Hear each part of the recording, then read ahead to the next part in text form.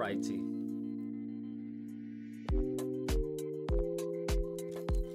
Short stream, not a long one. But we gotta talk. I just want to make sure that, I'm not crazy. That's all. I just want to make sure that I'm not crazy. That's all. As simple as that.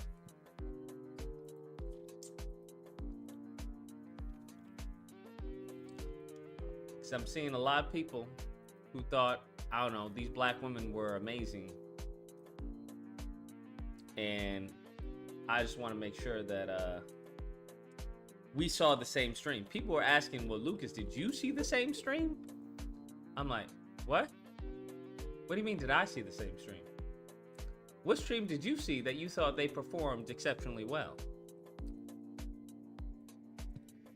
So, I'm going to open up the phone lines just to make sure I'm not crazy. If I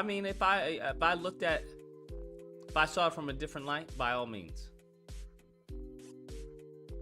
And then when it comes to Megan Thee Stallion, I don't care.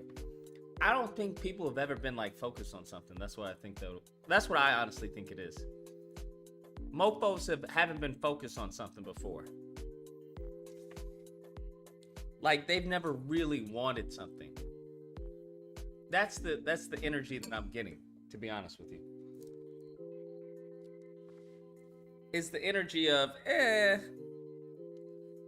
if it happens, it happens. If it doesn't, it doesn't. I think there are a lot of people who've already set themselves up for failure when it comes to the next administration. And I genuinely don't know how that benefits us.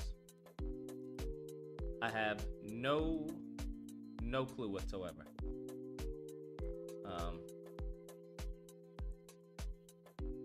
Especially since she's trying to get our vote.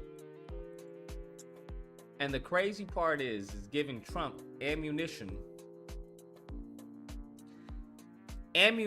to use against her by saying she's not black and all this. That just, I don't know, man. That just seems crazy to me. Especially when there was nothing promised us during this, not even suggested, right? Because it seems that if Kamala even says she's going to do something, they're going to call her a liar. And it's just weird. It's just really weird energy. Really weird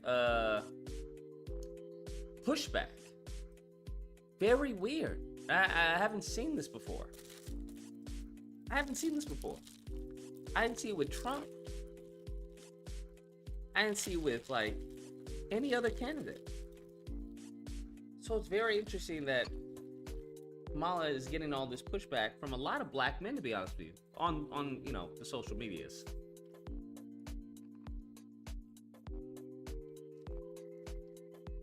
Do you think someone set up those 3 women? Set them up how?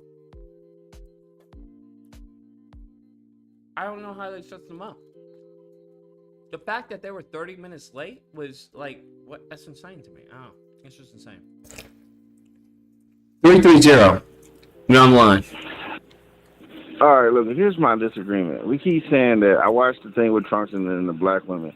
My whole thing is we as black people, we keep asking what the white man is going to do for us.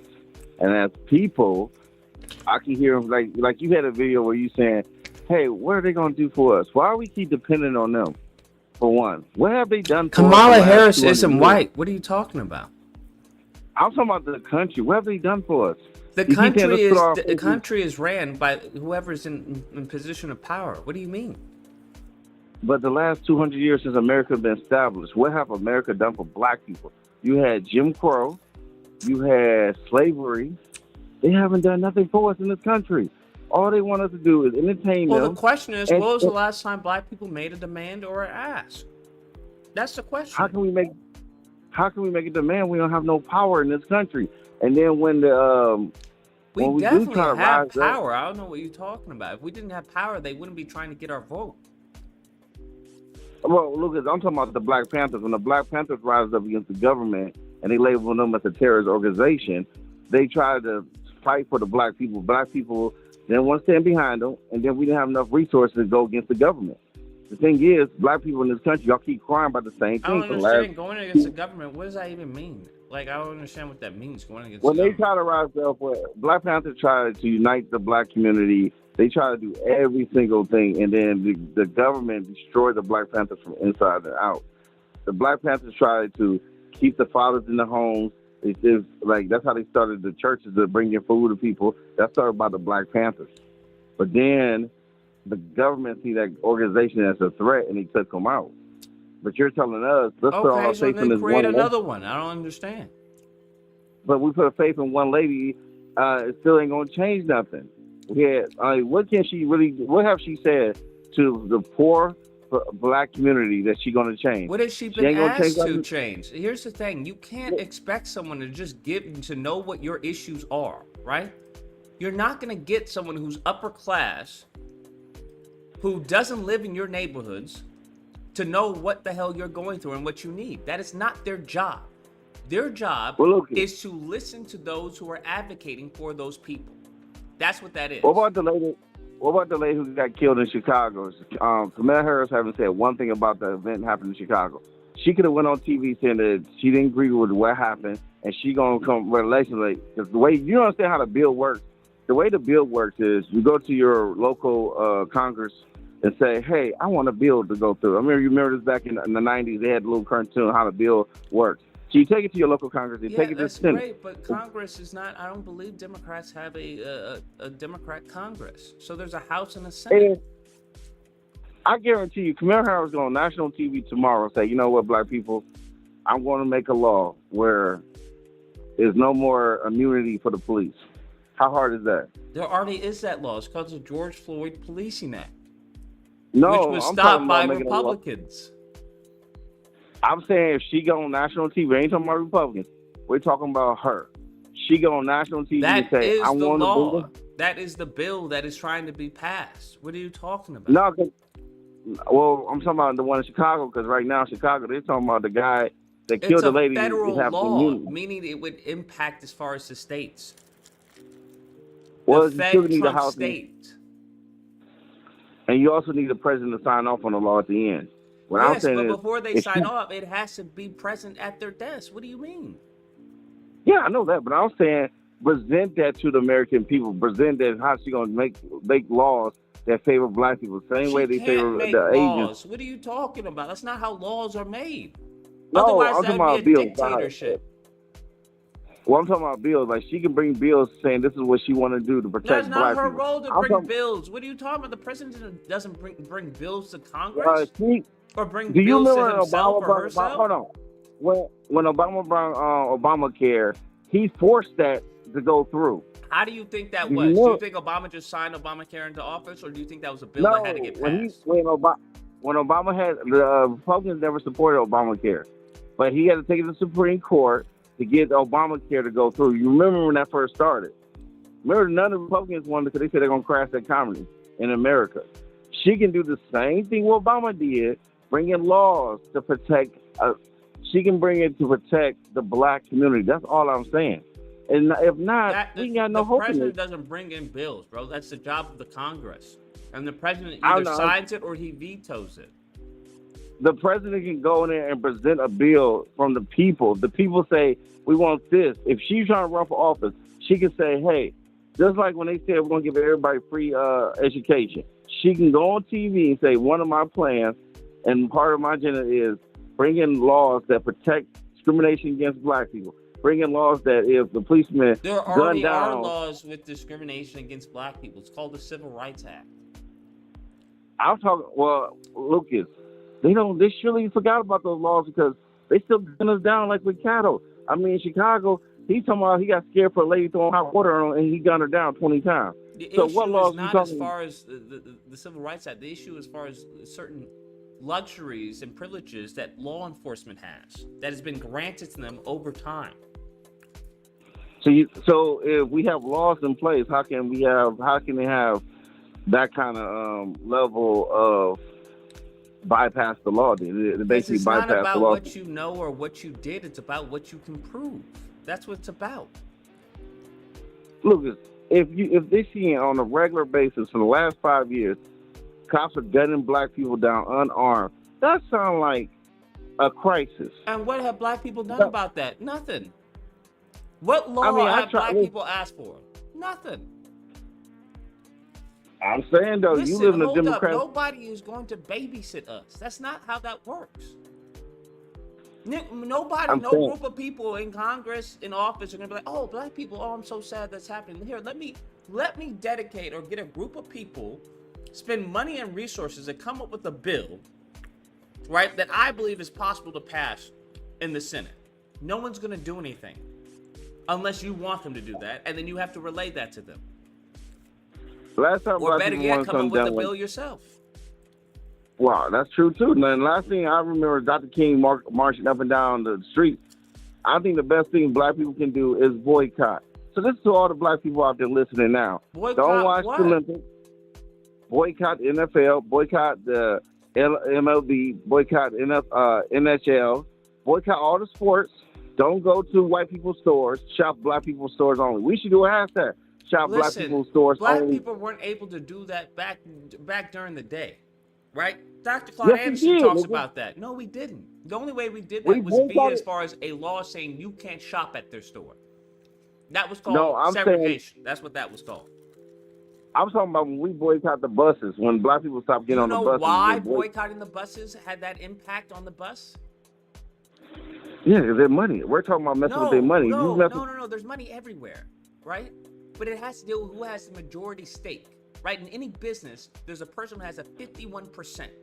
51% trumps anyone else. You can have 50, you can have 49. 51, you have the majority share, it trumps everything else. So the reason why the Montgomery boycott was so powerful is that we were the majority consumers of that bus line. So upon us boycotting the bus line, that's when it impacted their money. Now, if you want to give as far as, I don't know, a certain area in the economy where we have majority share and boycott that, by all means. But I'm unaware of where we have majority share in anything. NBA. We have a lot of shares because a lot of what NBA stands for national. I know you're not expecting the players to boycott, right? Hell no. I'm talking about the fans. Because if the fans start watching it and they start boycotting I'm very curious. What data do you have? Because I'm curious as far as how much of those who go to the NBA, how much of that is comprised of black people? I'm very curious. Lucas, I can name over 50 athletes right now in the NBA that's black. It should be called the National Black Organization. What does that have to do with anything, bro? Most of the players are black. And? Like, you don't see no white boys out there doing crossovers. Larry Bird. So most of the players are black, therefore what? Most black people watch NBA. They watch LeBron. They watch Kyrie. They watch Kevin Durant. I'm not talking about watching, right? I'm talking about going to the show. Unless you want to say somehow hurting their numbers on what, the networks? Yeah, watch the networks, boycott the networks, and don't go to games. And then once the players start feeling the heat, they do the same thing with the NFL. Guess what? We don't have to go to the games. We don't have to buy their gear. Guess what? Guess y'all gonna be going out. We have to take into account how many black people actually support the games. I've never been to an NBA game in my life. I've never wanted to. What do I want to see a bunch of Negroes play basketball? You watch NBA games on TV? I've watched a couple of games, yeah. Okay, don't watch it and don't get the NBA pass. I don't have an NBA pass. I didn't even know if that's I didn't know that was a real thing. But how many of as far as black people watching the NBA games, like, is that where they're getting their money? I'm just confused. Yeah, they get money on the sponsor. So you watch the game, they do advertising for phone or a drink or some shoes. That's how they make their money through revenue. I'm not sure. I would have to take your word for it. I don't know if the NBA makes the brunt of their money from advertisements on TV.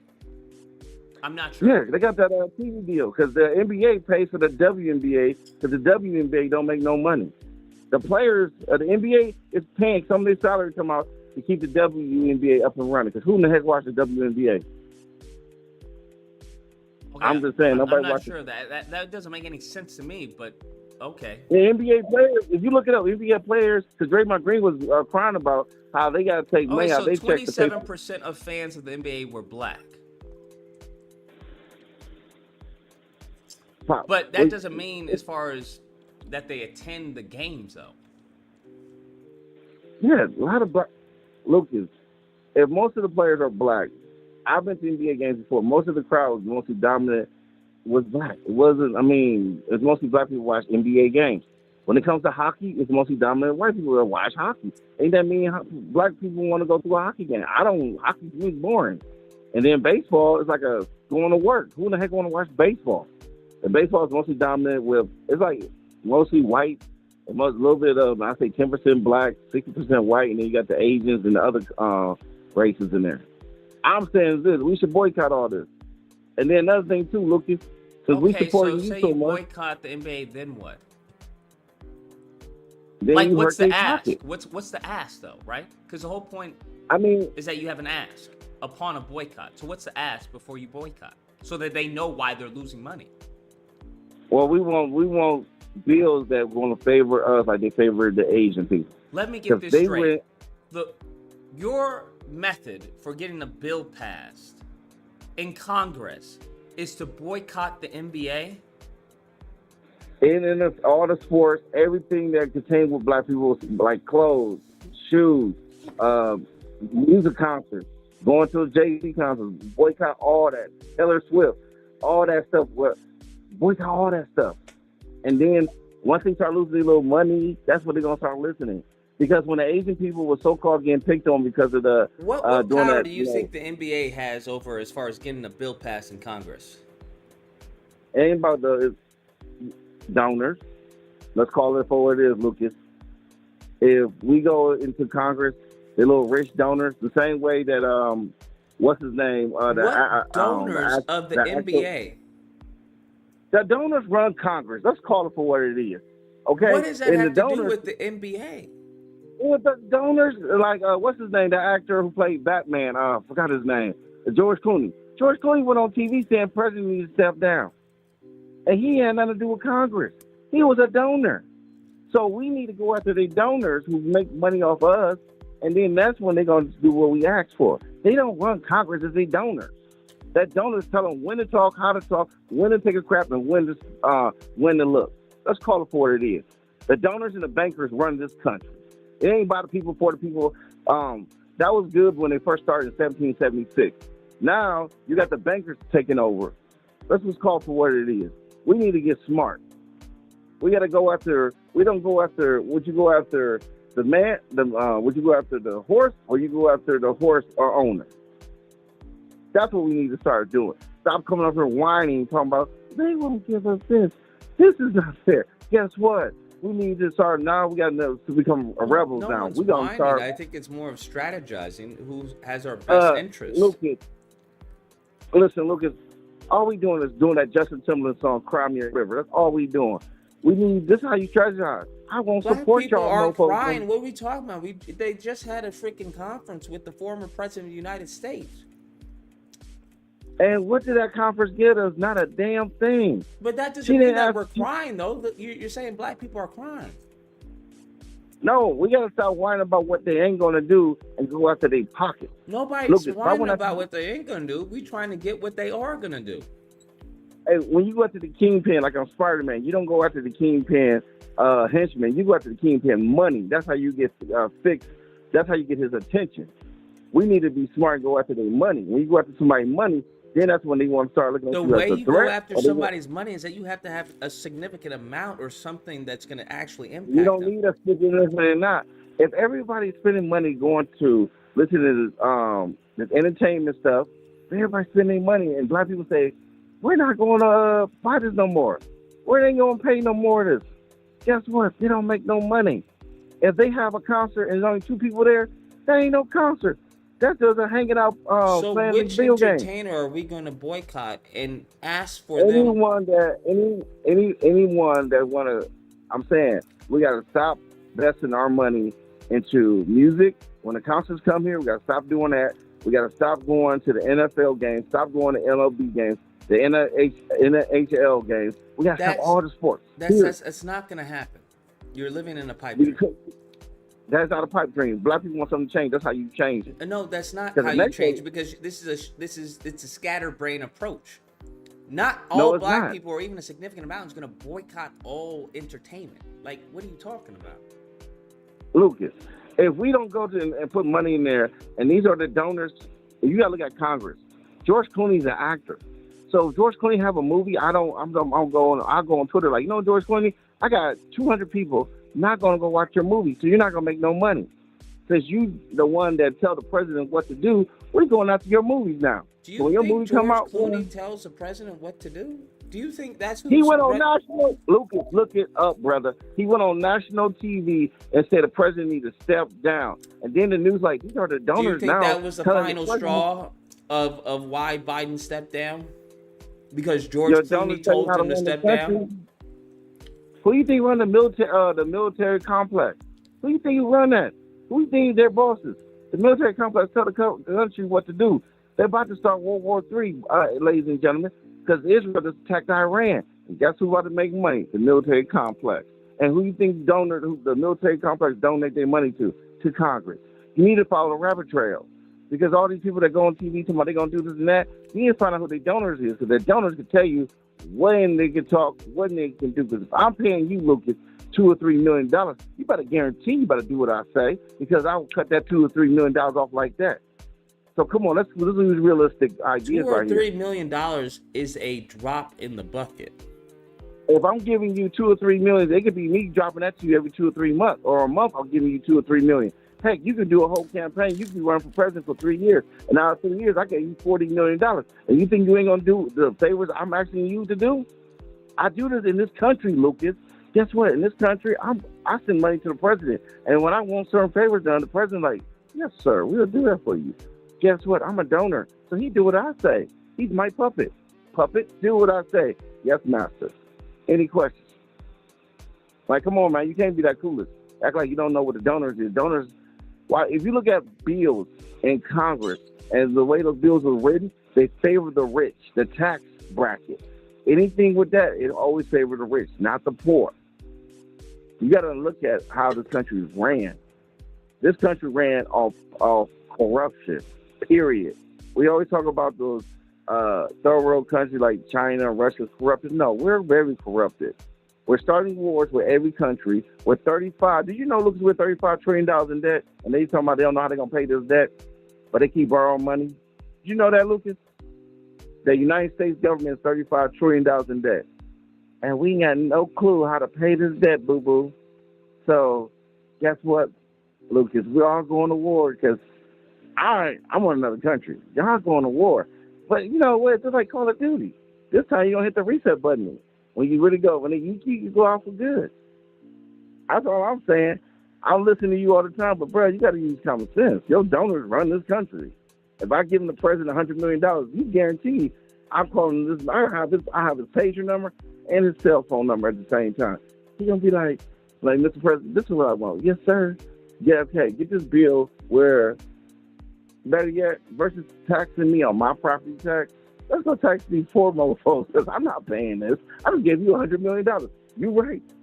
Guess what, in Chicago, folks? They're taxing the hell out of the property tax. And guess what? The corporations, they don't pay that. Walmart, Target, you think they're paying that? No, they don't pay no property tax. Guess what? You poor folks pay the taxes. Welcome to America. Guess what? The game is rigged and you don't win. Just like they said, you can't win. You can't win. So, yes, Lucas. Lucas. Yes. I'm just telling you. You think you know the country is $35 trillion in debt, right? You know that, right? We're broke. Mm-hmm. United States is broke. Do you know that Russia, China, India are backing up their currency with gold? Do you know the Saudis just told us to give us the middle finger because we're trying to go earth friendly, and Russia and them to sign a contract with them for the next 50 years, and they ripped up our contract, and they are not going on national TV talking about that? Well, I mean, come on. I go down the rabbit hole. I'll tell you how the whole thing is about to fall apart. World War III is about to happen. Iran's going to retaliate against Israel. And guess when that happens? Your gas in Cali, what is it, $7? It's going to be $17, boo-boo. So we're going to have to do some Lucas funds because gas going to be going down the street going to cost you like $80. But hey, Y'all thinking I'm just talking. Hey, all I have to say is, Lucas, boycott. If y'all don't want to do that, hell with it. It's like the end game. Black people, we're done. It's no do-overs. There's nothing we can do now. Because y'all don't want to do the simple things of boycott. Y'all too busy worried about your movies, your entertainment, where technically they make jokes about us all the time, and versus us coming together as a nation. Screw this nation. We are a nation. And then another thing too, Lucas, and all your people know, black people, they said we can come back home. So if y'all want to go back to Africa, Nigeria said y'all can come home. They said they'll take you back. You just got to follow their rules. So I'm letting everybody know. Niger and Bonson, Fink, or whatever that country is, they said black people are welcome back. So y'all can go home too if y'all don't like it in America. Anyway, let me get going. I got to go make me some chicken. That's the beautiful thing about the Philippines. And Lucas, when you going to come out here and visit me, man? Not anytime soon. Oh, I hope so. You have a good show. I'm about to go eat me some chicken. I'm about to pluck this chicken and eat me some chicken and rice. All right, you take care. You too, Lucas. Later. I think he's where God needed him to be, which is the Philippines. I have no issue with that whatsoever. 704. Hello, Lucas. I know this is probably disagreement day, and I've talked. No, disagreement day is Friday. Today is Wednesday. Oh, I'm sorry.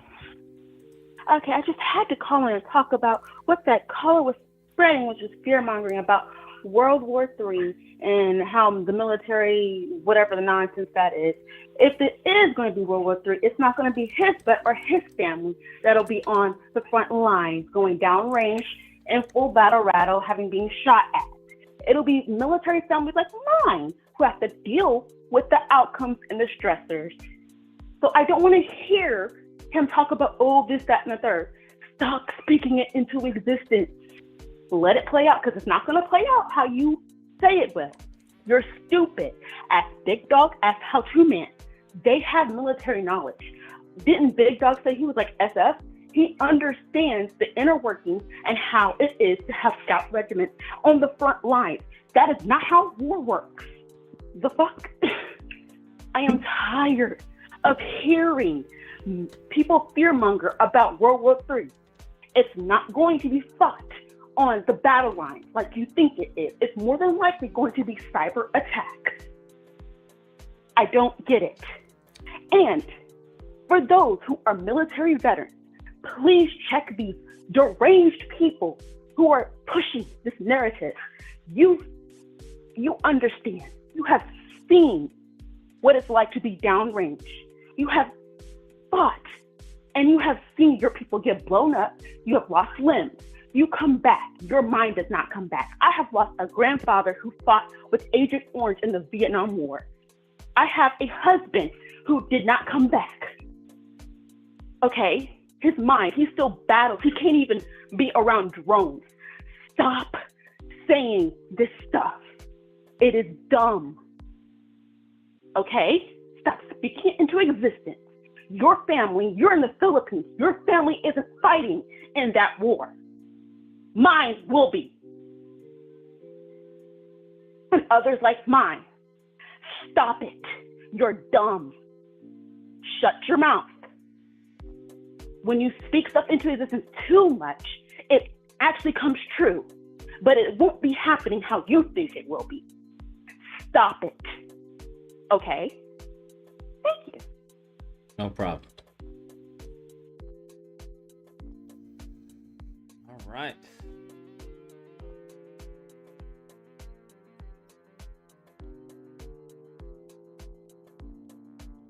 Okay, man. Okay.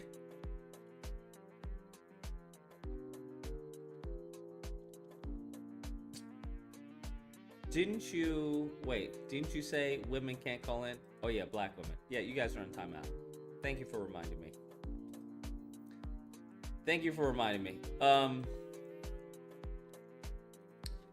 Has anyone...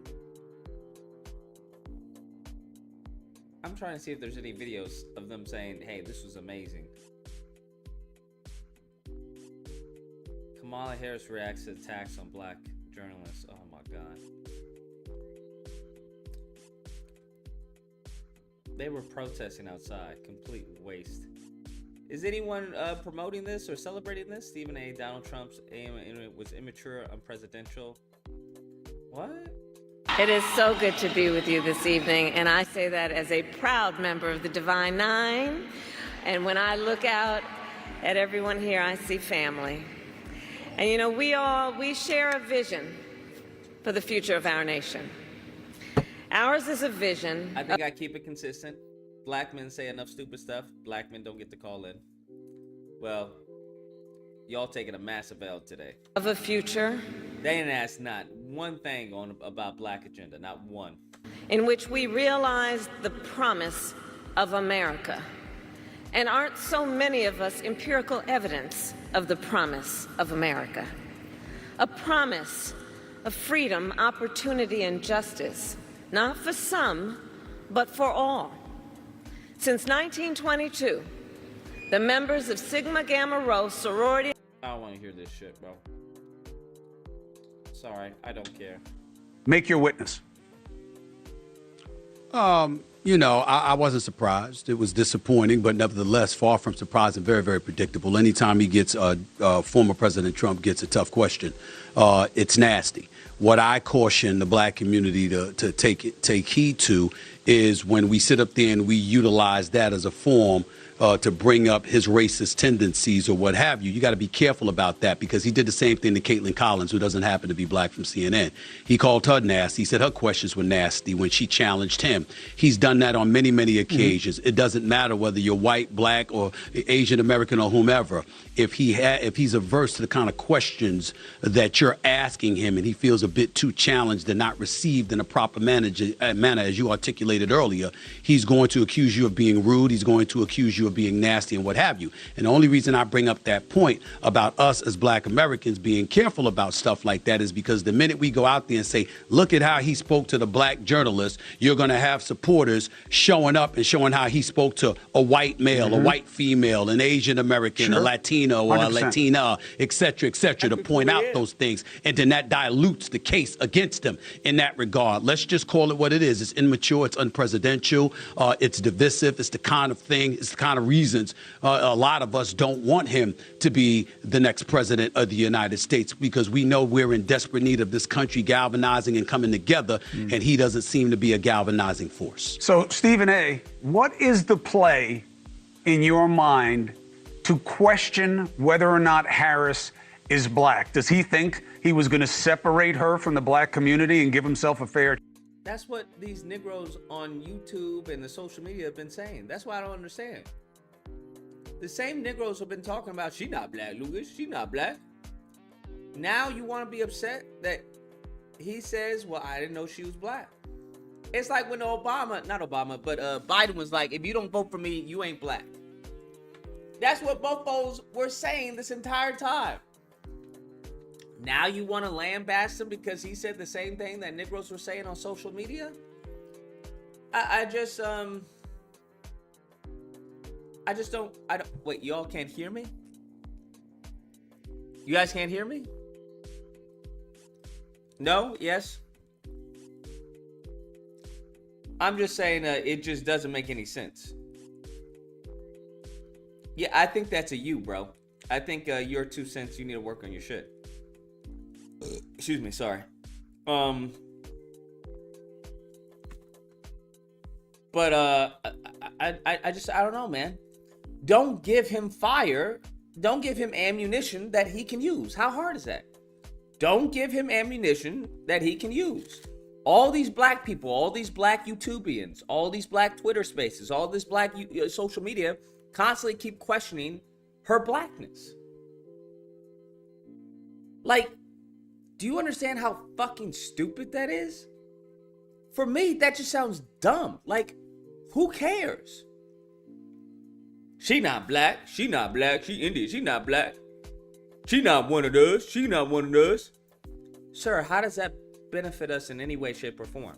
It doesn't. Chance? Is he really just dog whistling or signaling to his MAGA folk that this biracial thing It's just more of this crazy lefty stuff where now people are two things. Oh, what was boy. his play?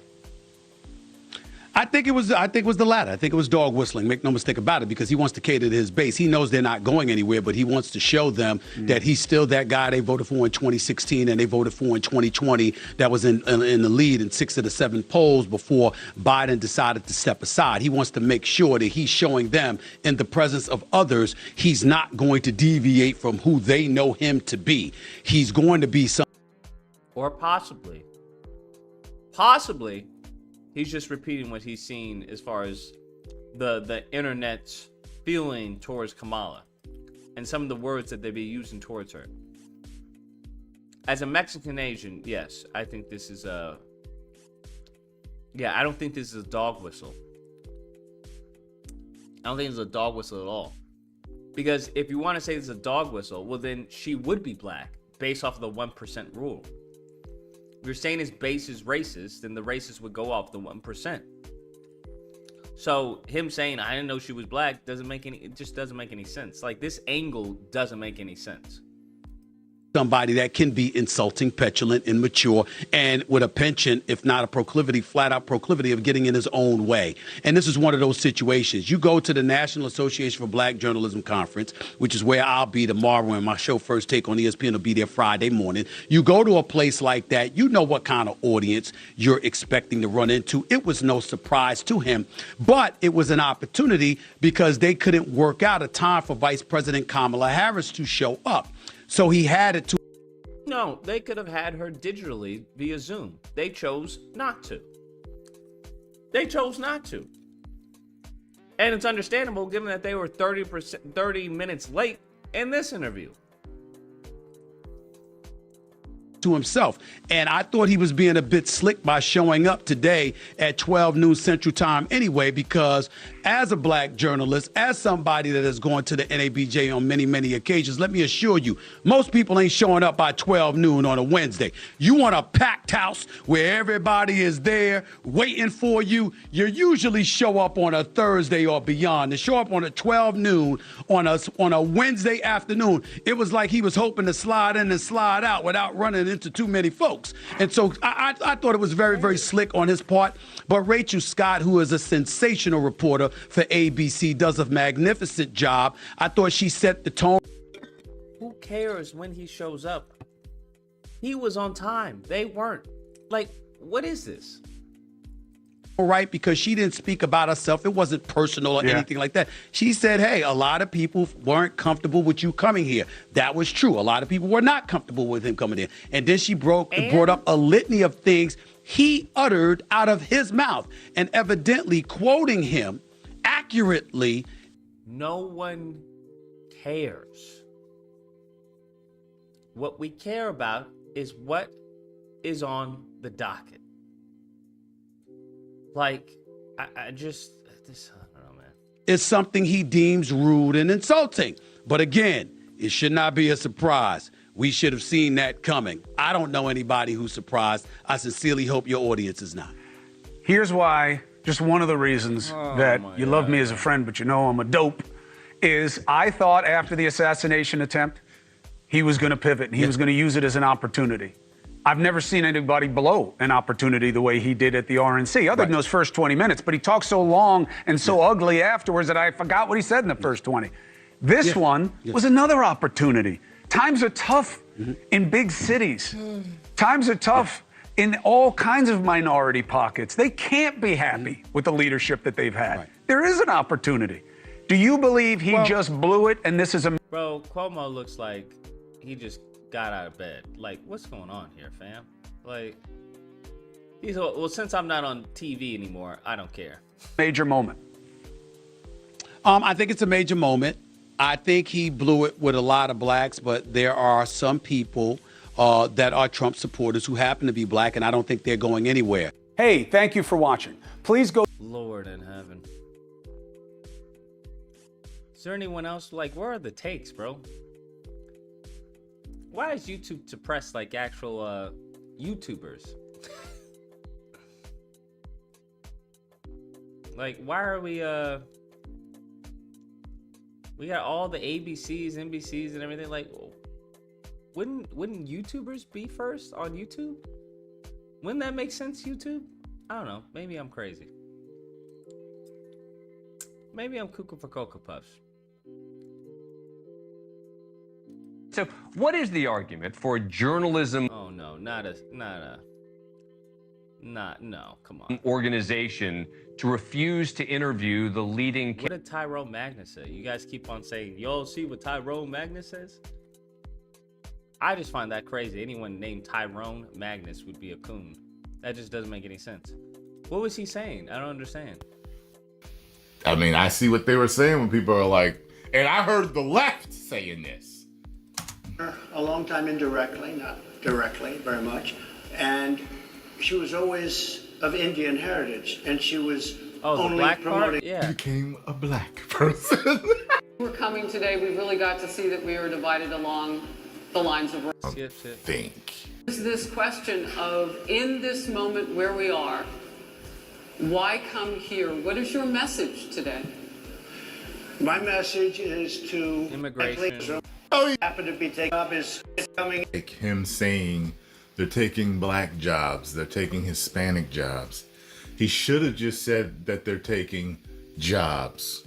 And he could have then added, they're taking white people's jobs, they're taking black people's jobs, and they're taking Hispanic people's jobs. He could have said, That's not what's happening, fucking Tyrone. That's why he didn't say that. They're not taking upper income jobs. What the fuck are you talking about? Whose man is this? Why are you trying to dilute the message? The fuck? They coming over here, they coming taking low skilled labor. What are you talking about? They taking white people. They're not taking any fucking white person's job or Hispanic jobs. You tell me an Hispanic is taking another Hispanic job? Shut the fuck up. This nigga is a waste of fucking oxygen. like that, because then it's like, well, what do you mean? What's He means what he means. Now he is stand on business. He should have been like, you know what I mean? They taking your job.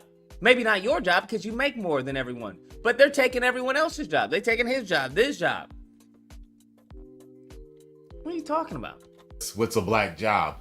Because what people are going to think, and even what I thought, I was like, okay, so I know that a lot of illegal immigrants take these lower end type of jobs. Yeah. You know what I mean? Like they're doing this under the table. They get paid under the table.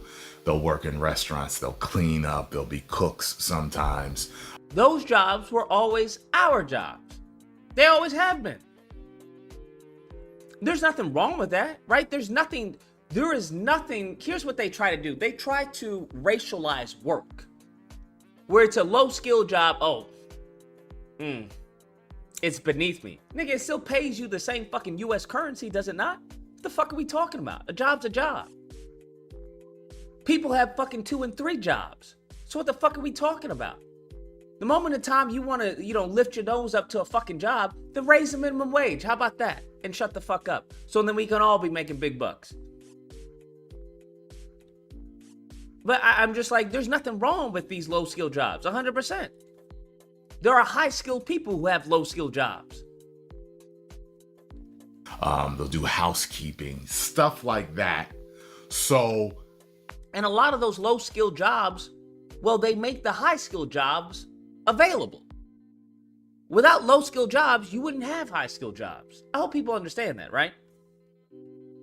You want to talk shit about the pencil pushers and everything, but McDonald's feeds over 1 billion fucking people. You want to tell me there weren't any CEOs, no managers who called in McDonald's? Get the fuck out of my face. Even with the janitors. Listen, your business is going to have to be clean. You don't want a dirty business. Do you want to clean your business? No, you want to be focused on making your business grow. You're a receptionist. That's not an exceptionally high-skilled job. But without your receptionist, you lose fucking money. What are we talking about? So I just have, a sensitive spot when it comes to people who talk almost from an elitist perspective, or even elitist adjacent. I knew as soon as he said they're taking black jobs, they're taking Hispanic jobs, people are going to think, well, what do you mean? Well, we ain't just housekeepers. And I thought that was a mistake, and that's coming back. Nobody's saying, hold on, when they're saying they're taking black people's jobs, we all know what the fuck he means. Now, Democrats wanted to make a big deal about it, but they knew what the fuck he meant. Everybody knew what the fuck he meant. Black people knew what the fuck he meant. Now, could you make an issue about it? Well, what do you mean? What do you mean, you people? Bro, what the fuck was that, a fly? What do you mean, you people? What do you mean, black jobs? You know what the fuck I mean. Right? You know what the fuck I mean. The black job, by the doctors. I gotta close these fucking windows. The black job by the doctor, that's not being taken. But that receptionist job, that doctor's assistant job, 100%. Back to Biden. Probably 15, 16, 17 million people. I have 229. You're on the line.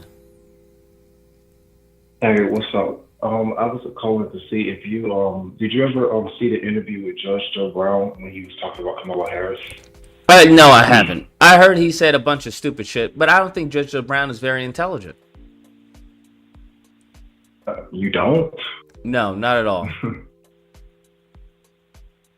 Okay. That's all I wanted to know. Thank you. All right. I'll check it out, though. I think as many of these older people get, once time goes on, these Negroes lose their fucking minds. That's what I've noticed. They just end up getting angry and just fucking saying stupid shit. That's what I've noticed. It may happen to me. God forbid, but that's what I've noticed. I have a feeling it's much more than that. And everybody's been seeing what's happened. The first group of people, the black population, is affected most by that. And Kamala is allowing it to happen. She's the border czar. She's the worst border czar in the history of the world. There's never been a border czar like this. She's never even essentially been. She said she was there once, but I always wait for him to go back to that. So she was a border czar. She's done a horrible job. These people are coming into our country, and they're being very. A lot of white people in unions. A lot of black and Hispanics in unions too. I used to be part of a union when I used to work for Pepsi. And every color of the rainbow was in there. I remember that. And so, when you're in a union, there's certain guarantees, certain protection. So if they are taking union jobs. As we discussed, many of these people in other countries are setting loose their prisoners. They're opening up their prisons and their mental institutions, and they're taking their bad people. Now, let me ask you a question. Are they really doing? But here's the thing. Whose fault is that? I would argue that's capitalism's fault. Capitalism has nothing to do with protecting American employees. That has nothing to fucking do with you. Capitalism has to deal with making a profit. Selling something, selling a product, and making a profit. They didn't say that the person has to be legal. So, the issue is not with the illegals, because guess what? I want everyone to understand this very simply.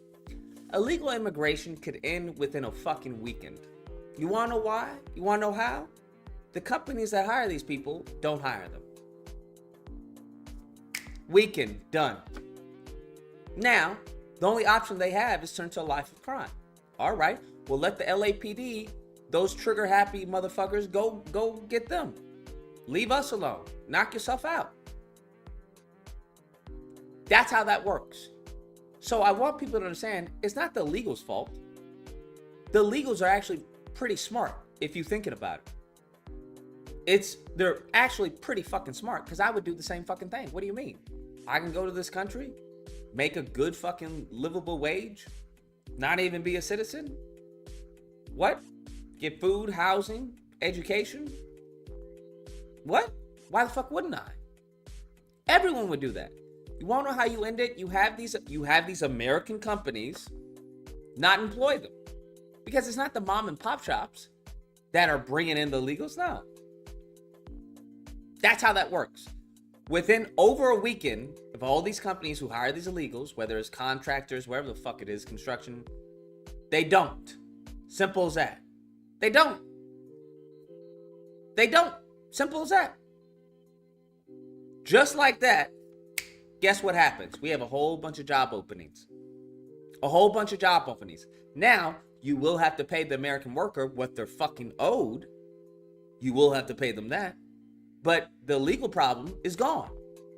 Because they're coming over here for work. If there's no work available, why the fuck are you here then? Other than as far as to get off the taxpayer's fucking, tit. Right? When it comes to housing and food. But that only lasts so long. It's as simple as that. That's what I say. So who you have to blame is honestly capitalism. That's how that works. That's how that works. What do you think is going on right now in many of these industries? Bruh. They overseas. They shipping your job overseas. Why? Because it's cheaper. That's capitalism. Why would I pay an animator here fucking a few $100s on the hour or whatever when I can pay a fucking Indian dude overseas to do the same fucking job and then maybe have you clean it up for a lesser rate? What? Why wouldn't I do that?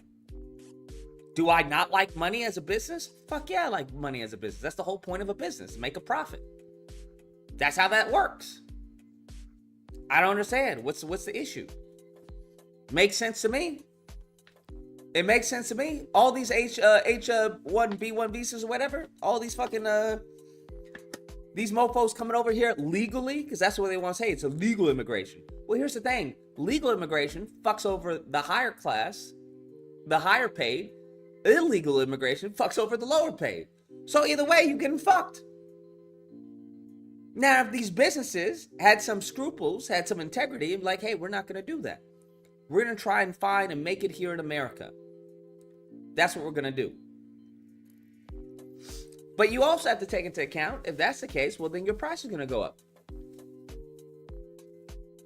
Because they want to make the same amount of money that they are by shipping it overseas, that if they were to do it here. But the thing is, that's not going to happen. It's just not going to happen. You're going to have to take a cut to your profit. But unfortunately, what they've done in the country is they had profit over the American people. So as long as profit is over the American people, you will always come fucking second. Always. They will lobby and they will find ways to circumvent certain laws that are there to protect us, rewrite them, abolish the regulations for their benefit. That's how that will work.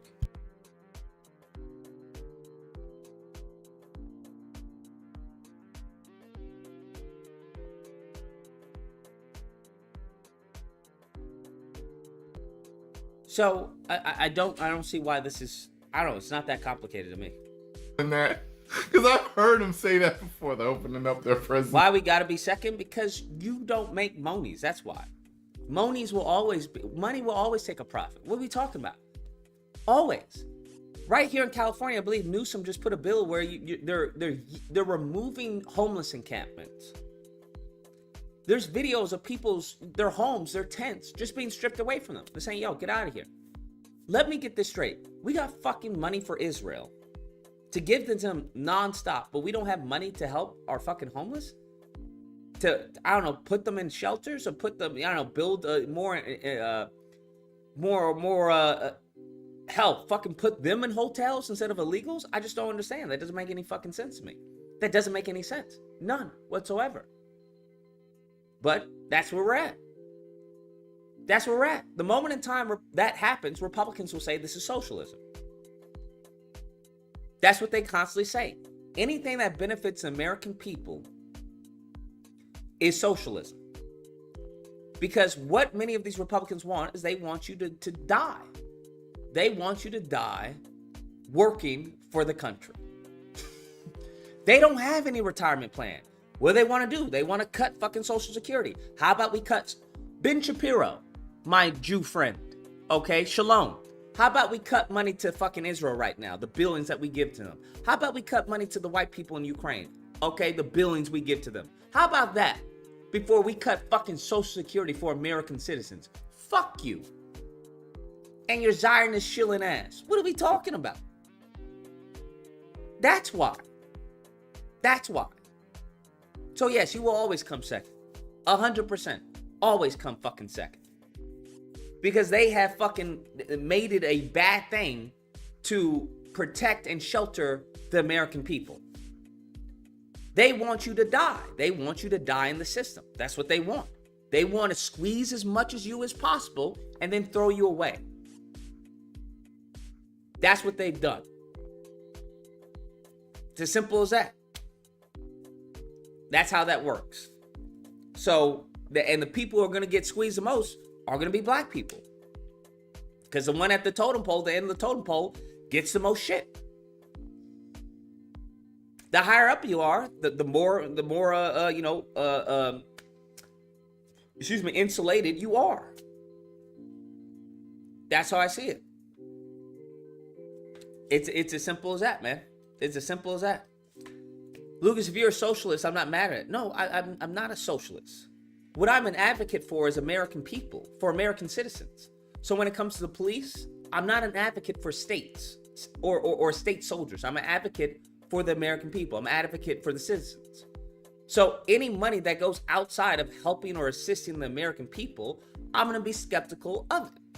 100%, as you should. As should you. That's what you have to understand. As should you.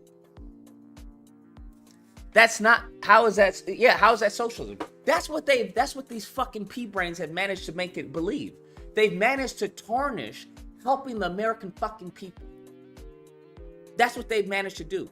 They've managed to label anything that benefits the American people without having you work for it, right? You work for it. Did the Jews work for the money that they're getting in Israel? Huh?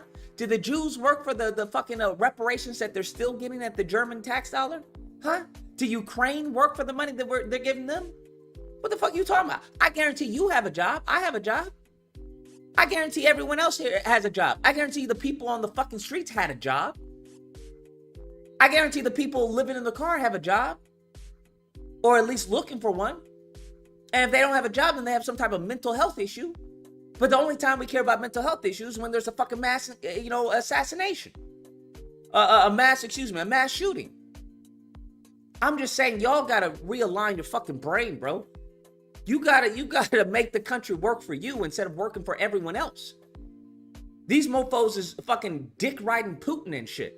You got the left dick riding Zelensky. How about somebody dick ride us? Right? When was the last time you had a president that dick rode you, bruh? Pause, no homo. No diddy. But I'm just saying. I'm just like, bruh, I want some nice words said to me. I want some of the monies back to me, back in my pockets. I'd like some programs. I'd like something to be shoved down my face, right? Because they constantly want to shove it down their face. Hey, you can get free this. You can get free housing. You don't have to be here. You can get free this. Hey, little Nino, you can get a free Xbox. Or they be quick to market to fucking illegals. They be quick to market to everyone else. They be quick to fucking suck off Netanyahu. Hey, Netanyahu, how much money do you need, man? We want to help you win the war. They be quick to fucking jerk off fucking Zelensky. Oh, look at him. He's not even wearing a suit and tie. That means he must be going to war. Oh, wow. Nigga, I like somebody to do that to me. Right? Some of these mofos, you've been working at a job for consistently for over a decade or whatnot. You don't get any applaud. What do they do? Well, good job. Keep it up. They jerk off everyone else, bro. They applaud and dick ride and fucking virtue signal. We get virtue signaling. They get fucking tangibles. I don't know how that makes sense to you. We get virtue signaling. They get fucking tangibles. We get America's the greatest country on this planet. And you should be great. You should be happy to work here. They get fucking a box, a plane sent to them full of fucking Benjamins. Make that make motherfucking sense. It doesn't make any sense to me. That's all I'm saying. Doesn't make any sense to me. That's all I'm saying. It's as simple as that. And these companies they're not incentivized to worry about the American people. They're incentivized to exploit the American people and profit off of them. That's what they're incentivized to do. Because it's about making a dollar. That's what capitalism is. It has nothing to do with loyalty to the American people. Do you understand these companies wouldn't give a fuck if it wasn't Trump? Or if it was fucking Xi Jinping or whoever, or if it was Putin, as long as they got to stay in their, in charge of the company and making the same amount of money they were making, they don't give a fuck. They have no allegiance to anyone. That's what makes them dangerous. They have allegiance to their fucking pockets. That's all they have allegiance to.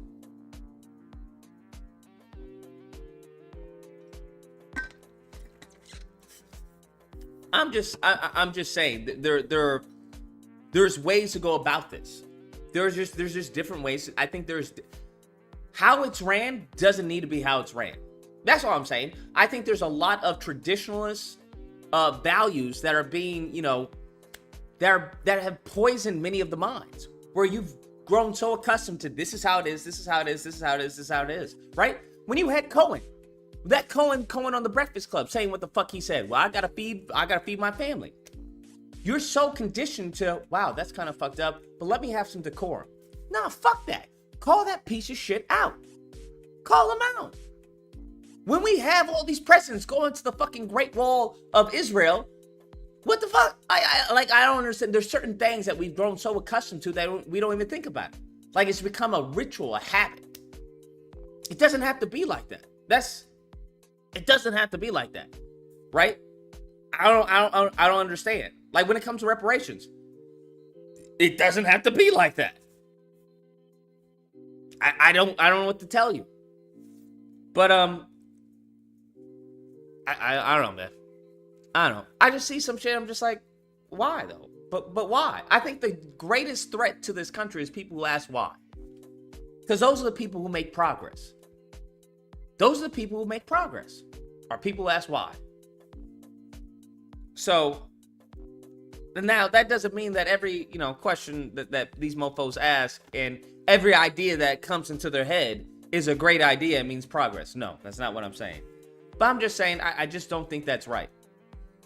And I know you can say, well, Israel is the only democracy in the Middle East, and they have a benefit geographically, and that's the reason why with Ukraine and everything. I get that. 100%. But can we get at least like a third of the attention that Israel gets? Can the American people get a third of the attention that Israel gets? Can we get a third of the attention that Ukraine gets? That's all. That's what it seems like. Because the only time I see, them addressing the American people is when they want to get reelected. That's when America is the greatest country on the planet. That's when we can do nothing, right? We can do everything we set our minds to. But between those fucking 4 years, you don't have that same energy. That same energy isn't present. So, I don't know, man. I'm just feeling a little neglected as an American citizen. That's all. Just a little neglected. And sure as fuck neglected as a black American. So, I don't know, man. I need some TLC, bro. I need some TLC. Because this is wild, bro. This is wild. You got people condoning fucking police getting immunity from prosecution. Black people not asking anything from their representatives. It's just what usually happens, what a lot of smart and wealthy people do, in my experience, from those that I've talked to, they shut it all out. They just shut it all out. That's what I've noticed. Any Negro or white person or Asian or whatever that I've come across who's wealthy, okay, they just shut it out. They don't care. They be like, I don't know. Who's running? Okay, cool. They don't care. The only reason they care is as far as what policies that they may advocate for. Okay, Kamala, if Kamala wins, we got to make sure that, I'm liquid enough to move. That's all they care about. Okay, if Trump wins, I'm guessing we can probably make this move with this merger. We could probably go that route based off of the tax plans right? But in seasons like this, they're all fucking on still. They're all on edge, right? Because they don't know if the taxes are going to raise for them or the taxes are going to go down. They don't know if they're going to be fucking, scrutinized by the IRS or they're going to be, a little lax. So they don't care about any of this shit. That's what I've noticed. They're just like, man. So, anyways, I'm gonna take my call. Then I have to handle some business. 918, you're on the line. What's going on, brother? I like it when you preaching like this. You get real deep. and you get into it. I mean, it's this talker. I wish you would just do a disagreement day, or just on this particular topic, because, like you said, the status of America in the world, or the standings of America in the world, is not the same as it used to be. We was always looked up to for every, but not no more. We created the internet. Now you got countries like Japan with faster internet than we have. I mean, it's not just a little fast, like 100 times faster than what we have. And everything what you just said is, I mean, it makes people think. And like you said, we preach America's the greatest country. We used to say that when it really was like that, where it really was a whole lot of opportunity. Sure, you can get a job and live, but you on the grind and working every day and all this and that, but not the same as like if you look out and see like what China's doing. I mean, that's an example you might not want to hear, but look at what they're doing. They have high-speed rail. We don't even have that. They have cities that are immaculate looking. It's one city, multiple cities, And then we complain here. That's all we do now. America's the business, like you just talking about capitalism. Business part of it here is all we do is complain about why is China leading, because they doing it. They're not complaining. They just doing it, but like I said, everything that you were saying, like you said, about also like why isn't our government helping our citizens? The Chinese government, we talk about the Chinese and they communists, this and that, but they help their companies. I'm looking at videos all the time on the internet, and like the car maker or the phone company, and we'll hear, I'll see a video and they'll say, but they subsidize from the government. I'm like, why ain't our government helping our businesses expand? You hitting it right, dog. You hitting it right, but it's a lot deeper. You know what I'm saying? Yeah. It's deep. I mean, like you said, why isn't America investing in America? Like you was just saying about they got money going to Ukraine and got money going to Israel. Why ain't that money staying in America and going to American, so American could prosper, so American be the leading beacon that it once was? Like I said, we've created a lot of stuff. We've made things that people have followed and do the same thing around the world. Our medical industry, we started out good with that. Now look at it. Talk about our medical system. I mean, not in a bad way, not saying it's not any good, but it's not helping the citizens. The citizens got to pay for it. But other countries make it available for their citizens because the medical industry will break you. Lucas, you could, let's say, Lucas, you could work and you can do good. You can save your money and everything. You could do real good. Let's say you're 75, 80 years old. All of a sudden you get sick, You got insurance, you had insurance when you was working, but you don't have it no more. And then all of a sudden you get sick, you go to the hospital, you finna have a hell of a bill. Yeah. A hell of a bill. Not a little tiny bill, a hell of a bill. I know somebody years ago that a buddy of mine, he had to go have some surgery done. I think it was cancer, so I don't know what it was exactly. But he had some work done, and he had insurance, good insurance. He's an accountant, and he had to have some work done. And then his part was still $100,000 with the best insurance. He had to pay $100,000. I'm like, God damn, dog! I thought you had insurance. He said, I do. I got the best, but it cost a lot. I'm like, this was 20 years ago. I'm like, damn, dog.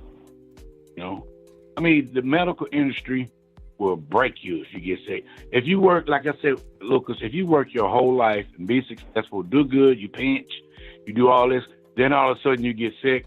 Now you got to give it all to the hospital people, just so you can stay around a little bit longer, And then, like I said, but other countries, they not doing it like that. They're not doing things like that, as we doing. We kind of get off track somewhere along the way, where we're not really helping the city. We was the first, like back when the times were hard. We was giving people help you know, with a little bit of money. We're still doing the thing now, the food stamps or whatever you want to call it, EBT or whatever. But back in the day, you know, when times were hard, when the depression was going on, it was helping people out and helping people get on their own feet, you know. And I'm not saying that we should. It's just that. What I'm saying is all right. Here's a good example. Elon Musk. He gets, you know, everything that he does. He gets a lot of his stuff subsidized from the government. Yeah. Why can you can't get subsidized from the government? Man, if y'all don't hit that like Explain button. that to me.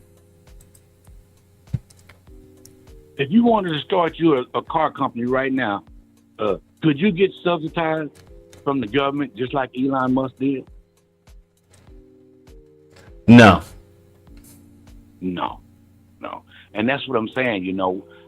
Our government needs to assist its citizens, not just the big business, because a lot of big businesses don't really need any extra help. They're just greedy when they take it. When they can get it, it's just greed. It's not because they actually need it. They get it because it's laying there. They say, oh, you go $5 million just laying here. Let me pick that up and use it, do something with it.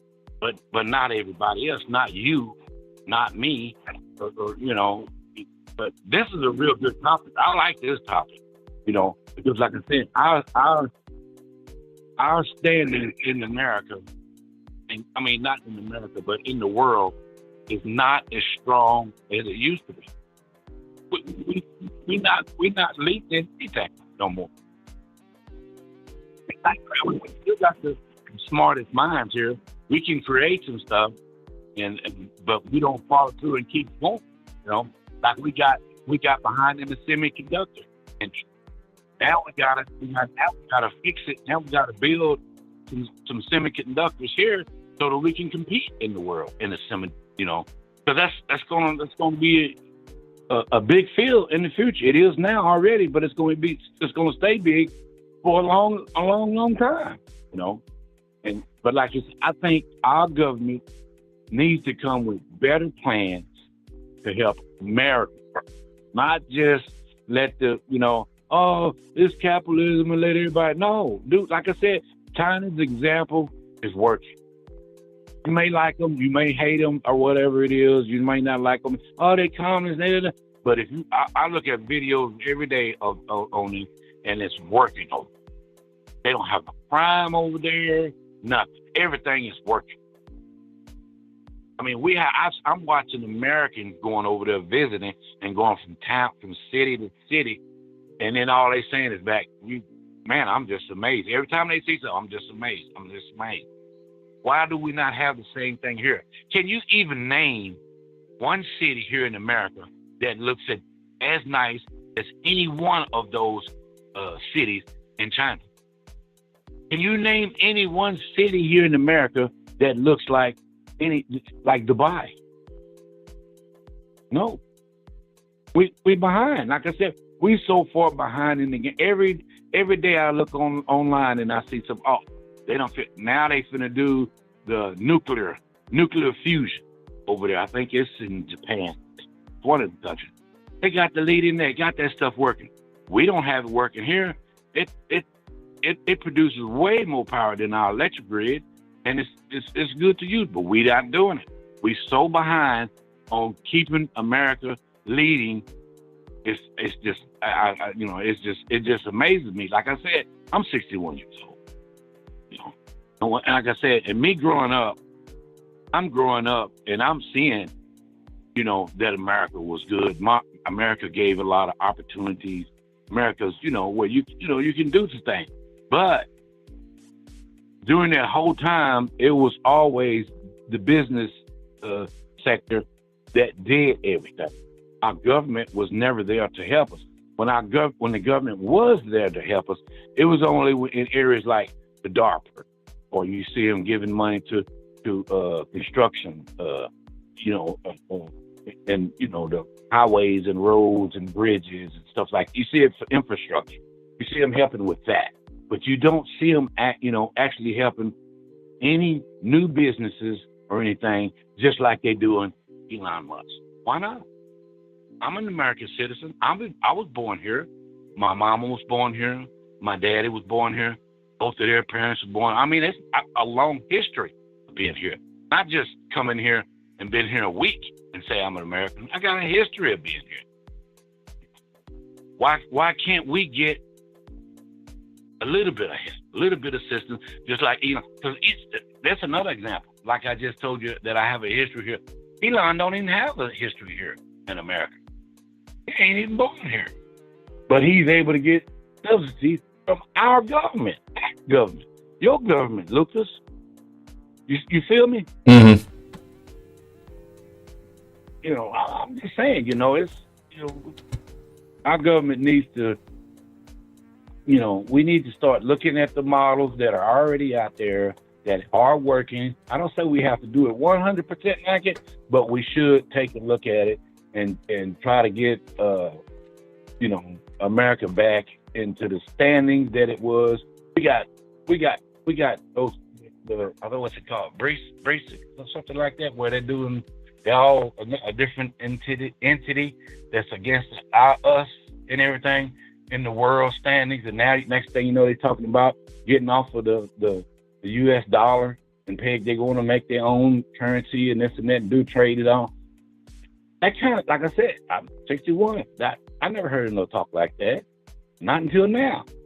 Other countries and nations and everything, they trying to distance themselves from America because we don't have the same standing that we used to do. If you have a country that doesn't take care of its own people, why would a country want to be allied? We still bragging, oh, we the best, we the greatest, oh, but if we're not, helping our own country to grow and prosper and do good, why would any other country want to be our ally? Doesn't make no sense.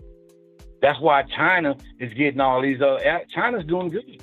And like I said, it's helping its citizens. It's helping all of its business, not just a select few like Elon Musk and everything. It's helping all of them in all industries. If something popped up tomorrow and say, AI is going to be this and that, China going to be right there. Hey, don't worry about it. We got you. We're going to put some money aside for you. For anybody that want to start, that want to get in here, we got you. We're going to back you up. Because that's what we do. We're here to help our people. How come America can't do that? That's all I'm saying. It's not a handout or anything. It's helping America overall. We have all this homeless. You still don't hear enough people talking about homeless people. I think I read where of all the homeless people, your state has half of the population in it. That's an astronomical number. But there is a lot of people in your state. Your state has a highly populated state. But homeless is today we don't even have any solution for homeless. We don't even have a solution for drug problem anymore. Back in the day, we were like, oh, fight crime. You even had the presidents talking about, war on drugs and this and that. They don't even do any of that. But I'm just saying, I like this conversation. I think it's good. You started it.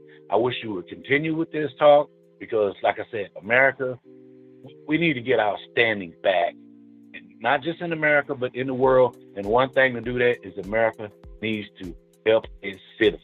Like you said, they don't need to send no money to Israel. They don't need to send no money to Ukraine. They say, whoever's in charge, they need to say, hey, you know what? We finna invest in America. For the first time, America is now finna invest in America. We got to get it straightened. We got to straighten America out first. Then we'll deal with all that other stuff on the side. And that's pretty much what you were saying a little while ago when you were starting. Is that right there? But I just elaborated a little bit more. Like I was saying, that's what Elon's got. He's got help from our government to do his little projects, to do his solar thing, to do, he's gotten help, That's all. That's all I wanted to say. Thanks for no problem, man. I appreciate you calling in. Take care and stay safe. Hector says, all the Trump apologists screaming about Dems and policy. Why did Trump give y'all today other than a lack of respect of the community? Yeah, I don't know, man. I could be wrong. I don't know everything. I just see stuff and I'm like, why though? I'm sure there's absolute intelligent reasons, absolutely logical reasons why the American people feel forgotten, but aren't truly forgotten. They just feel that way. You know, that's all. 773, you're on the line. Hi, Lucas. How are you? How are you doing? Doing well. Thank you. Calling in. I wanted to talk. Well, I wanted to ask you a question first. I caught part of your thing earlier today. I was listening to the NABJ. I'm sorry. You have to call back probably tomorrow. There's a ban on black women today. No, that's what I was calling you. Yeah, I'm sorry. Look at all the men reminding me. Lucas.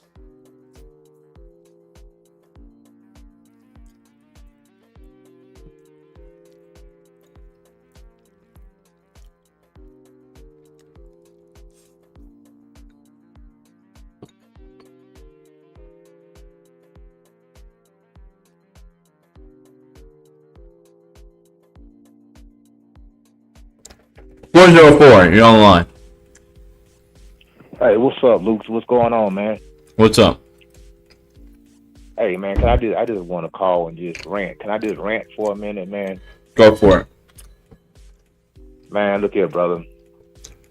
Just like the last caller said, man, I'm down here in Atlanta, Georgia, man. You got places down here in Atlanta, man. These places falling apart. They've been falling apart for 20 and 30 years. Man, they got plywood over the windows. You got people sitting out on the stoop drinking, graffiti everywhere, man. And then like 20 or 30 feet, to the left or to the right of you, you got these $400,000 and $500,000 apartments and condos going up.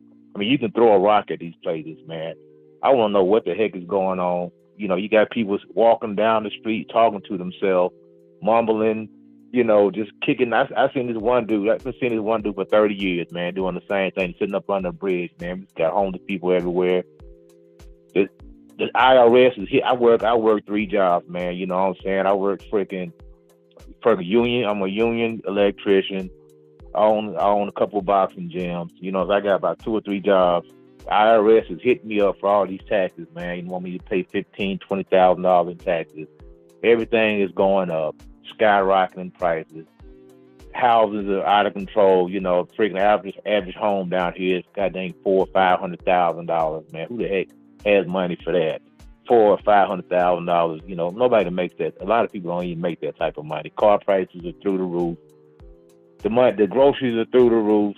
Everything is just super high. Gas is high. Everything is high.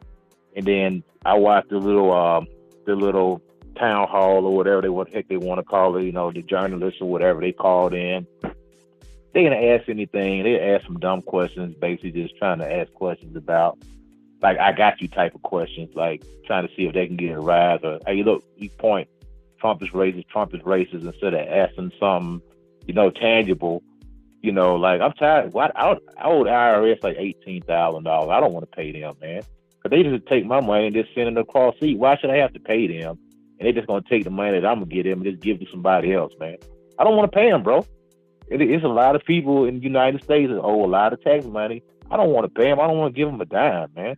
I mean, you feel me, man? I mean, I'm upset. I don't want to pay these dudes, man. You know what I'm saying? They might have to do me like Wesley Snipes, man. Lock me up. You know what I'm saying? I mean, who has $18,000? I'm not a rich guy. I'm just a blue collar guy, man. Who has $18,000 just to fork over to somebody just because they say you owe me? They done tax me all throughout the freaking year. You know what I'm saying? Tax me on all my goods and my services. Yeah. it's crazy, man. I think people are fed up with the nonsense, man. I think, they need to bring the industry back to America. They need to revitalize Detroit. They need to revitalize Pittsburgh. They need to revitalize a lot of these people. There are a lot of these places in the United States where our industry was at. So if we can get people back on the feet, give them a decent wage, get this inflation under control, man. Because they keep trying to use this COVID as a freaking excuse, man. That's bull crap, man. They just went jacked up all the prices on everybody, man. They can make a killing on everybody and sitting there, telling us a bunch of lies and stuff. Oh, it's COVID, blaming everything on COVID. COVID this, COVID that. Everybody else was getting rich in COVID. When COVID was going on, everybody that was in the know was getting rich. We was just getting freaking screwed during COVID. You know what I'm saying? Oh, stay home. I know people that made $400 a week. They were paying their bills. And then when they started making $1,000 a week, they stopped paying their bills. They came, they stole everybody's houses during COVID. You had people sitting there squatting in your house, not paying rent for 2 years, and they come and they steal your goddamn house. You know what I'm saying? About, oh, you got to foreclose on your house because you can't pay the rent because you got some guy living in your house for 2 years that gave you a freaking lick of rent. You know what I'm saying? And all these freaking companies come in, they steal all the houses from everybody. I'm over it, bro. You know what I'm saying? I'm over it, man. No, I hear you. I hear you completely. I hear you completely. It's crazy, man. Because I don't want to hold you lined up, man. I just want to get that off my chest, brother.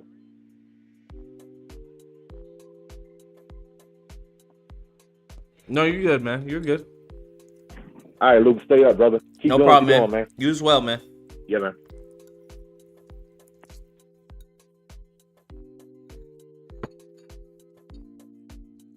If you owe in 20-something K, bro, you must be clearing some pretty good money.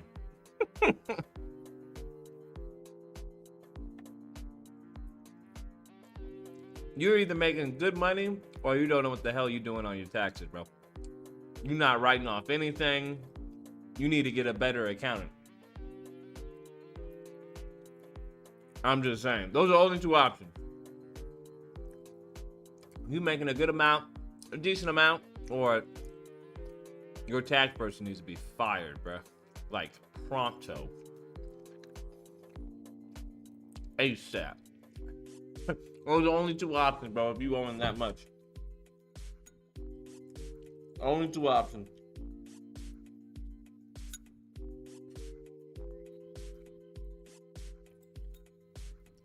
A good tax person is worth the weight in gold.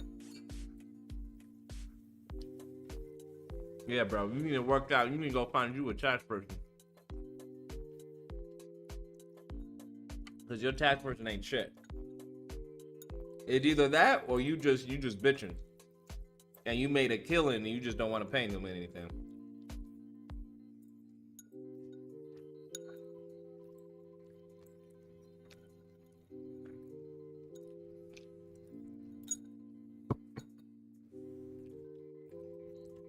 That's all I'm thinking about. I'm like, what? You owe 20 racks? Fam. If you owe 20 racks, that means your tax bracket that you're in. You're doing just fine. He said he doesn't want to pay them. You all notice that. I listen to what people say. He said he didn't want to pay them. He said he didn't have the money to pay them.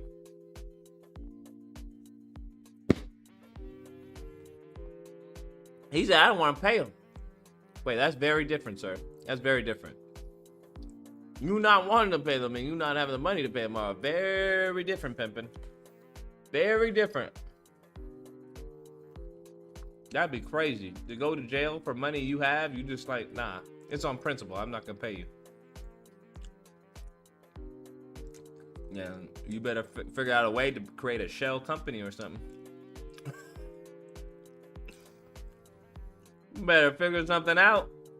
El pronto, leave the country. Denounce your citizenship and leave the country or something. Just saying, figure it out. Oh, God.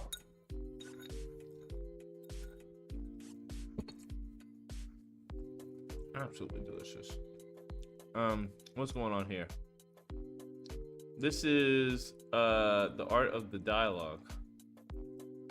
I was in California. She lacked professional competence, and she worked on it by hiking up her hemline when she needed influence rather than researching.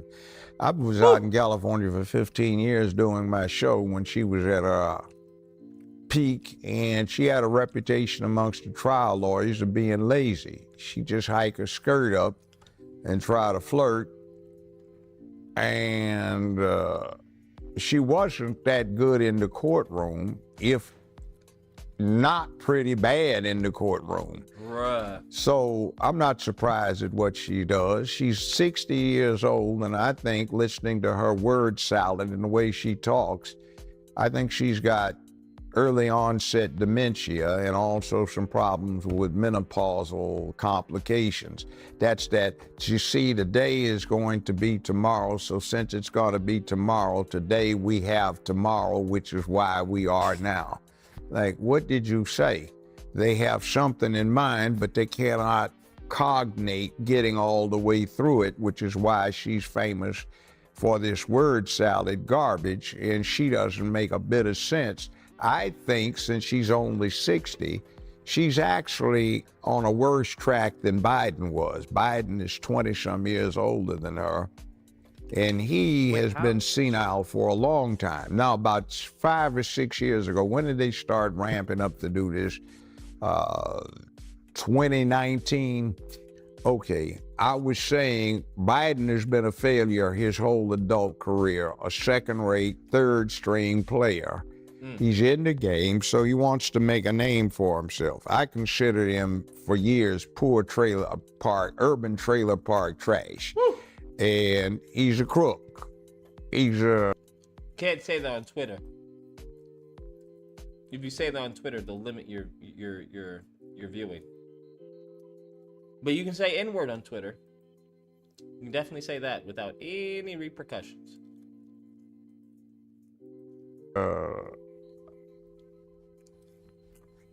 Third stringer. Now, what I said he was going to do is he probably wants to claim fame for being the first person to see to it that a woman got to be president. And what I predicted, I'm slightly wrong on it, was that he was going to get in, try to get elected, and if he got one term, try to get elected for a second one. And then halfway through his term, when he had served 2 years, to retire or resign in her favor. So under the 22nd Amendment, what happens is she can serve for the final 2 years for somebody and then be elected twice more. So that woman would be able to serve 10 years, second only to Franklin Delano Roosevelt, who got elected to 4 terms before they put the amendment in place so you couldn't. Now, that said, I think, and my major at UCLA was political science, my analysis is they picked the weakest somebody they could as a figurehead, somebody who had some apparent minority status, which she does not. And what goes on is that you get her, everybody that is everybody would be afraid to go against her because of what she can pass herself off as. Okay. And then you get somebody that's easy to control because she's lazy, because she is becoming incoherent, and because she's always tried to do the casting couch to get where she wants. How is she becoming incoherent? I've never heard once Kamala stutter or slur her words or anything like that. So I'm gonna take this with a grain of salt. Now the problem is that'll get somebody to a certain level quickly, but you can't get past that level if you don't have competence and talent. So my thing about it is if I'm crude about it, in this city years ago, I used to represent a whole bunch of pimps and hoes, and I know a hoe when I see one. And I say this, I don't care, women, you do what you want to do if you want to have recreational sex, but when you do the casting couch or anything else for professional purposes to get paid or advance, you a hoe. and she's old. And the problem is what is she supposed to do? Somebody, one of her sycophant slaves comes up and unwraps her in a carpet naked at Putin's feet, and he says, oh yeah, I'm Julius Caesar. He said, no, I got better stuff here already. Plus, I don't want you anyway, you old woman. Get on up, you know. Or Xi Jinping, is he supposed to be impressed? She's doing word salad. Well, we're here today because China and the U.S. are here today, and that's why we have to agree on what we're doing here today. Like, fool, what did you do? I'm finding, I could be, maybe it's just me. I'm not gonna lie. Maybe it's just me. I'm finding it a little difficult to follow what he's saying. Is it just me? If it's just me, it's, you know, it is what it is. I'm just finding it a little difficult to follow what he's saying, because I think he said that she would be wrapped up in a package in front of Putin or something and be like, here, take it. And Putin be like, nah, we already got something like that because, you know, similar to Caesar. But Just say, you know, did you say anything? And I've never seen such a salacious mess as I've seen out of her. I think of One West Bank. I had some pretty good properties out in California at one point in time. And I know I had 3 neighbors who had good properties. It was in a place called Ojai, California. And they got caught up about 15, 16 years ago, like a lot of people did in that mortgage bundling scam stuff that was going on.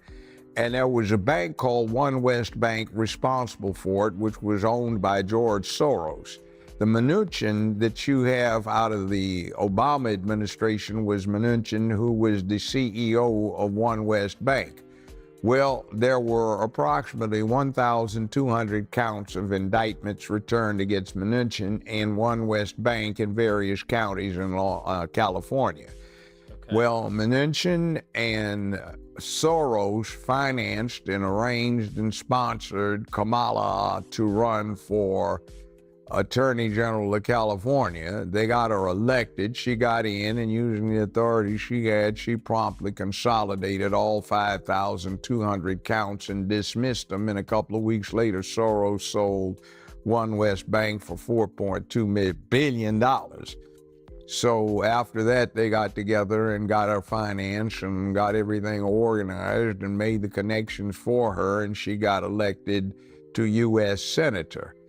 Willie Brown made the initial contacts and arrangements so she could get elected as district attorney for San Francisco. She didn't do a very good job. She had a reputation for giving out the stiffest sentences in the United States of America for simple possession of marijuana in San Francisco, for God's sakes. But it was only to young black men. She's not a parent, never now, had... I have yet to come across this, of these stiff sentences that she gave out to black men for weed. If anyone has come across that, by all means. I mean, for me, it would just be ammunition, I would think, that people would use. Be like, well, listen, if you did this, then you got to make some, you know, redress.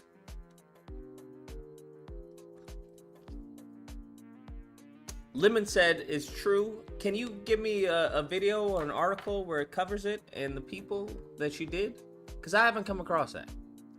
Any children, but she went off on this campaign to lock parents up, some of whom actually were shown to have dropped. Now, I agree with that. I'm sorry, maybe it's just me. Maybe because, you know, I'm inexperienced, right? Maybe the moment in time where I'm a father, I have 3 kids or something, I'll think differently. But right now, I'm like, listen, if your child is truant, right? I mean, that means, from my understanding, that's consistently not in school. Then whose responsibility is it? It's the parent's job. So to punish the parent for the child being truant, I don't see what the issue is. I was talking to my sister about this. She was like, nah, she disagrees. She's like, you don't understand. I'm like, you're right. I don't understand. But as far as I'm considered, I'm like, yo, if my child isn't going to school and they've been truant, they've been missing school days, then yeah, I need to worry about that. I need to focus on that. No matter what's going on, I need to make sure that they go to school. Whether they need to get fucking, an ass whooping, whether it's something they need to, as far as have a police escort, whether they need to sit, a day in jail or whatever it needs, they need to snap themselves out of this. That needs, that would fall on my responsibility. So I don't understand why that would be an issue. It's the same, because I brought up as far as the same thing we have for school shootings, right? If your child takes your gun and commits a mass shooting, then yeah, it is your fault. They did that with, I forgot the last kid who did that. They charged the parents and they were found guilty, if I'm not mistaken. Yeah, they took your gun and went to school and shot a bunch of innocent kids with it. Yeah, bruh, you both are gonna fry. That's all. Some children were sick and couldn't go to school like that. Yeah, that's. I think when it comes to things like that, they make special exceptions. Because you can't tell me all the kids that were truant were just, oh, we're sick, I can't go to school. Nah, that's not how that works. I was a kid, right? I think we're all kids. We know that they're sick and then there's actual sick. So I'm not really buying that one. Their children off at the school, but they played hooky, so she was. Bruh, being absent from school isn't equivalent to shooting it up. Listen, you stupid fuck. That's not the equivalency that I'm making. The comparison that I'm making is the responsibility for this parent, you dumb fucking ass. This is what I'm talking about. That would be a false equivalence to compare fucking shooting up a goddamn school and you not being at school. You dumb fuck. Listen to what I'm saying. Take the dick or the earwax out of your ear and fucking listen. Then try to fucking comprehend what I'm saying. If you can't do one of those two, then shut the fuck up and don't type on the internet. Like, I don't know. Maybe if your parents were around when you were growing up, they would have told you this. Hey, shut the fuck up. God gave you 2 ears and 1 mouth. Shut the fuck up and listen. If you have any questions, ask. But the fact is, some of y'all are grown-ass fucking adults, men and women, and still don't do that. And then make yourselves to look like a fucking fool when you fucking misrepresent what someone's saying.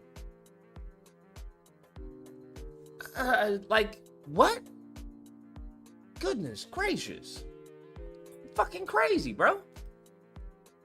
They think that because they're fucking stupid, that I'm saying something stupid. No, nigga, it's your ears. It's your listening skills. Your brain just don't think well. I don't think very good. Have some fucking self-awareness, right? Have some self-awareness, at least. Bare minimum, have some fucking self-awareness. Is this nigga saying that school shootings and being absent from school are the same thing? That seems a bit extreme and illogical. Hold on. Let me see if I maybe misinterpreted what the fuck he was saying. Goofy niggas. Was putting them in jail. Yeah, I got a bad brain. Fucking morons. I know my in-laws, now late in-laws, because they're dead, and their fine daughter that I was married to, we were divorced. She got a whole lot of money, but anyway, out of me. What wound up happening was there was a liquor store they like to patronize on the way home, and it was a good liquor store, but it got held up a lot, so Kamala's solution was not go get the crooks, but close down the liquor store so nobody would be troubled by it. See, that kind of philosophy, or you've got a serial killer who's got 6 victims, and the families are writing protest letters to her, not hurry up and do something, not why are you giving the guy such a light deal, is why don't you let this man plead guilty to life without parole instead of delaying it for 7 years, trying to make political hay out of it. I was caught up in a thing where this woman who was supposed to be a financial specialist wound up embezzling a lot, $1.5 million from me, about 15 million from some other black celebrities. And most of it was in the San Francisco area, not LA where I was. She consolidated the cases up there in San Francisco, took 5 years to resolve it, let her plead out not the $15 million of embezzlement, but $35,000. The sentence was 5 years in the penitentiary, 4.5 years suspended, 5 years probation. The woman wound up sitting on a bench outside Sybil Branch, which is the women's detention facility in LA County, for 5.5 hours. That's all the time she served, made no restitution. And la-di-da, I'm through with it now, I don't care, on her behalf. Like, where's our money? You know, what did you do here? You didn't even consult with us. You did this on a surprise basis. That's $15 million gone. What happened? It's the kind of thing she would do, see. So it's like, that was not a good professional performance. And then she was everybody's favorite Hindu Indian prosecutor and attorney general and senator, and now she becomes black. But, you know, I met her daddy, fine gentleman, Professor Harris. And the problem with her being black is Professor Harris says he's Caucasian, mixed Irish and Hindu. He doesn't have any black ancestors, but his Irish ancestors owned a lot of slaves in Jamaica and had them to work on plantation. So if mama is on the birth certificate listed as a Caucasian, daddy says he's a Caucasian Hindu and has no black ancestors, how did she get to be black? Now, a little side story. When I had my show, let's say this has been 26 years ago, I had two beautiful women that I thought were sisters on the show. And they laughed one time when we all went to a happy hour and said, "You think we're black, The don't father was Jamaican. He's saying that the father is Hindu and Irish? Like, what? don't you? Yeah, aren't you? No, we're Hindu. One of them said, my mother's a Hindu Brahmin caste. My father was Hindu warrior caste. He took an oath to the family to protect her. They fell in love, eloped, and now we got a death warrant on us. We can't go back to India. So, yeah. And What? You need to fact check This 270, you're on the line. If there's anyone who has dementia, it's Joe Brown. This nigga has no idea what the fuck he's talking about. Wait. By the way, in regards to her record, I can send you some sources on that. Her time as a DA from 2003 to 2010, 1,956 convictions overall, particularly on weed. Some of those do include other charges, not just weed. So sometimes these niggas burglarized somebody, committed sexual assault, so on and so forth, and then maybe they had some weed on them, so they had a weed charge. But only 45 did time at a state prison. Everyone else did time in county or referred to her like her rehabilitation programs.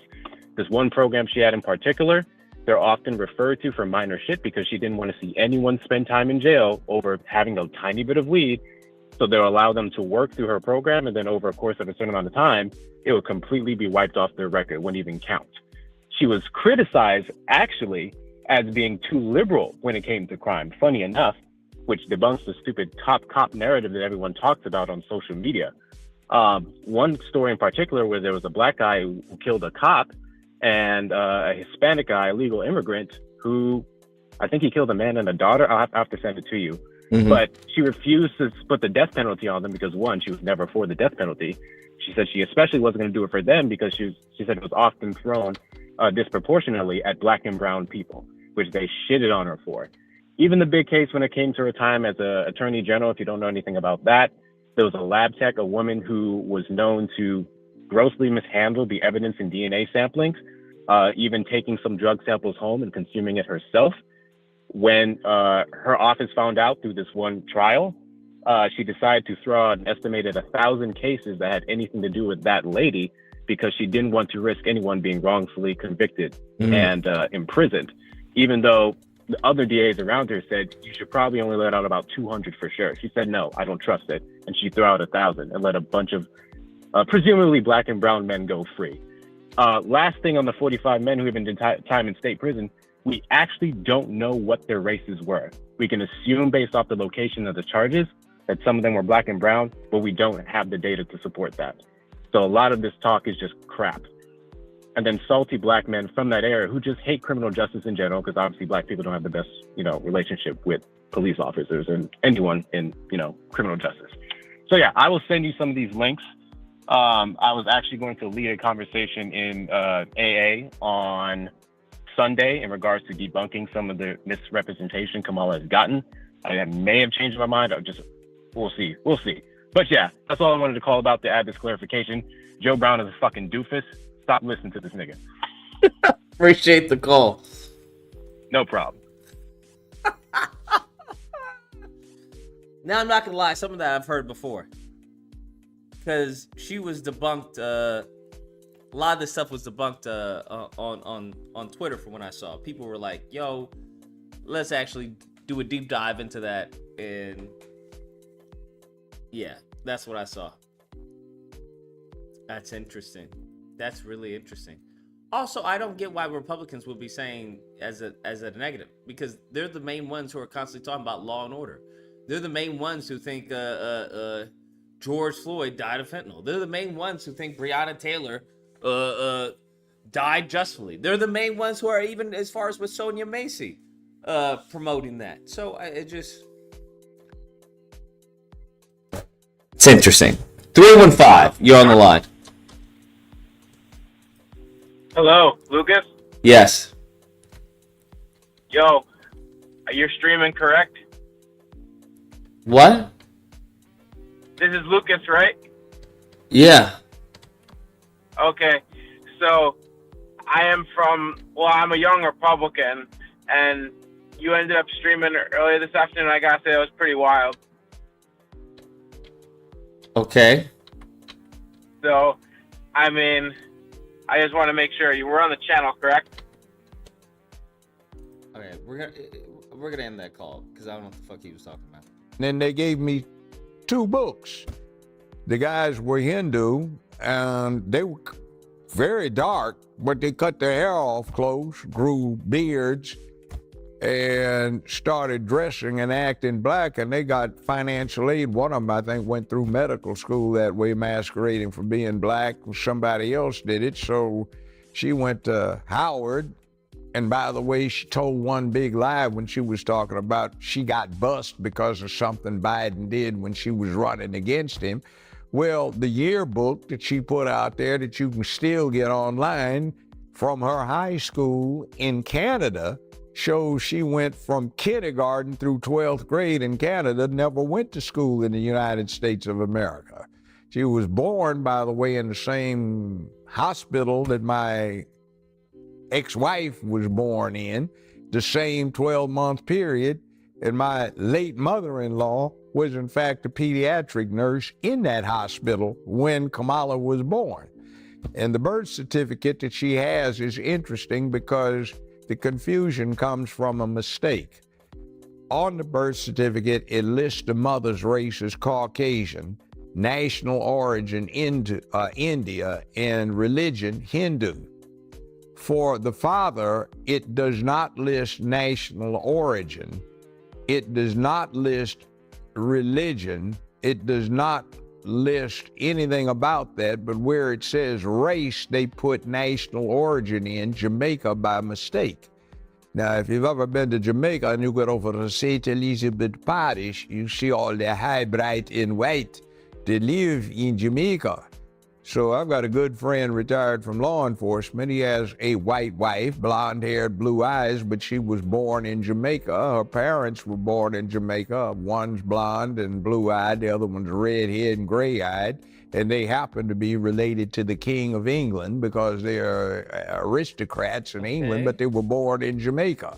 So if you go over there, you see people from Hong Kong, Singapore, New Zealand, What's his Australia, Kenya, South Africa, you name it. It's part of the British Commonwealth, and nobody needed a passport, and you could just go in and out. I'm lost. What's his point? Because unless he's saying he's a Hindu Irish person that was born in Jamaica, I don't know. I'm not following. I'm not comprehending. This is my fault. Out. So it's not unusual. You're not black just because you're from Jamaica, and you have a whole lot of white people that never left, and their ancestors owned a lot of slaves. The Maroons went up into the hill country and got themselves free back in the 1840s, but, you know, other than that, it is what it is in Jamaica. So just because you're from that country does not mean you are of the black race. So the problem is why don't you go get your daddy to give you an affidavit that you have a black ancestor? And since the only possible claim you have is through your great-grandmother, who he says was a Hindu house servant that just happens to be swarthy, where'd you get your blackness from? See, you're faking it again. And I say this after 50 years of experience. The worst human beings you will ever find are... So we're saying that she's faking it to be black? Now, let's just say this is true. She is faking it to be black. Why do I give a fuck? Why do I care? Genuinely. Let's say she's an Indian woman faking it to be black. Just to, I don't know, to garner the black vote. Okay. Why do I care? Tell me why, as a black person, I should care if I can get what I need from her as a black person. I don't understand. If Rachel Dolezal was running for president as a black woman, and she was talking about, well, I want to give black people reparations. I also want to end qualified immunity. I also want to help out black businesses. Do you think I'd give a fuck if she was born white? Am I missing something? I just don't. It's not making any sense to me. I don't understand why I should care. No one has yet to relay to me why I should care. I just don't. Why? I would give Rachel Dolezal a fucking black card. I'm like, you go ahead, boo-boo. You do what you gotta do. If you win the election, you better do what the fuck you said you were gonna do. That's it. When does you being black have to do with anything? We already have the whole statement of not all kinfolk are skinfolk, which invalidates the person being black meaning anything if their actions don't follow. So it still goes back to, okay, bet, what are you gonna do? What are you advocating for? Lucas, can I send the articles? Yeah, you can send them to theeamazinglucas Gmail. So I don't understand, why do I care? I think all of this has come up with, FBA and ADOS, and we got to delineate and all that. Bro, I don't give a fuck if she's black or not. That's what y'all don't understand. Nobody should give a fuck if she's black or not. What we should care about is what policies and what agenda she has for the black people. That's it. I don't give a fuck if there is a video that comes out that she's a lizard person. Okay, if there's a video that comes out that she's going, bruh, if that lizard motherfucker wants to be advocate for reparations as far as ending qualified immunity, a black agenda, that lizard motherfucker wants to have that lizard bitch is gonna get my vote. But Lucas, she's a fucking lizard. The lizard is pro-black. I don't give a fuck. What is the other person offering? I haven't heard anything. Y'all gotta stop worrying about the little shit. There's something in business, right? where you say, you know, don't sweat the small stuff, bro. There's no reason to sweat the small stuff. This is small stuff. I don't care. If one customer wants to curse you out, right, because you didn't have the product or something, fuck them. It's as simple as that. As long as your big buyers you don't screw them over. But, you know, one little Joe Schmo, fuck them, who cares?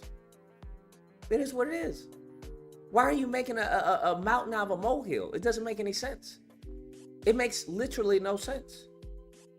That's tantamount to you saying, no, I'm not going to accept your money. That's tantamount to fucking, honestly, to Dr. Umar. I'm not going to accept any white people's money who wanted to help with the school. Nigga, then you're fucking stupid. You're fucking stupid. You're slow. You're not going to accept the dominant group in this country who have the majority of the money right now, the wealth and the means in this country. You're not going to accept them? You're fucking retarded. What are you talking about? Why not? Why wouldn't you? You want to talk about as far as all the harm the ancestors done, but then you don't want it as far as to take their money when they want to help? Makes no fucking sense to me. That's fucking retarded. He's retarded for believing that, for doing that. I don't understand. If any white person wants to help me with a spider combat, absolutely. 100%. 110%. I don't know why. This is why I'm talking about that pride. That pride comes before a fall. This pride ain't doing shit for us, as I've said before. It makes no sense. Makes no sense. I don't care if she's Indian. She could be Indian, Asian, polar bear, Scottish, fucking an alien. I don't care. She could be a Teletubby. I don't care. What exactly you want, Lucas? Give me your bullet points. It's not about what I want. It's about as far as what is the benefit. What can the community benefit? What policies are going to benefit the community? I think one of them is absolutely, as far as is end qualified immunity, 100%. The second one, obviously, one big issue that everyone's on the top of mind is reparations, 100%. But I think reparations, people talking about a cash payment. I talked about this last time. Cash payment, that's good, but it's also bad. There's a litany of things that are impacting us when it comes to health, when it comes to education. I mean, what are we talking about? If you're growing up in not the best neighborhood and you don't have the resources to go to that private school, then you're gonna have to go to the public school. That public school is underfunded because it's funded via the tax dollars surrounding it. Then you're screwed. That's where people talk about the school to prison pipeline, right? If these companies, right, Pepsi or whatever it is, aren't reaching out to these public schools that aren't in the best neighborhoods, then they're not going to get the same opportunities as of the private schools or as the charter schools or in better neighborhoods. It's just not going to happen. So what you're doing is you're creating a constant underclass to be ridiculed, mocked, and derided. There's a litany of things. Hell, I think every Jewish person, never mind, we won't go there. But I think every Jewish person should be advocating for reparations for black people. I think the ADL should be advocating for reparations for black people. I think all these Jewish-owned studios, all these Jewish-owned, media gurus, especially in rap and hip-hop or whatever, they should be donating a portion of the profits to help the communities. The same communities that they pump this poison into, they should be trying to salvage. Because the entertainers that they're coming out with, they don't come from those communities. They're like created in a fucking bottle. That's what they are. So it's not that you don't even need those communities anymore. So why not assist them? You've done so much harm with the fucking the toxin that you've been spewing all these generations. Why don't you go and assist some of these communities that you exploited? Why not? I think that should be addressed. I think there's a lot that can be done. I don't know as far as the full extent, and I don't know as far as the policies or the regulations, but there are people out there who have the answers.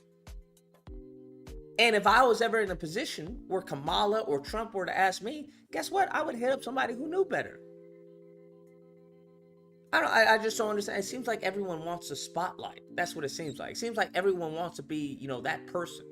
I don't give a fuck. Because I know that someone who is smarter than me is going to benefit me. The mofo who constantly wants to be the smarter person in the room is you're always going to lose.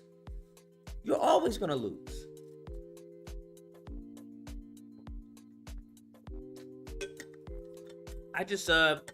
I think people need to look beyond themselves. That Trump meeting earlier was a big waste of time. The platinum plan needs to be pushed if Trump really wins. But there's a lot of stuff that on the platinum plan has already been fulfilled or is outdated. So we need a platinum plan 2.0. Yesterday's price is not today's price. Yesterday's platinum plan, I'm sorry, is not going to be good enough for today. You're going to need to up it. Just is what it is. So the fact that they didn't ask any of that, they just wanted to get gotchas. That's what they wanted. They wanted to get patted on the head by the DNC. That's what they wanted. Their goal was not about black agenda. Their goal was not about black advancement. Their goal was not about black empowerment. Their goal was to be fucked by the DNC. That's what they wanted to be. They wanted to be who can be the biggest fucking whore for the DNC. That's what that the National Association of Black Journalists, that's what that conference was with Trump. That's what that was. And I think that's I don't agree with that. I think there should be some social repercussions for that. 100%. Career prosecutors, something slimy about them. They are so turned off by humanity and everything else. They don't care. They're trying to win the game. It is just play to them. They don't give a damn about the people they represent. They just want to win. So they lie, cheat, steal to win the game. And that brings up the other thing, where the Supreme Court of California ordered her to produce the evidence that was exculpating to somebody sitting up on death row that she had hidden. They did that over and over and over again with her hiding this evidence. Now, there are exceptions to this rule with career prosecutors, but if you ever want to sleazy somebody, find yourself a career prosecutor who's never done anything else but that until they have moved up. Now, there have been people like Thomas Dewey, who was a career prosecutor. He got Lucky Luciano, the gangster that set up the mob as a syndicate, a business. He got him and became governor of New York and then an unsuccessful candidate for president twice. You have people like that, and you got Kamala, who was a career prosecutor, and that's essentially all she's done outside of moving directly over into politics. They tend to be crooks. They're not good people. It's like I used to, on the bench, it's like, excuse me, can you approach both of you? Do you have any character? Do you realize what you just did? Well, I mean, no, we can't have that. That is not going to be allowed up in here. You do it again, and the court's going to see to it that you get a 10-day paid vacation courtesy of the sheriff. No. See, and that's what I'm looking at. She wants to be chief administrative officer, but she's never been the boss over anything. She was nominally with the Attorney General's office, but you've got all of these egos with all of these people with doctorate of laws who've taken the bar exam, and every one of them in there could run against you in an election and be your boss, and is as qualified technically as you are to run the place. So she's never been the boss in charge of something where she dictated, because what she did in San Francisco and when she got over California is she essentially had somebody else doing it, and she was just a political figurehead. So when you come into this situation here, Putin, Russia, Ukraine, those are serious things. They have a lot of nukes. You've got Xi Jinping, and China's got one hell of a huge army, Air Force, nukes, computer systems, and so on. What is your experience in international diplomacy? You got made the representative of the country to handle the foreign affairs. You failed so badly they yanked you out when you were actually the boss in charge. The borders are. You just complete abject failure to that. Your only appearance down there was to sit in a chair in the desert while they interviewed you, trying to be cute, flashing your pearls, you know, and you didn't do your job. So you're talking now about you want to legitimize 20 million aliens who've come in here and see that they get fast-tracked so they can vote and become part of the whole process. What are you doing? Whose jobs are you taking away? What about the people that actually lined up to go through the rules? You know, I want to become a citizen, so I... Here's the thing. The reason why I feel like that argument falls short is, okay, they're going to become citizens too. Everyone gets a citizenship, it seems. You get a citizenship. You get a citizenship. You get a citizenship. So it's like, well, you're going to become a citizen. But they became a citizen first. Well, okay, but you're still going to become a citizen. So what's the issue? So I think there's a bigger lingering picture or issue aside from, well, they get to become a citizen first. Frederick gifted gifted a membership to somebody, to JC. Welcome, JC. I take the courses. See, nobody's checking. They've got an outbreak of hepatitis. They got an outbreak of measles. HIV is ramped up. They've got all kinds of things. They've got problems with strains of tuberculosis that have no cure. So people before they come down with it, you have to put them on prophylactics for the rest of their life so they don't get a fatal illness that nobody can cure. So nobody is running the medical test. Nobody is checking to see what penitentiary they got out of. And something that is pretty real is a movie. You remember Al Pacino in Scarface? They dumped all their penitentiaries and they're over here. You got all of these Latino gangs that have now infiltrated.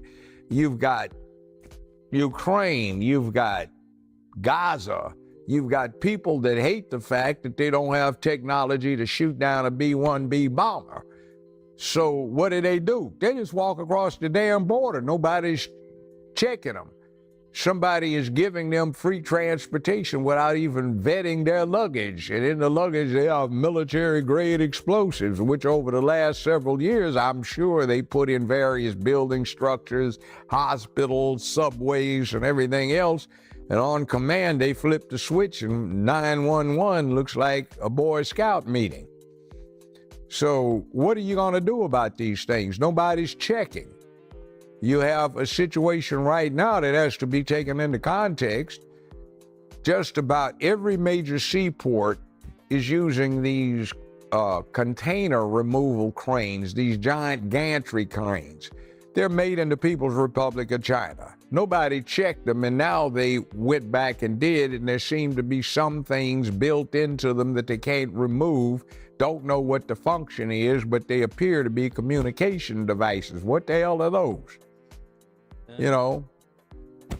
So you want to shoot down a B-1 bomber 56 miles from the southern border point where there is a huge illegal crossing. There is a U.S. Air Force base where 24 B-1 bombers stage out of. You can just surround a damn base with some RPGs and take a few of them out. We don't have but 24 of them that are operational, and some other was in long-term storage because we can't afford to operate the damn things.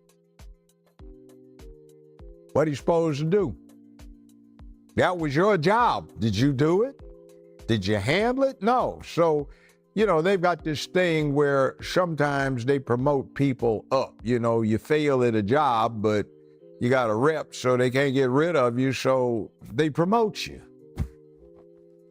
Like, for example, Halsey, Admiral Halsey, Bull Halsey, always charged off, was aggressive. Great in World War II, the first part of it, But there was a thing in the Philippines, well, not Philippines, Leyte Gulf. It was a disaster. The Japanese laid a decoy force out. He fell for the trap, took off with all of the warships, left the beaches totally unguarded, told nobody, and he should have been court-martialed. But because of his fame, they couldn't, so they wound up promoting him to 5-star admiral instead of court-martialing him and canceling him. So, I mean, they do this kind of thing. So it's not unusual. But I'm just saying, hey, if you're going to bring somebody in, bring in somebody that knows what the hell they're doing. Meanwhile, she had a little rally in Georgia. I think 86 people showed up. That was supposed to be interesting. And she had the nerve to call Vance unpatriotic. And he came back on her big time. He said, simplify, to serve, loyalty. I was in the Marine Corps over in the sand pile. And Trump took a bullet. What the hell have you done?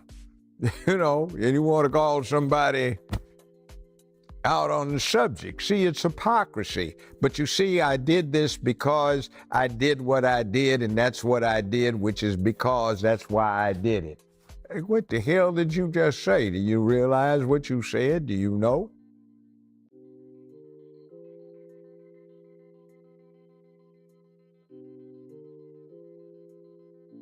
Okay. All right.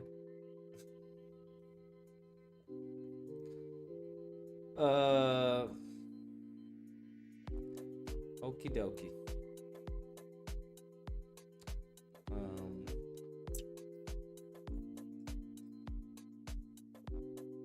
All righty. I'm not sure what to do with that interview.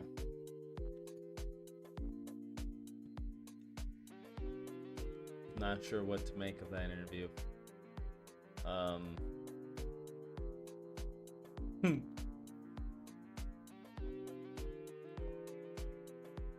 No answer there, bruh. No answer. See Tatum's video of NABJ? No, what did he say? I'm sure he was promoting Trump, so I mean, it makes sense. I got these articles. Prosecutor. What is this? Kamala was tough on crime, prosecutor in a Black Lives Matter era. Long after the American public became to support progressive measures to alleviate some of its impact.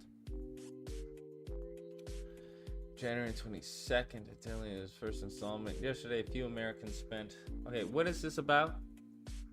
Because it seems to be a long article.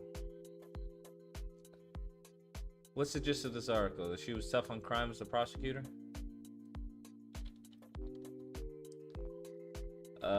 Black House criticized her police accountability, saying one thing but not doing anything. This is all it seems to be intent so far.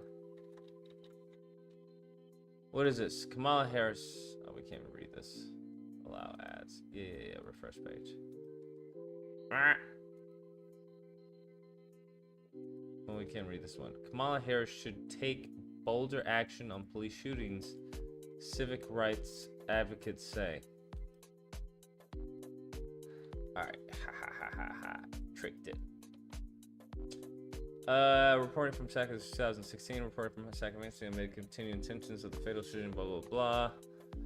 Kamala Harris must do more to increase accountability and ensure impartial investigations of primary concerns as Harris' opposition to legislation that requires her office to independently investigate fatal police shooting. Harris also stopped short of endorsing statewide regulations on the use of police body cameras, saying that she believes all officers should wear them, but that local agencies are best equipped to enact policies. Her absence is notable.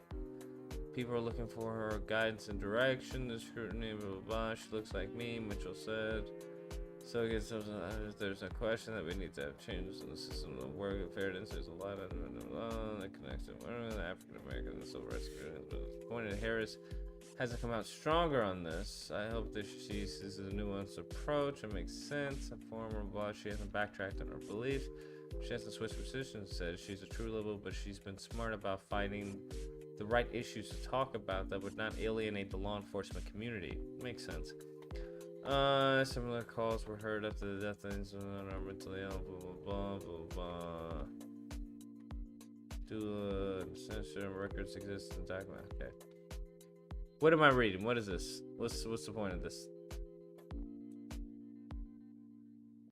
Can stroke a wand and create magic.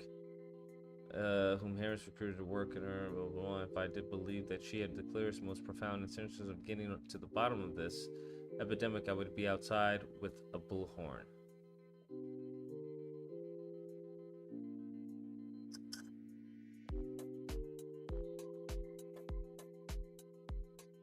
Okay.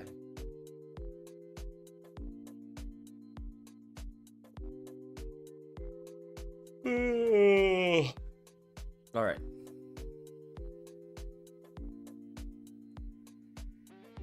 Yeah. I think there's a lot of just mixed messaging going on. People trying to say she's a liberal, hardcore lefty, and it's like, well, no, seems to be I don't know. Seems to be a lot going on. I'm more concerned with what her positions are in 2024 as opposed to 2019, 2016, or anything else. That's just me.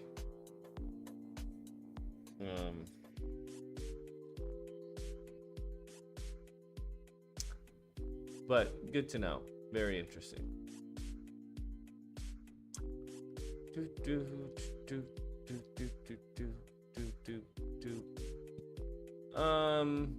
Are there any other videos? Oh, weren't we watching that video?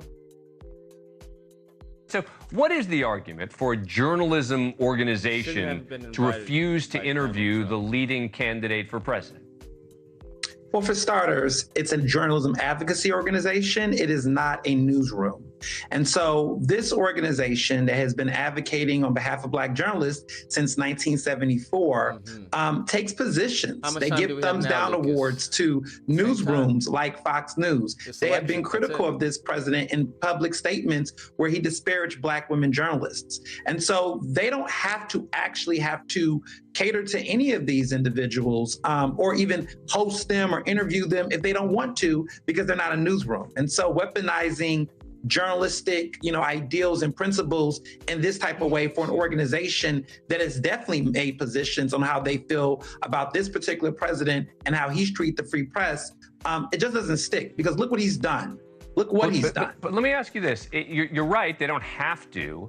But what it sounds like you're saying is also that the members of this organization, as an advocacy organization, the leaders of this organization, can't and won't and even shouldn't cover this campaign objectively. Is that an unfair assessment of what you just said? It is a completely unfair assessment of what you just said. To be very clear, there was various ways that they could have, spoken with the president. I think to do it in this way in person, to do it in this live event, to not even give the opportunity to the Vice President Kamala Harris. Initially, they did not even allow her to do it virtually. So the narrative around objectivity on both candidates, while you're treating this as if it's in favor of Trump, is actually the lack of support for Kamala Harris, because I don't know if you read the reports, but she wasn't even allowed to have a virtual option until recently when there was pushback from the organization. So there was a lack of objectivity in placing the fact that Trump was coming in person compared to Kamala not even getting an opportunity to do it virtually because she had to attend a funeral. Let me play, this is Ken Lemon, the president of the NABJ, speaking out about the controversy. Let's listen. It's absolutely not an endorsement. Every year, every presidential election cycle, we invite the presidential candidates to come.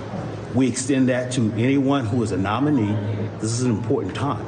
This is a great opportunity for us to vet the candidate right here on our ground. I agree. It is our jobs as journalists to have those uncomfortable conversations so that the people who count on us to inform them get the information from the source. 100%. And I hope as a journalism organization, National Association of Black Journalists, we take that portion seriously. Both were invited. I mean, absolutely. Isn't he making a fair point?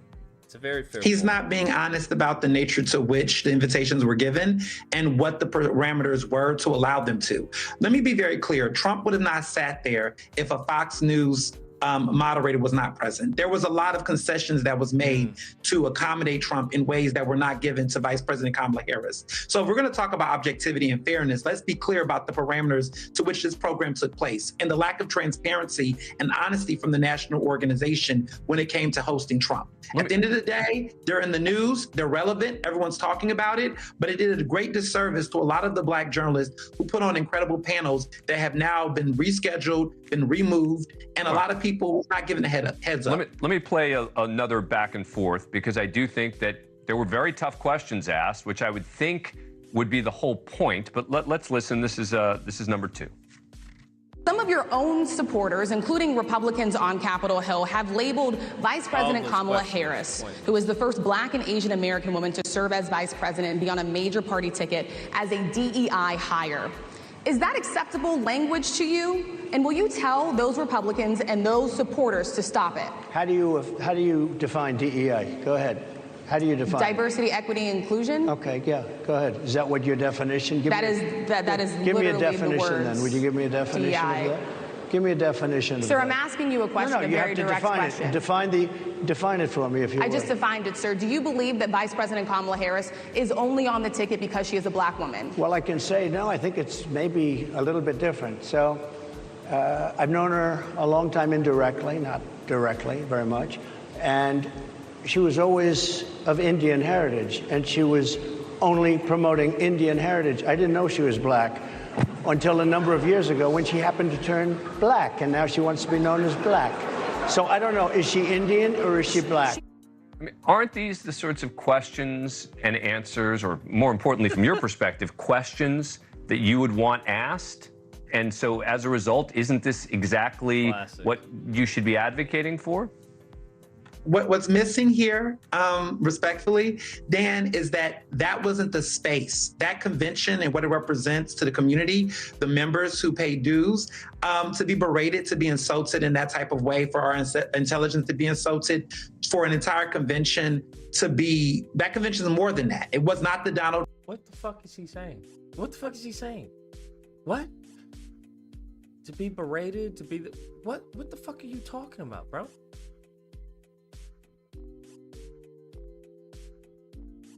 Trump rally. It wasn't the Donald Trump, opportunity for him to spew lies. There's a time and place for everything, and I do not think that convention and the space for that was not the place for that. I just think that the backlash that's going to come, that's going to continue to come from this, is going to confirm that. I mean, this was a circus, and a lot of prominent journalists and media critics are looking at this and are already calling it a disaster. Yeah. Thank you for watching. Go to News Nation. President pardon themselves for a crime they commit? I'm unaware of that. That just doesn't make any sense. Oh, wasn't Destiny in it was like a Destiny engine. It was like a crazy debate. Where was it? Wasn't it recently? Destiny, Piers Morgan. It was like Destiny, Piers Morgan, Tatum, and like someone else. It was crazy. I was like, what? Oh, this must be. The Republicans are the ones that want to ban abortion. Why don't you be honest about it? Why don't you be honest about it? Donald Trump said he's okay with abortion up to 15 weeks. There's a process. I don't even know. Wait, when was the president? The fact that they got dumbass fucking Brandon Tatum on this is crazy. Piers must be, man, this is bottom of the fucking barrel, bro. This is crazy. Immune from criminal immunity? What? I'm sorry, what is that process? These people that organize these freak shows, they love to ruffle the feathers of Christians because they Tommy Lord? What? know that Christians really won't do anything about it. Black people get so offended about just about anything. You see Jewish people get offended. Oh, black people get offended just about anything. Bro, he's on a national platform fucking tap dancing. Black people get offended just about anything. That's just so fucking wild, bro. This is so fucking wild. offended just about anything, and women get offended by just about anything. He just said that black people get offended just about anything. Women get offended just about anything. Who takes this person seriously? You have to be bona fide fucking retarded to take this man seriously. Have drag queens, and we're gonna. JD Vance are weird. What is this? Streamer Destiny, and from the Officer Tatum podcast, Brandon Tatum. Welcome to all. Are Democrats in a great place to lecture people about being weird, given how weird so many Democrats are? Yes, they are. First of all, the people that you showed in the weird montage for Democrats is someone dressed up, someone who's transgender, and someone who cries too much. Okay, it's not my cup of tea, but I'm not offended by it. And it's most importantly not policy. On the other hand, when J.D. Vance says that people who have more kids should be able to vote more, and he constantly attacks people without children, look, you can call it weird, you can call it anything you like, but it is way outside the bounds of normal policy matters, and it gets into controlling our lives from the guys who pretended that they were against big government. Josie Glayback, is this J.D. Vance comment about the childless, cat-loving ladies of America, is that going to turn out to be a massive millstone? And will it make Donald Trump regret choosing him as his VP? No, I don't think so. I think that these ladies are really leaning into their childless, cat-owning persona and just owning it. And I can think of... Who are these people? Who are these? I missed the introductions. Who? What? More offensive things that have been said about women than owning cats and being childless. So I don't think it's gonna hang around. I think it's kind of low-hanging fruit, and I think that they're gonna move on pretty soon. But it kind of plays into this narrative of Democrats, I think, are rather successfully pushing out there now, that the Republican ticket has Donald Trump, whose history with women is not great, to put it mildly, and you've now got J.D. Vance, whose comments about women are not great, to put it mildly, and they're going to package it all up as a war on women, using, I suspect, abortion as one of the central weapons to do that. And there are going to be a lot of women in America going, I'm childless, I don't have a cat, I don't like being talked about in this derogatory manner, and they may not want government to interfere with their bodies and so on. Are you not worried that this is going to be a big problem come November? I don't think so. So abortion was never banned. What they did, they returned it to the states, which is the way that it should have been the whole time. Roe v. Wade was legislated. Roe v. Wade was legislated from the bench, which is unconstitutional. So what Dobbs did is it just handed it back to the states, and it told Congress, if you can write a law, then we'll legislate this law. Or if you can legislate this law, then we're going to rule on this law and tell you if this law is constitutional. Yes, I'm aware. So they handed it back to Congress, handed it back to the states. Congress tried to pass a law to codify abortion, and it failed. So it's still in the hands of Congress. If they want to write a law to codify abortion, then they can, but they haven't successfully done that yet. So until they do, it's back in the hands of the states. Okay, Destiny, this Republicans have blocked it. What they had tried to do. The Republicans are the ones that want to ban abortion. Why don't you be honest about it? Why don't you be honest about it? You want to ban abortion? You want to take away women's rights? Why don't you? Wait, are you saying Republicans don't want to ban abortion? What? This is crazy, bro. Be honest about it. Republicans are not banning abortions. That's not a fact. Abortions. They are in red states. First of all, Donald Trump. That's a 100% fact. Donald J. Trump at his rally, which ticked me off because I want abortions to be banned. But Donald Trump. So then, Republicans do want to ban abortions. He's so fucking stupid. It's painful. That's not true. Republicans don't want abortions to be banned. What? What? You just said yourself you wanted... What? said he's okay with abortion pills sent through mail. That's 2/3 of all abortions are done through abortion pills. He said it was fine. The Supreme Court ruled that was fine. Donald Trump said he's okay with abortion up to 15 weeks. Where on the platform of the Republican Party do you see Republicans banning abortions? There's literally... Are you retarded? This can't be real. Georgia has an abortion ban at 6 weeks. The idea that somebody be okay with something in the mail is not relevant. Let me bring in. Hang on. Don't talk over each other, please. Hang on. Let me bring in Destiny to respond to that question. Yeah, the president signaling that he might be okay with a thing at this point is irrelevant. Roe v. Wade was overturned. The idea that this court cares about legislating from the bench when they've granted the president criminal immunity, which is something that is completely unfounded in any part historically of our legislative tradition, of our judicial tradition, or in the Constitution. The idea that the president might signal that he's okay with abortion pills sent through the mail doesn't matter if a state now has the ability to heavily restrict or outright ban abortion.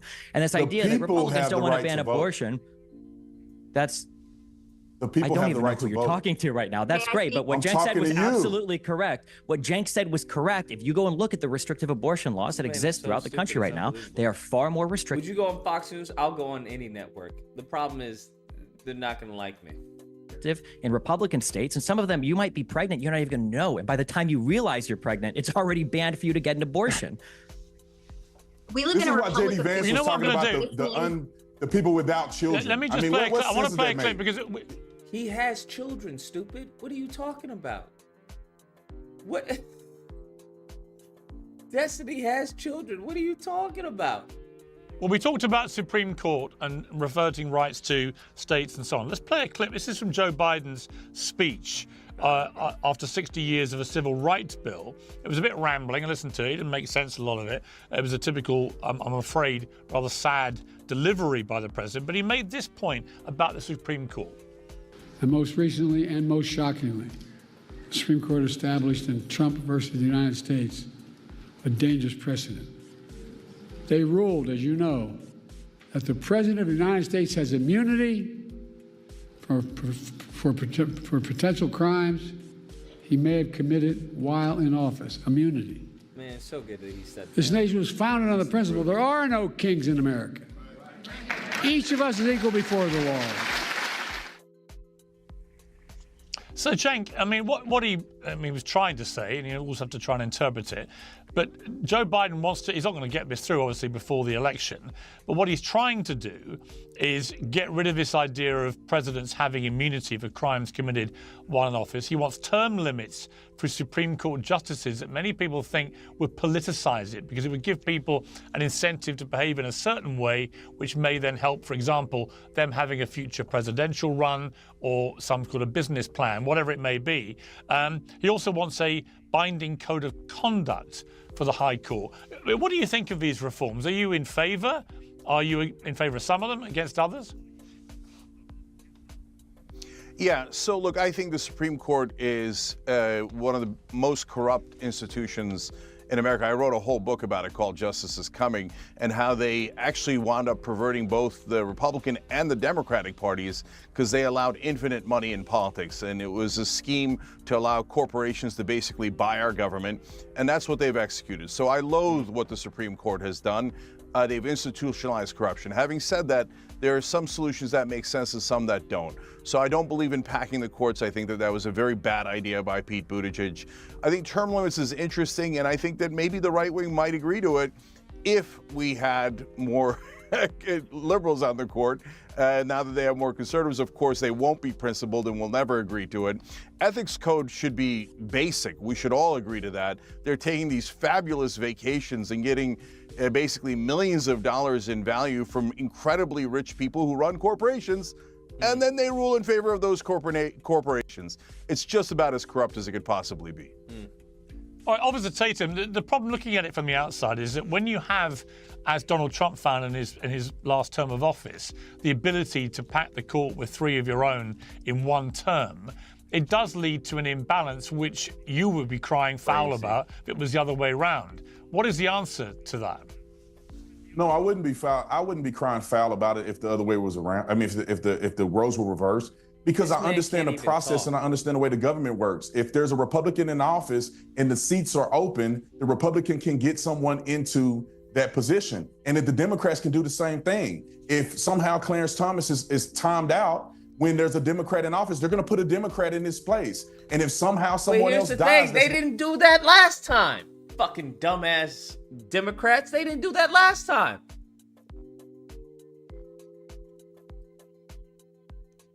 It's just crazy. And then Mitch McConnell, they were like, yeah, we're gonna keep our word. And then they don't keep their word.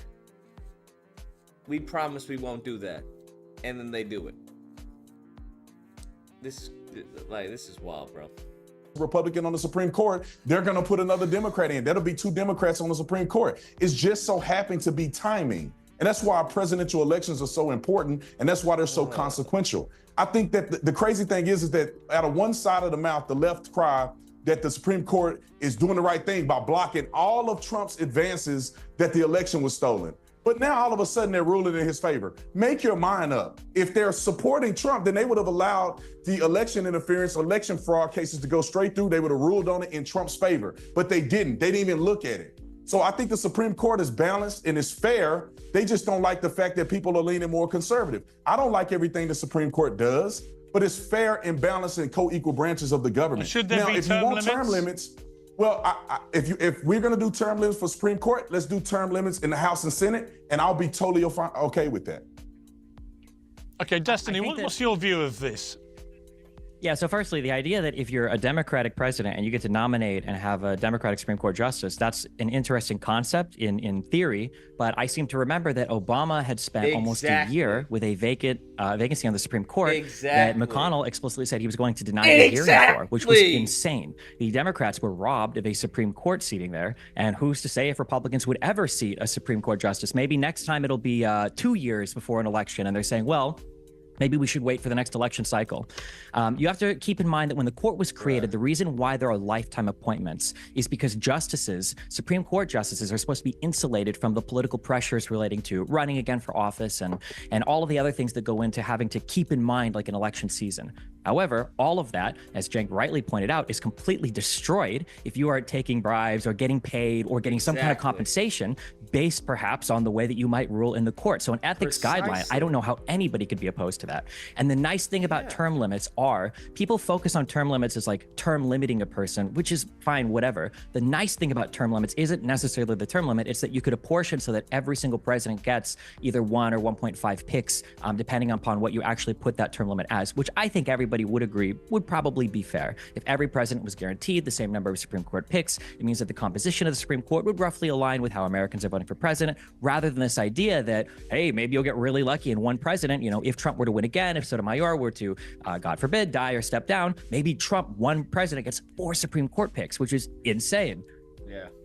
It's just, I think, Josie, the reality is, well, hang on, Josie, the reality is, isn't it, that had it been the other way around, had Joe Biden been able to pack the Supreme Court with 3 very progressive judges, I think Republicans would have gone completely nuts. 100%. And there's the problem, is that it doesn't really matter which side is doing it. If you have the ability in 1 4-year term to have that kind of significant sea change in the makeup of the Supreme Court, doesn't it lose its ability to be impartial? Well, we had a liberal leading Supreme Court for 60 years. And now it's the first time where it switched and it's starting to lean conservative again for the first time in a long time. Now, if you want to add term limits to the Supreme Court, that would require a constitutional amendment of Article 3. And that would mean 2/3 of Congress and 3/4 of the states would have to agree to term limits on the Supreme Court. So that's just not something you can wave a wand and do. Also, it'd be unconstitutional to punish a president for performing his enumerated and implied powers. And SCOTUS, when they had said that they weren't going to criminalize this, SCOTUS had asked the lower courts to determine that scope, but no one's really talking about that part. It was SCOTUS had sent it back to the lower courts. They didn't just rule on it blindly. that is completely and totally not true. This is misrepresented by conservatives so much. Okay, so there were 4 different actions that the court spoke about. Roberts ruled one of them is qualifying for absolute immunity. This first bucket of things that he's created, by the way, none of these things have existed historically. There are other things now. All of the other acts are presumed immune, meaning that the state or the government in this case has to bring a reason why they should be able to probe these actions in a way that will never damage the executive's ability to operate in the future, which encompasses all of the other actions that are spoken about in the Supreme Court case. The reason why they remanded some of that to the lower court was for the lower courts to now have that argument over the presumptive immunity.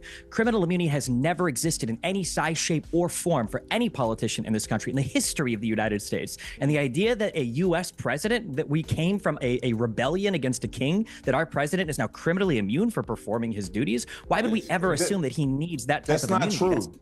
That's not true. It's true. When was the president immune for criminal immunity? What the fuck? Bro, you wanna know what it feels like? It feels like, you know when you're like talking to like a friend or something? It's like when you're talking to a friend, right? You're having a conversation, or a group of you having a conversation, and a person just comes in and just says something that's just like completely off topic, and you're just like, what the fuck are you talking about? What did he even say? When has the president been immune from having immunity? That's not true. It's true. When was the president immune for criminal immunity? When was the president immune from criminal immunity? What? There's a process for I don't even know. Wait, when was the president immune from criminal immunity? There's a process for when a president commits a crime, and that process is outlined in Article 1. It's I'm sorry, impeachment. what is that process? Look.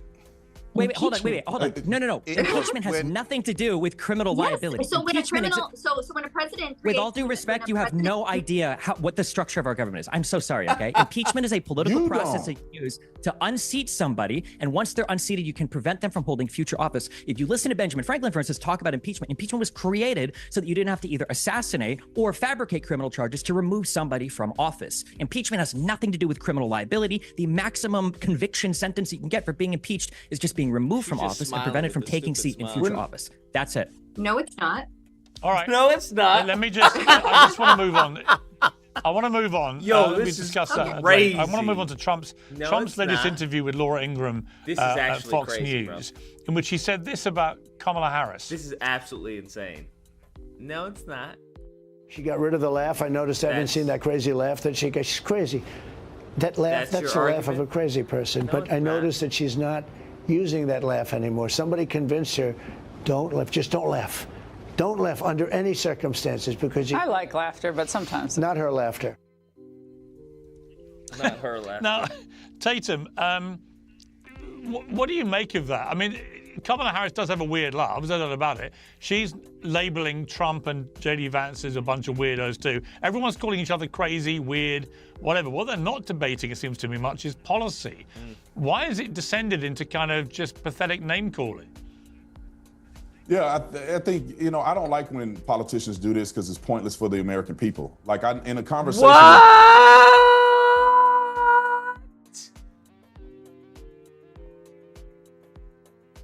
Trump became famous from doing this. What? This is wild, man.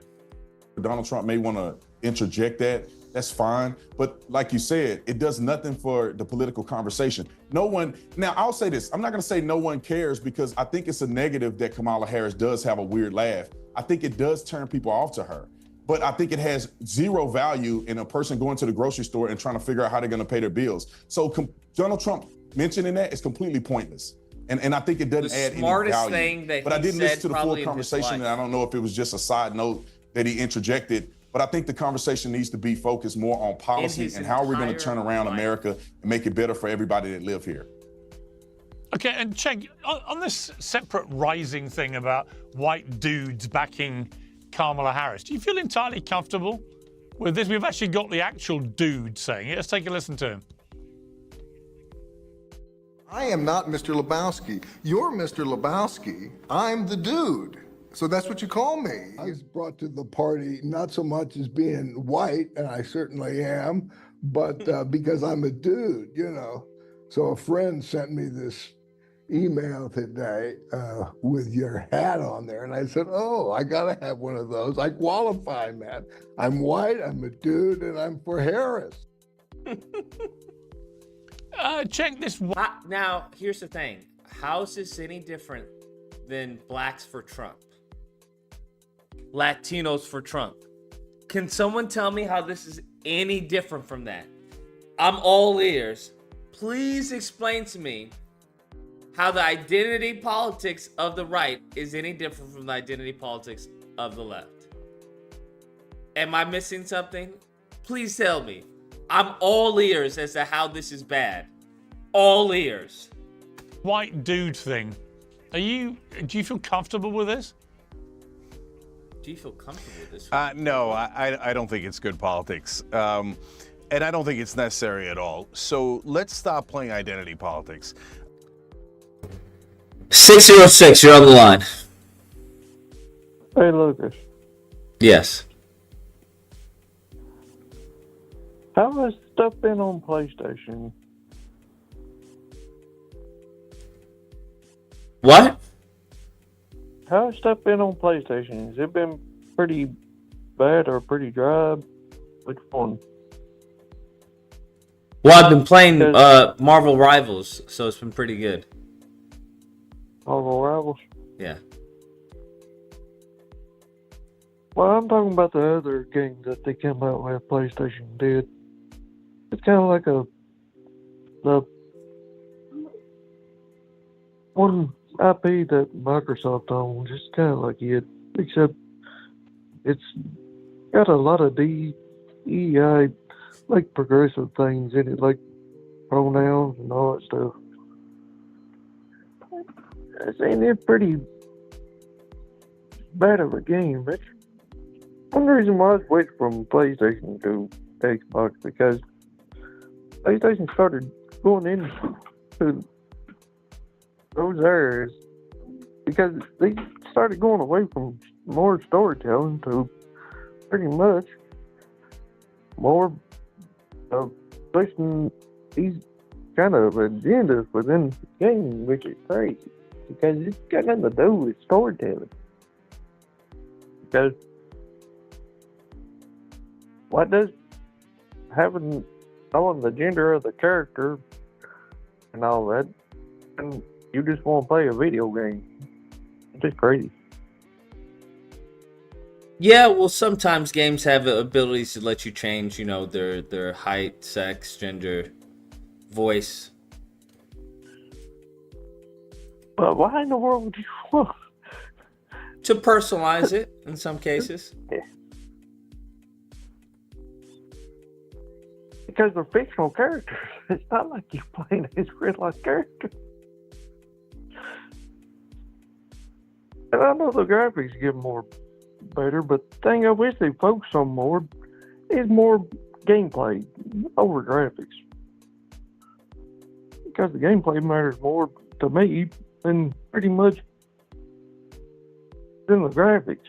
Because it's getting to a point where graphics really don't matter no more. Yeah, I don't disagree. The games anymore, it feels like they're no longer fun no more. You just got to pick the right ones.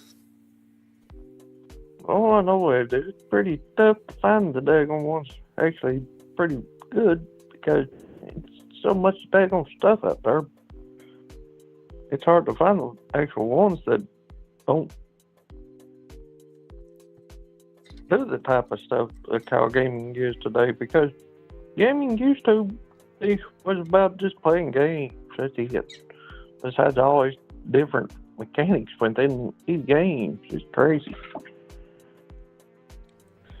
Because it's totally wacky with how gaming is.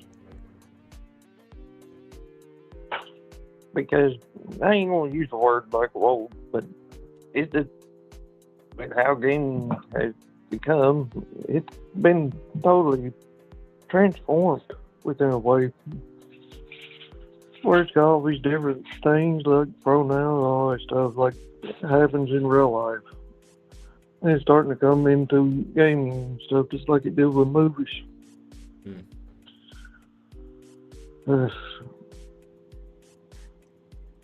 Because the only reason why I know that started happening was because the industry grew so much. And to be more profitable than movies or any type of entertainment. That's the only reason why I know that it happened.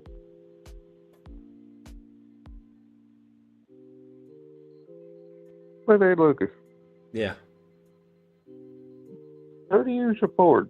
Kamala Harris or Trump? As of right now, it's going to be leaning towards Kamala Harris. Kamala Harris? Yeah.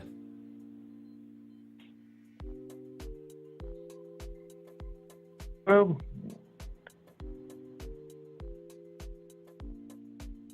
I know you support Kamala Harris because I get that by watching the stream and stuff. But the reason why I support Trump because he's president at one time. Kamala Harris, the way things have been, because really Joe, he's been pretty much out of it because really the only one I seen was running the presidency was either Obama or Kamala Harris. And she was only given one job, which was pretty much to secure the border. And she could not even do that.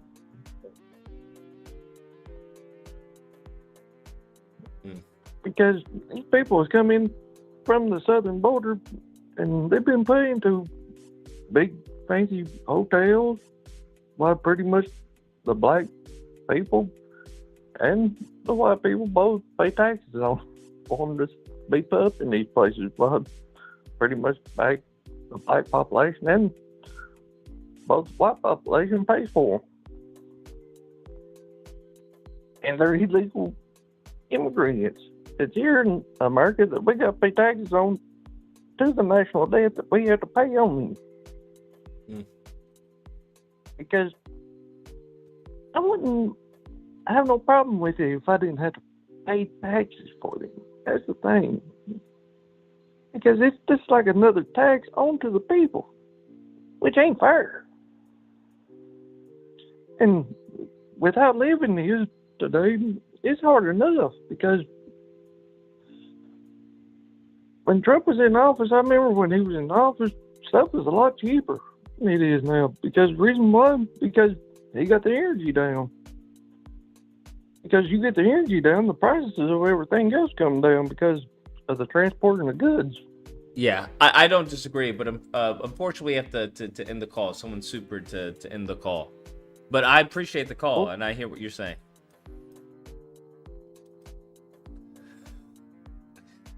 Y'all so disrespectful, bro. So Kamala Harris and the Democrats don't have to say, hey, you should vote for her because she's a black woman.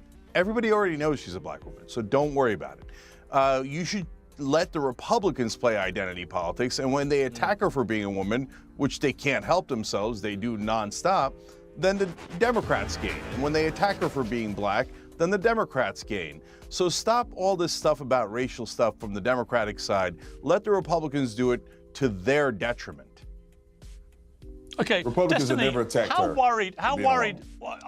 Okay, Officer Tatum, respond to that first, and I'll come to Destiny. No, I think it's superfluous conversations being had. The Republicans have never attacked her for being a woman. They attacked her because she's incompetent. And that's the argument that has been going on and on and on. She's an incompetent person. It doesn't matter if she's a woman. It doesn't matter if she's black. Nobody cares. The fact of the matter is she's a failing vice president. She's terrible. She was terrible when she ran for president. What makes her terrible? Can you tell us what makes her terrible?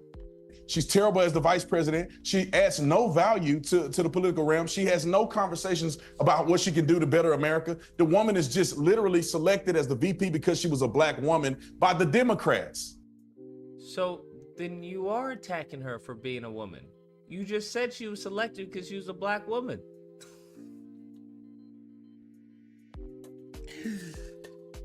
In the same breath, he attacks her for being a black woman. This man is fucking retarded. This is crazy. He literally just said, we're not attacking her for that. And then goes to attack. Republicans don't want abortion banned. Hey, I want abortion banned. And I was upset that Trump didn't want it. But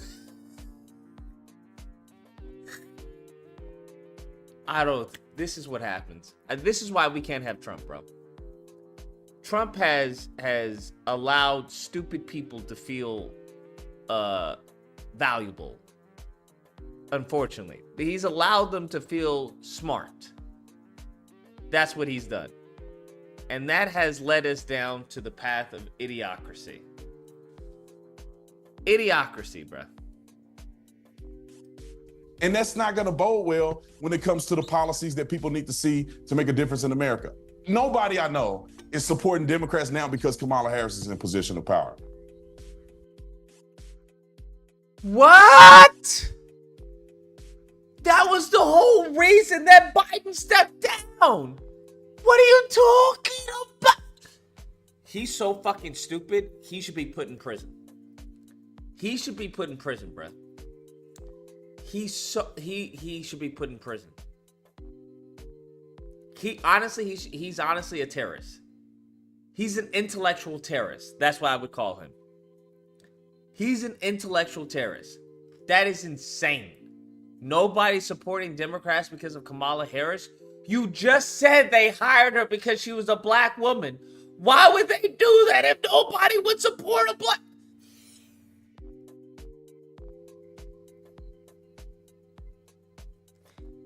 This man is so fucking stupid. And I want you to understand, he was law enforcement at one point in time. That goes to show you that they are giving out fucking badges to anyone, bruh. To fucking anyone with a pulse. Bruh. You want to know what they should do with the homeless? Have them become law enforcement, bro. That's what they should do. Tatum is looking like a DEI hire up there with these answers. Lord, bro. It's painful. It's fucking painful for anyone who has an IQ above room temperature. Fuck, not even room temperature, bro. We have to lower it. God, dog. Okay, well, it's very Destiny, entertaining Elon Musk. Yeah, but see, he's doing it right there. Hang on. I have a specific question. Elon Musk actually reposted on X a doctored video featuring Kamala Harris. Her voice had been doctored by AI. Let's take a look at the clip first of all. I, Kamala Harris, and your Democrat candidate for president, because Joe Biden finally exposed his senility at the debate. Thanks, Joe. I was selected because I am the ultimate diversity hire. I'm both a woman and a person of color.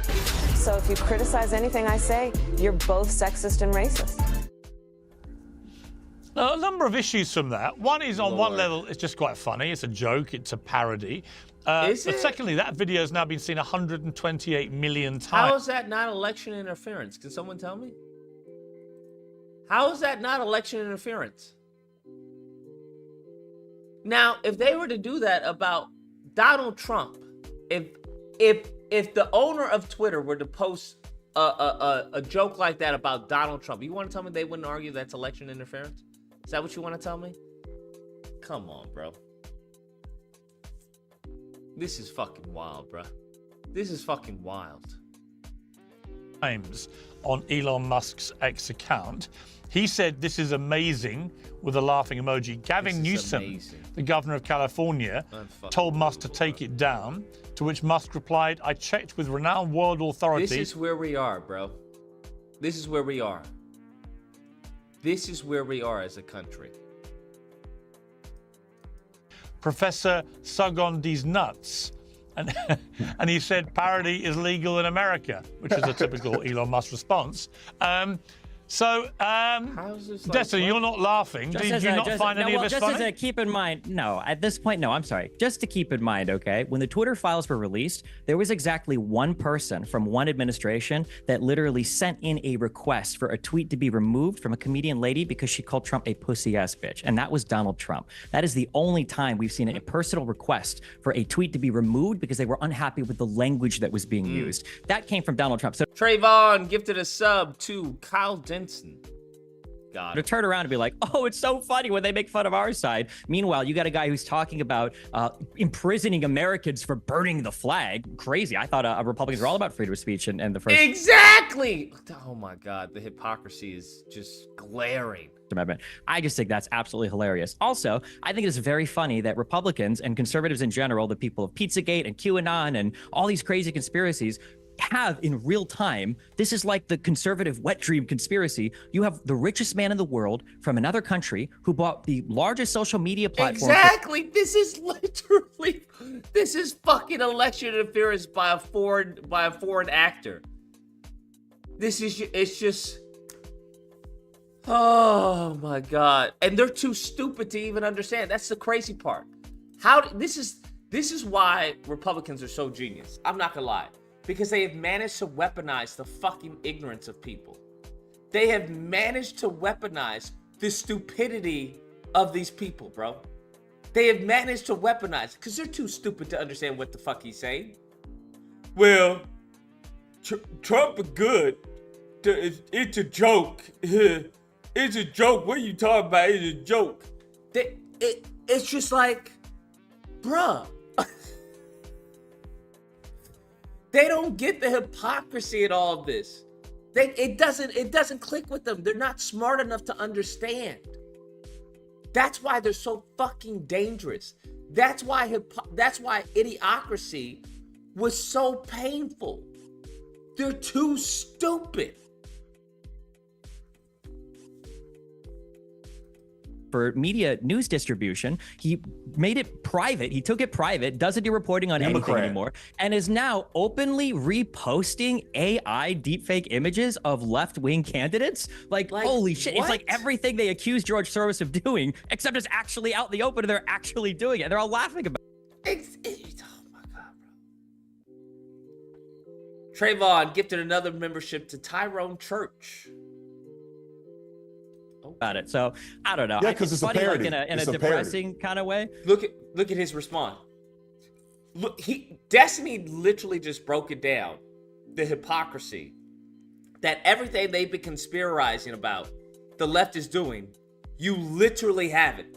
Oh, Biden is for China. He's not for the U.S. China is taking over. That's who's running. And his response is, "Because of parody. Because the parody is funny." This is literally idiocracy. This is idiocracy. Oh my God, bro. We are donezo. We are donezo. We are fucking donezo. Yeah, because the parody is funny. Bronzo. Yeah, I get bronzo. But why don't we put water on the plants? You mean out of the toilets? No, it doesn't have to be out of the toilets. Hey, I've never seen no plants grow from no toilet. Hey, he's right. Are you sure you're not the smartest guy in the world?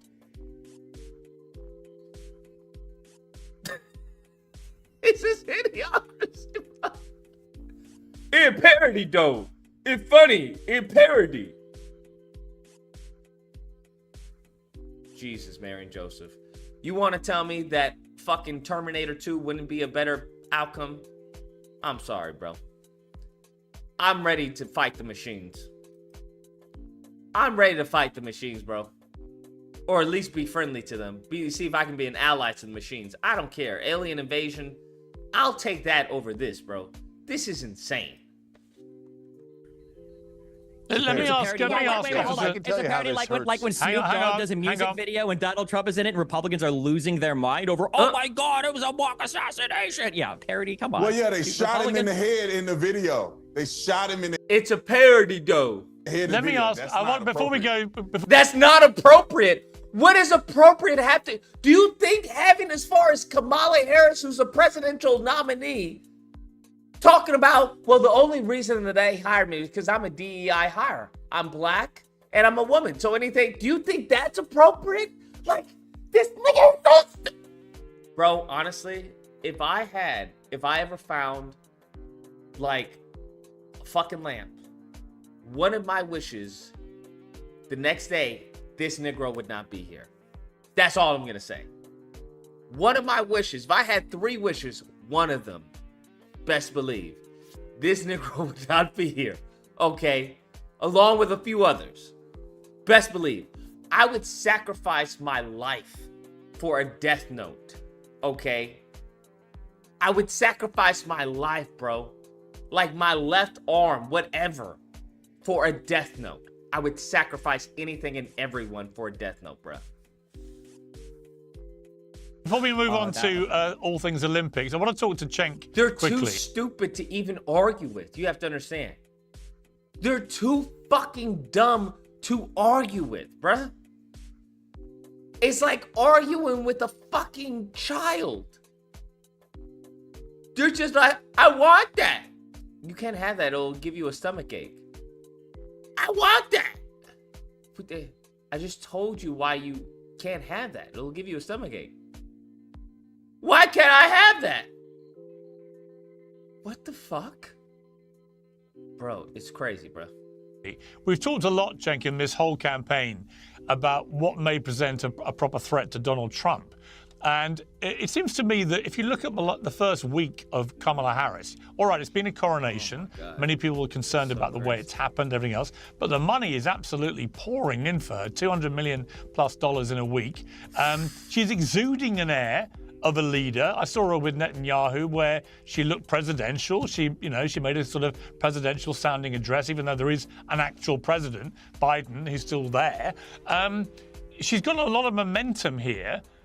There's only 4 months to go. Can she ride that wave of momentum? We're seeing the gap closing in many of the polls. You're seeing the black gap, for example, the black vote gap closing markedly, the Hispanic vote apparently closing as well.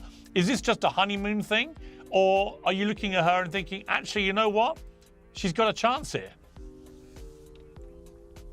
Yeah, it's both, Piers. First of all, to the Democrats out there who think that this is not going to be a roller coaster ride and we're just going to easily win, snap out of it. That is not a healthy way of thinking about it. That is very unlikely. The Republicans are really good at inventing issues, so they'll invent things to be outraged about. It'll hurt her. So there's a lot more cycles to come. Having said that, look, Piers, I was on your show many times saying we got to get rid of Biden, and if we do, we'll go from near 0% chance to at least a 50% chance of winning, and that is all the difference in the world, and that is where we are now. There was no question that it was the right thing to do to push Biden out, to get a candidate that excites people. And the minute people saw someone who was not 98 years old, because both Biden and Trump are so old, so decrepit, the American people were like, oh my God, it turns out young, vibrant person who can speak is possible as our leader. So that's why she's gotten this huge bump up. That part is real and will last. Whether she can then take that, build off of it, and win is a different issue. Officer Tatum, are you worried at all about the fact it's no longer doddery old Joe, but a much more dynamic Kamala Harris who appears to be resonating? No, because Trump gonna win, and she DII. Trump gonna win. Trump not worried. Well, I wouldn't say that I'm worried, but I do think that they do have some leverage there. I mean, Joe Biden was so terrible, and that was an easy win for us. I was excited that he was falling off the rails. But the difference is that Kamala Harris watched him fall off the rails and defended him this entire time. The Democrats defended him. They said he was okay. They said nothing was wrong with him. And the crazy fact is that Democrats think it's appropriate that this man... Nah, they went in on him after that debate, bro. Democrats went in on him after that debate. I don't know what the fuck you talking about.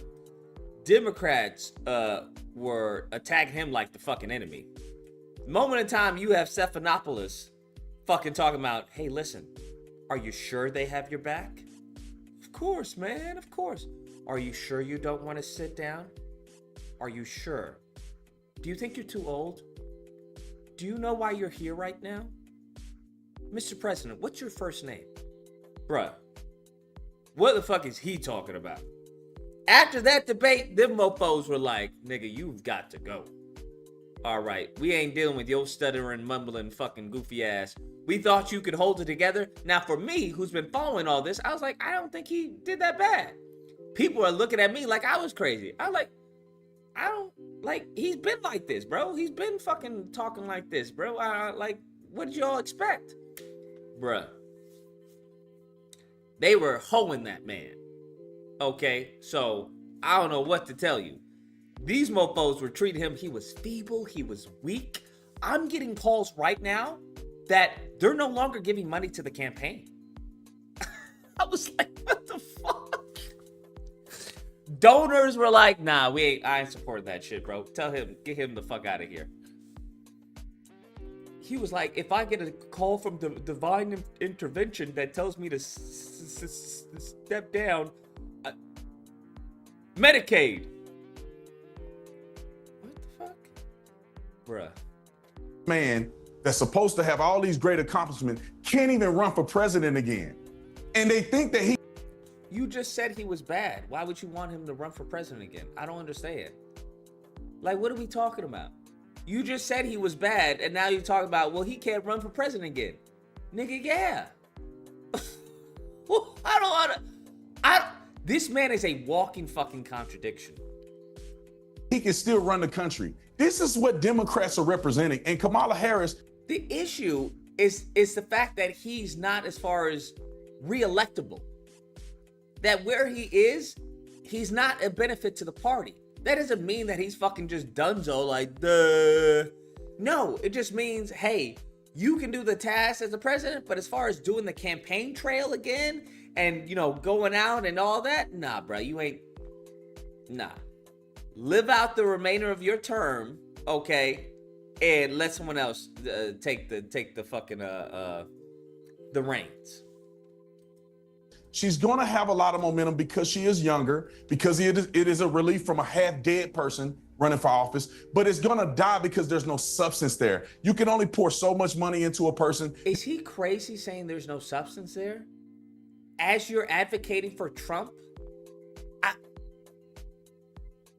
How crazy do you have to be? This man has no brain. How can people be this fucking stupid? I am actually amazed that you're talking about no substance when you're having a man who's not only been convicted of fucking rape, he's talking about a violation of the First Amendment by prosecuting, jailing people who burn the American flag. He's fucking a Netanyahu dick rider. He's anti-Second Amendment, anti-free speech, especially if it has any criticism of Israel or Jews. I'm just like, what? That big? You can only be hype about a woman because she's a woman and she's black and she's a minority. Get all these crazy women on a call. You can only do that for so long. But then the American people are going to be looking at their bank accounts. They're going to be looking at the. I would love to have, man, Tatum. Tatum already said, for those I had people like, why don't you debate him? Tatum already said he would never debate me because I said something about an officer. Which, as we all know, nigga, no. You just scared to get that work. You would have definitely been kicked out, Lucas. Bro, yeah, bro. It's as simple as that. Zeke says, Morgan has no say in anything to do with our politics. Need to stay in the UK with his tea and crumpets. That's the crazy part. Like, this nosy motherfucker right here constantly has his nose in American politics. Weren't you kicked out of America? Didn't you lose your job because you were shit at what you did and had to go all the way back to the UK? Am I missing something here? Like, what? Like, you are literally a DEI hire, if you want to use that word. You're literally a DEI hire, fam. You couldn't make it in America, and you got a little DEI job, the Piers Morgan Uncensored Show in the UK. Like, pipe down, little man. Just pipe down. the inflation. They're going to be looking at all these things that they already have problems with. They're going to be looking at immigration. And they're going to say, okay, now that all the fluff is over, what are you going to do about it? Absolutely nothing. And they're still, think about this, Pierce. They are. Well, she already said that she would sign the legislation that Trump apparently fucking tanked. So there's that. Still in the administration that's running the country right now. It's not over. They still have to run the country, and they're failing miserably. And so I don't think it's going to last enough when the rubber meets the road. Okay, well, joining the panel now is the host of Tommy Lahren and his Fearless on Outkick, Tommy Lahren. Tommy, great to see you. Is Tommy still single and fucking childless? Does anyone know if Tommy said, what are all these fucking lames on the, this is so wild. Piers Morgan, man. Goodness gracious. Is Tommy Lahren still fucking childless and fucking single after her fucking man dumped her? Is she married? Did she finally get married? Did she finally get married? I remember her complaining and crying about, you men need to be men and you bruh. This J.D. Vance problem, as it's now being categorized, where they found this comment he said to Tucker Carlson several years ago about childless cat ladies. How damaging. Damn. Girl, what happened to your brows? She is not aging very well. I will say, bruh. She's not aging very well. Do you think that is potentially... A rule of bad aging is when they got those fake big-ass brows, bruh. When they got them fake big-ass brows and them laugh lines, god dang, girl. That is not a sign of good aging, fam. Not a sign at all. The two Republicans, I know you've been quite vocal on X about this, and I kind of agree with you. But explain why you're so concerned. She's honestly looking like a trans woman, to be honest with you. The low brow, very masculine. The jawline being pronounced, very masculine. It's not looking good, bro. I'm not gonna lie. Well, I'm concerned because I want to get Donald Trump reelected, and I don't think that it's helpful to have some of these unforced errors. It just shouldn't be a part of the discourse, shouldn't be a part of the discussion. We should be talking about policy, as the rest of your panel has been talking about for your entire show. We should be... What do you mean? Put a blonde white girl on the screen and watch Lucas lose focus. What the fuck are you talking about? You could put any... What do you mean? She's an addition to the panel. You niggas is weird, bro. Be talking about issues. Y'all niggas is just straight weird, bro. Issues that matter to the American people that they can vote on and they can change. Like, you guys have the issues with that, not me. We've been talking about everybody on this panel, including the fucking ginger. And all of a sudden, Tommy Lahren comes on, and niggas is like, stay focused, Lucas, stay focused. What the fuck are you, what's wrong with you, bro? Chill. Like, what? We talking about her laugh lines and how she's aged horribly, and niggas is screaming, oh! Nigga, that's a, stop projecting your fucking weak ass shit on me. Goodness gracious. You're not going to vote and make someone have a kid or have 5 kids or have no kids. Really has nothing to do with that. It's a personal decision. As somebody who is a conservative and maybe more libertarian-leaning conservative, I just don't think that someone's maternal status should be brought into this discussion at all. And I think that the best thing that running mate and Senator J.D. Vance can do at this point to get himself out of the situation is to just simply apologize, say that he meant it as a joke. He doesn't look at people who don't have kids any differently than he looks at people that have 5 kids, and move on from it. Disarm them, much in the same way that Donald Trump disarmed the argument on a national abortion ban. Donald Trump got out, he was very definitive about it, and he really neutralized the argument. So J.D. Vance needs to do that, but if he doesn't, we're just getting more clips and more footage of him saying similar things, and it's not going to be helpful to the Trump campaign. It's an unforced error. I hope we can move on from it. The big issue is what J.D. Vance doesn't have, what Trump has that a lot of Republicans don't have, and they haven't keyed in, they haven't tapped into this yet, is Trump is truly shameless. Trump will say anything, whereas Vance is trying to play it more as like a traditional politician. She's on her phone, but to have that so alongside crazy. Trump, where now Vance is like, well, when I said this before, you know, I didn't, blah, blah, blah. Like Donald Trump would never do these Trump things. is So it's interesting to unapologetic. see Vance conduct himself Like, as a more ordinary. he's unapologetic to a fault. Like, even when it came to the Central Park, he was like, I said what I said. Like, that's dangerous, but it can be positive if he's implementing policies that you favor.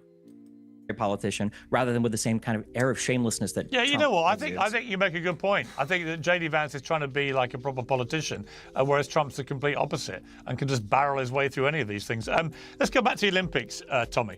So the opening ceremony, I was watching this, and there were lots of things which blew my mind. Some in a good way. I thought Celine Dion's comeback was spectacular, an incredible act of heroism, frankly, after what she's been through with her health. But this scene involving a parody, a lampooning of Leonardo da Vinci's Last Supper painting.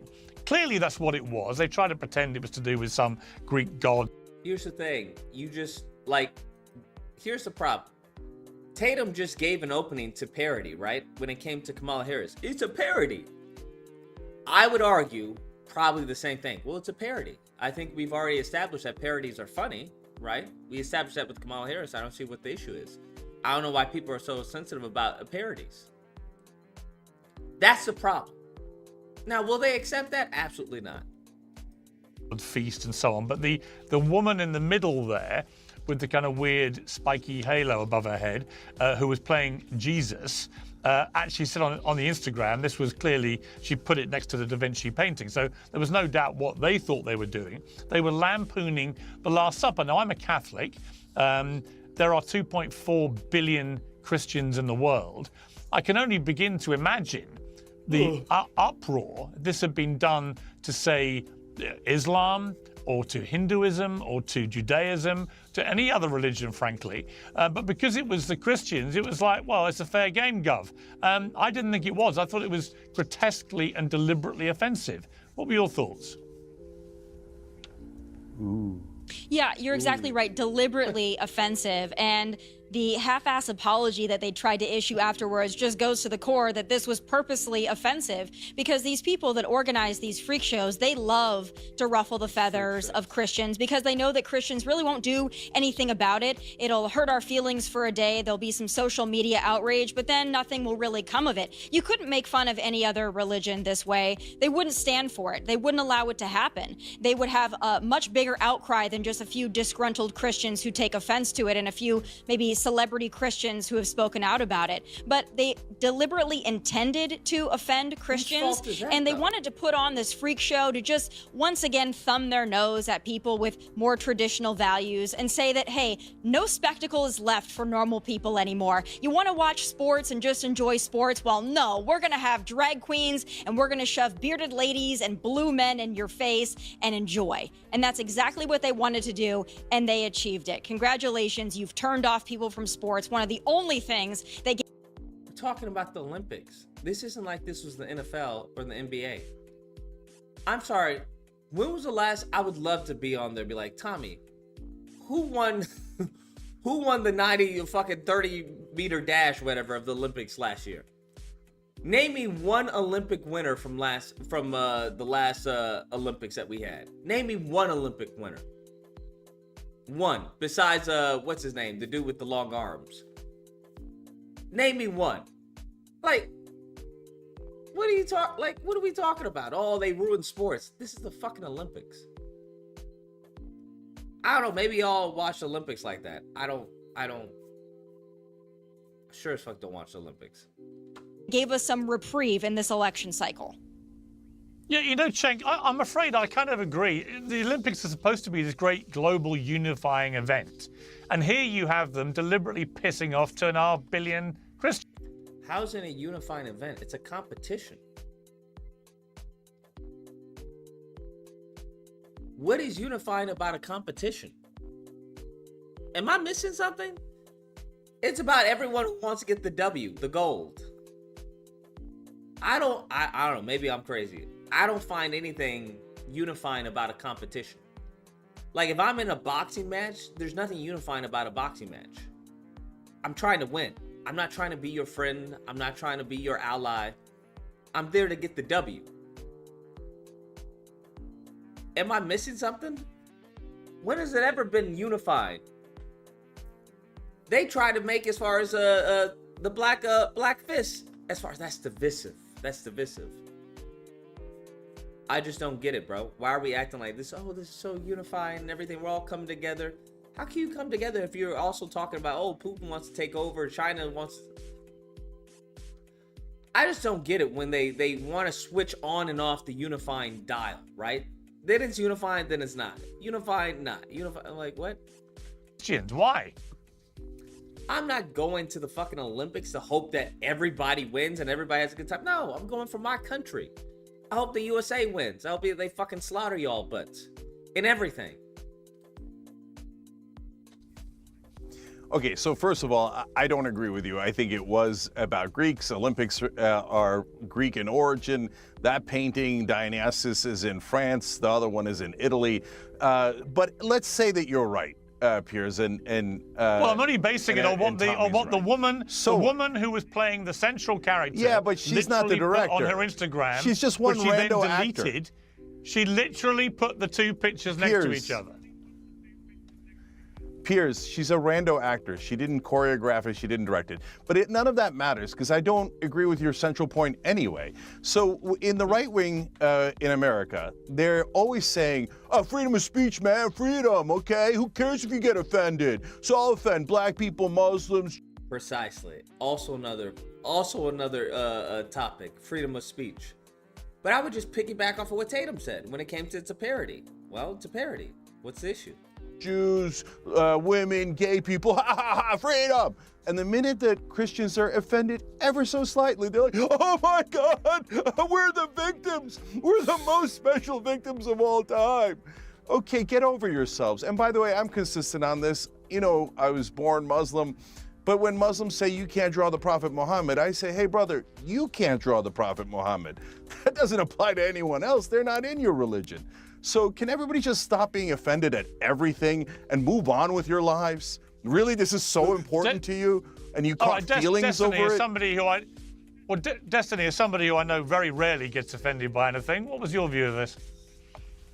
I mean, like, there's two levels to this. So one, if it truly was a parody of The Last Supper, then I guess you can evaluate it as such. And if you want to get offended or you want to be upset about it, I can understand why people would be. But I mean, the idea that this was with like the festivities involving Dionysus and the fact that this is like the Olympics and the Greeks and the fact that like the big thing that everybody's mad about is like the one picture, which is like zoomed in and it's not even what the thing in totality looked like, is just pearl clutching from conservatives. And, you know, when you look at, it's funny because in a way it kind of wraps into the whole Kamala Harris and conservatives being threatened. Conservatives have only run off of like culture war stuff and like crazy social issues for the past like 8 years. There is no policy platform. So it's not surprising to me that now the new chip that they've inserted into their mind to be upset about this week is. CD Ninja says, sad thing, as an American who was watching the Olympics, we couldn't win one medal for Olympic shooting. That's fucking crazy. We didn't win one medal for Olympic shooting. As much as people want to talk about the Second Amendment, that's an embarrassment. Is that they feel slighted by the Olympics, you know? Who knows? Maybe it'll be a Happy Holidays Cups, in a few months or something. Lucas got upset with me having different political views than him, and he cut me out because of me having different views than him, and he got triggered and hung up on me. I don't even know who you are, bro. Does anyone know who RCB is? I don't know who you are. I have no idea who you are, bro. You are literally like a fucking nobody to me. You're a rando on the fucking internet. What are you talking about? I have no idea who you are. Do you know how many people I hang up on who say stupid shit and I'm just like, I'm not really in the mood to listen to stupid shit? Niggas want to be mad because they say stupid shit, and then I'm like, well, I don't want to hear your stupid shit. No, you gotta listen to my stupid political views. Maybe I don't. And now you want to cry in the chat. I don't know what to tell you. Cry. Be mad. 971. All I would say is I'm not a conservative. I am a Christian. I'm a Catholic, and I was pissed off by it. I thought it was deliberately mocking our religion in a way that they just wouldn't have done it with Islam. Oh, wait, they wouldn't have done it with Islam. You were watching. You were I'll tell you why. I'll tell you why. I'll tell you why. You're like, oh my God, is this the last? I'm so upset right now. No shot. Let me tell you why. I'll tell you why. Let me explain why. there's actually a shocking double standard about this. And it's this. There was a veteran commentator of 40 years of covering the Olympics and athletics, normally in things like water polo, volleyball, all that kind of stuff. There's a guy called Bob Ballard. He's an English guy, and he was fired by Eurosport because he said this in relation to an Australian relay swimming team, female. Well, the women just... To an Australian relay swimming team, female. Well, the women just finishing off. You know what women are like, hanging around, you know, doing the makeup. Outrageous, Bob. Some of the men are doing that as well. We're doing the makeup. Okay. Yeah, Wait, what? Women are like, hanging around, you know, doing the makeup. Women just finishing off. You know what women just finishing off, hanging around, doing their makeup. women are like. Yeah, people are gonna consider that sexist. Hanging around, you know, doing the makeup. That's Outrageous, sexist. Bob. Some of the men are doing that as well. We're doing the makeup. Okay. Yeah, Doing the makeup. Hanging around, Now, you know, doing the Josie, makeup. here's the point I would make about this, and this is the double standard I was alluding to. There was it was a bit of a dumb joke, all right? It's a sort of silly, quite sexist joke. Yeah, I think it's a silly joke. Do I think he should be fired over it? No. I think that's a bit fucking extreme. About women taking their time to do their makeup. But who cares? It was obviously just a little joke.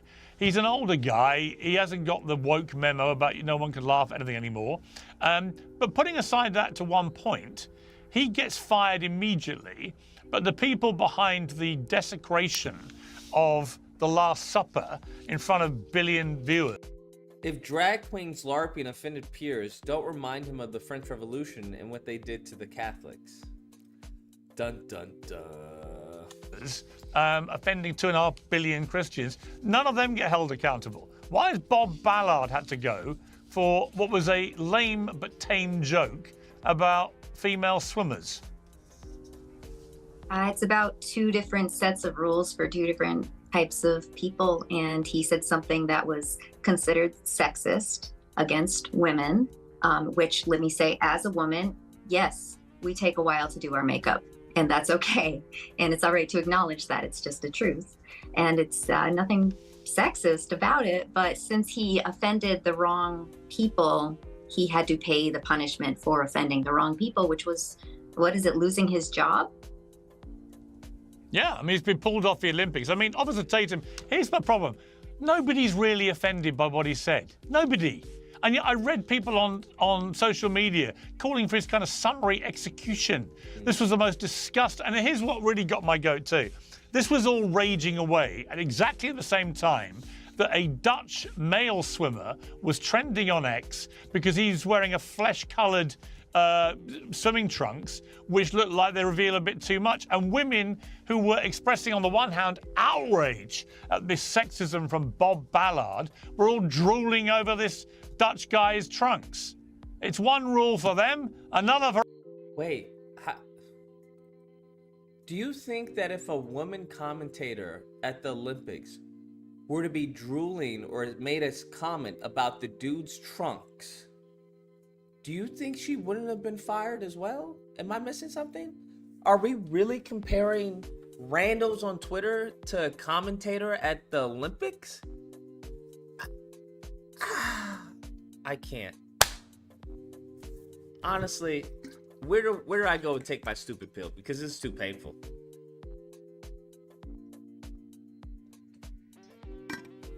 This is too painful. I need to take a stupid pill. Like, I need like extra strength stupid just so I can blend in. This is too painful. This is too painful, bruh. How can you guys listen to this and just not come with like massive migraines? For us, Officer Tatum. 100%. I mean, I think that's what frustrates people, because it's like, look, if you listen, I would love to see them do a mockery of Muhammad.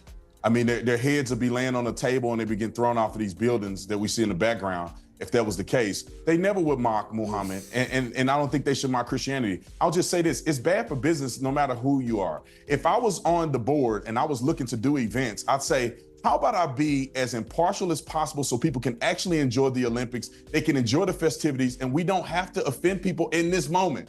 But they could not help themselves. It's just crazy how the people are saying, hey, snowflake, snowflake, you're so offended. You're so offended, right? They made that like their campaign about being offensive. I don't care what you have to say, it's free speech. That now they're talking about, well, just don't offend anyone in this one moment. They're so hypocritical. Now they start to see that, oh, you mean you want some fucking decorum? Is that what you want? You mean you don't want a fucking free-for-all where everybody gets to say N-word this, K-word this, all that? You mean that's what you don't? Lord in heaven. You mean you want some censorship? Fucking idiots.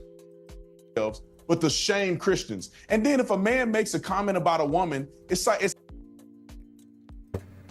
304, you're on the line.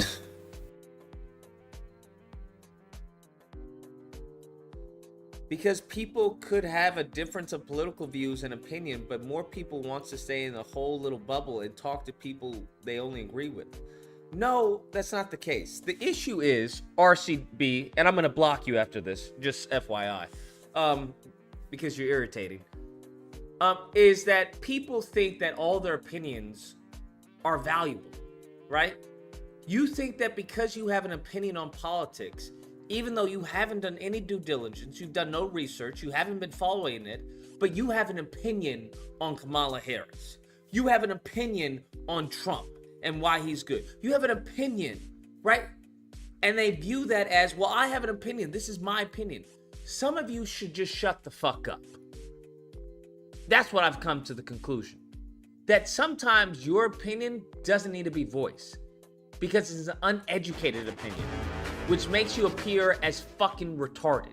It makes you appear as fucking stupid. So when you say a fucking stupid opinion to someone who is well educated in the matter, and they don't receive it positively, and they don't receive it as if they're a teacher and you're a student who's saying, well, what about this? This isn't fucking classroom. This is the real world. So no, not every opinion that you have is going to be received positively, and you're going to get a pat on the back for giving your opinion. No, you're going to be shamed and ridiculed for being a fucking ignoramus and being so unaware, so lack of awareness that you voice it in public display so everyone else can see you're a fucking idiot who doesn't know what they're talking about. That's why. This whole concept of, well, I just got an opinion, I got different political views than you. That's great. But the reason why you come up with those political views are out of your fucking ass. They're not based in anything, right? They're not, they're baseless beliefs. That's why. So no, you just because I got different political views, no. Anyways, take care, stay safe. It also makes people, here's what I'll say. Black people get so offended about just about anything. You see Jewish people get offended just about anything, crazy. And women get offended by just about anything. And it really... White people don't get offended with just about anything? Asian people don't get offended by just about anything? Creates this animosity in these groups, or gay people get offended by a lot of stuff. It creates animosity because a woman can make a joke about a man and say he's ugly, he's hairy, he's nasty, he's dirty, and men just... Oh, my fault. The eardrum's ruptured. I don't want that. Sorry. Take it, and who cares? But if you make a joke about a woman, they got a term called sexist, and it's weird to me. And what it does is it create animosity between groups that should not exist. The word sexist applies to both men and women, you fucking dolt. What are you talking about? The word is weird to you? A better argument would be maybe the application of the word. It's just like if you make a joke about a black person, you will never in your life see a white comedian really joking about black people. Even if it's a joke, you hardly will ever see it. That's not true. What are you talking about? The issue is what you constitute as a joke, you fucking dolt, you simpleton. The issue is not the fucking, oh, you can't joke about black people. The issue as far as what you joking about black people. Like, why are we acting like context doesn't matter? This is what I'm talking about when they want to say, oh, it's just a parody. It was funny. Oh, it's just a joke, right? It's just a joke. Now, if I were to apply that same joke to your fucking cracker ass, what are you going to do? Oh, that's anti-white racism. Look at that. They're anti-white racism. They're attacking me. It's always a different set of rules for them, bro. It's always. It's this hypocrisy that are just, oh my God, man. Black people joke about white people every day of the week. Why can't we all just look at each other as people? If somebody want to tell a joke, tell a freaking joke, laugh at it. If you don't like it, just turn the channel. But now it's such a double standard that No, because that's the same white nationalist talking point. That's the same white nationalist talking point. If they won't hire you, go somewhere else. No, they shouldn't be allowed to just discriminate against me because I'm black. Well, if they don't want to hire you, they don't want to hire you. Well, if I want to say a bunch of jokes on this, then I should be allowed to. No. Right? Because the same people who don't want fucking porn on Twitter, the same people who don't want porn on the internet, or not even on the internet, they actually don't want porn on the internet. They want to ban it. But the same people want a virtue signal about, a Megan Stallion, right? Twerking and everything. Those are the same people. Are like, now you want to say, well, if you don't like it, turn the channel? Why don't you apply your own fucking logic then? Huh? Why don't you apply your own fucking rules and policies that you're trying to recommend to everyone else? It's always when the joke that they like the joke, well, it's funny to me, so why don't you leave? But when they don't like the joke, then it's like, oh, this is horrible. This is blasphemous. This shouldn't even happen. This shouldn't even be on the air.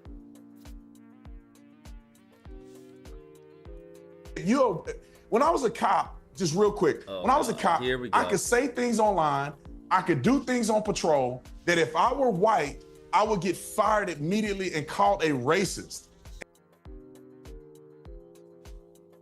There we go. White savior, bro. Just absolutely insane. Can you give us an example, Tatum, of what you would do online and say that you would be considered a racist if you were white? Lord in heaven. And that's just not right. And I want to see those things change. And that's just not right. What? People are discriminated against. And what? People shouldn't. This shouldn't happen. You know what? They should be allowed to say everything that I say. Fucking just pathetic. Fucking pathetic, bro. America. Yeah, I mean, Tommy. He just threw his whole fake cop career under the bus. Just crazy. Have we just lost our sense of humor? Oh, God, here we go. They always bring this up, bro. Always. Always. 304, you're on the line. Bro, Lucas, I know you gotta be having a brain aneurysm right now. Listen to Tantrum. Bro. That is correct. Bro, it's crazy, man. Man, I remember that you said that the Republican Party misses you. You know that Tantrum's handlers are shaking heads right now looking at him talking up there.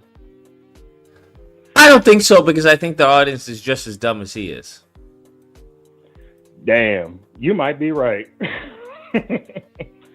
For real. Look, man, I live out in West Virginia, right? And it's only like 2% black people, but I'm hearing a lot of these talking points being repeated.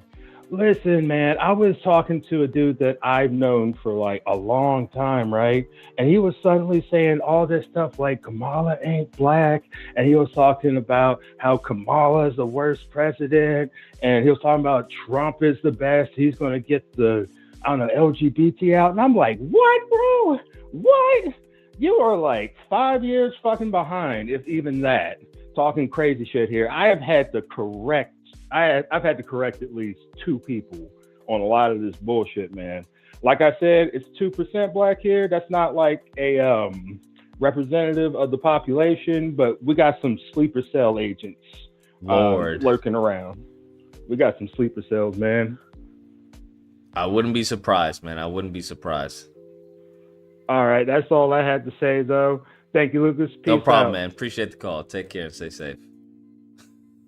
I mean, I couldn't imagine you getting outraged by somebody making a joke like that to you. You would just probably laugh and whack them back with a zinger of your own, wouldn't you?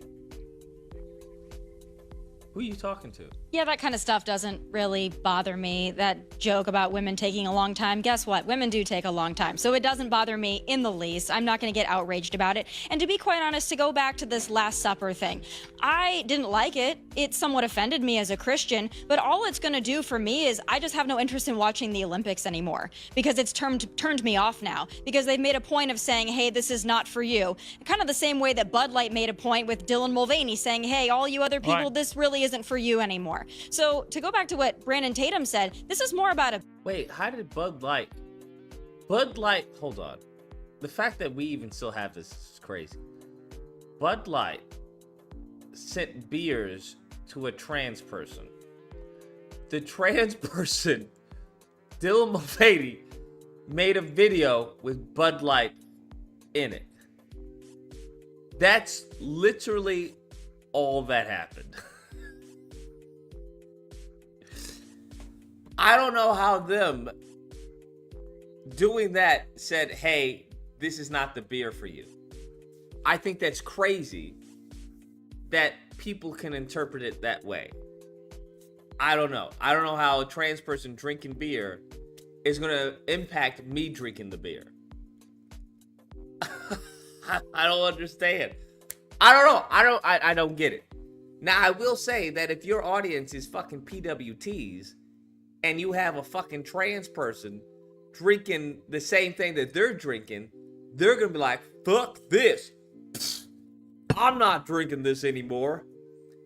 I'm thinking to myself, what do I give a fuck? I don't care. I just don't care. It doesn't make any sense to me. Like, it's not like this was a Klans person like saying, I hate Negroes, right? I get it to an extent. If you're like, yo, this is some bullshit. If this is such an affront to you, I absolutely get it. But it's not an affront to them. That's why I don't get the whole fake outrage. Because, like, you have Blair White and you have Caitlyn Jenner. This clearly isn't an affront to you. So I just don't... This is what I'm talking about. Because they don't stand for anything, when they get outraged, it's like, what are you outraged about? I don't understand. If Caitlyn Jenner was to do that same video, would y'all have the same response and boycott Bud Light? Or is it just because it's Dylan Mulvaney? I don't know. I can't. It's not. The math isn't mathing. 606, you're on the line. Hey, Lucas. Yes. I called this a minute ago, man, to have a discussion with you. Mm-hmm. Because just because we disagree on things, just if we can agree like only 20%, it beats disagreeing with each other at all. Because staying like in a safe space and like in a bubble, that's what. I don't disagree with you. Yeah, but I didn't hang up on you because I didn't disagree. I hung up on you because someone paid to hang up. You hung up on me, then called me that I was being disrespectful. No. I hung up on you because someone paid to end the call. Yeah, I told you that when I hung up on you. Oh, you told me there's another caller on the line. No, I said someone paid to end the call. Okay, I understand this. Like you did it for conversation-wise, but I'm not like Brandon or any of them. I want to just have a discussion with you because that's what our nation used to do. Because that's healthy for each other to do. That way, it gives us both a way to understand each other. I don't disagree. Because anymore, it seems like people can't even talk to each other or disagree with each other. Because it's crazy. It's like you don't agree with me 100%, then I ain't speaking to you. It's crazy. I think Yeah, everyone what should you have do their is- no-goes, but yeah, for the most part. Well, it's not good to stay in a bubble. That's what I don't like, because I like talking to people that will disagree with me on certain things. Because that will help me as well. Because that's what helps us grow as Americans within, like, the political realm of exchanging, like, ideas. Because of what the nation was based on, was being able to talk to people that we may disagree with and grow in that. I don't disagree. Because that's really what mostly has happened over our nation, is everybody's just staying in their own little corner, and it's not good.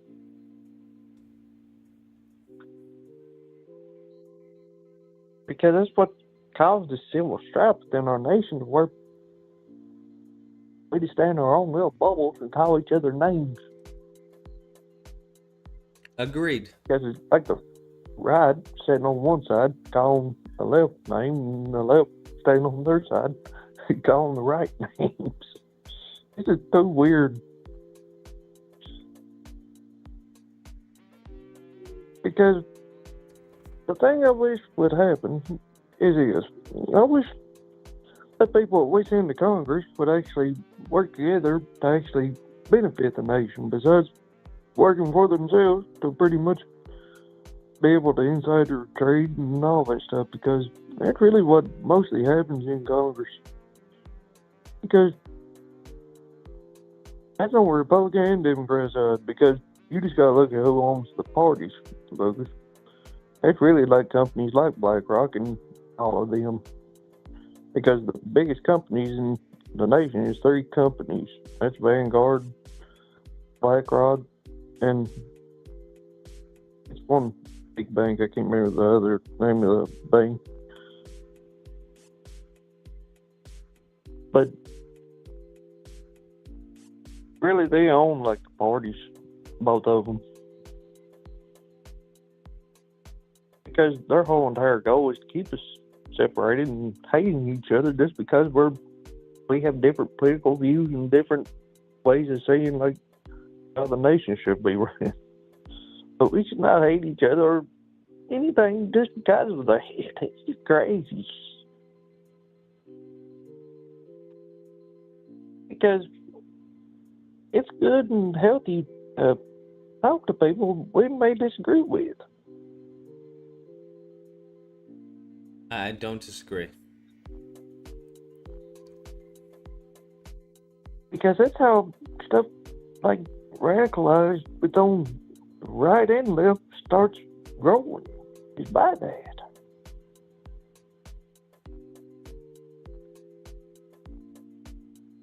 Because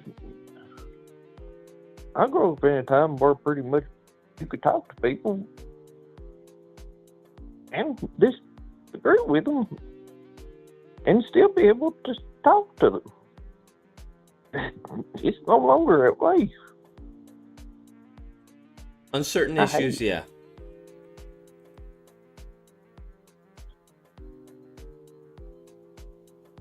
That's what the problem is. Like, once each side starts cutting off each other, that's where pretty much the strife within the nation starts to grow. Because then each side starts hating each other. And pretty much, it seems like we're being led towards a place that's not good. I ain't gonna lie.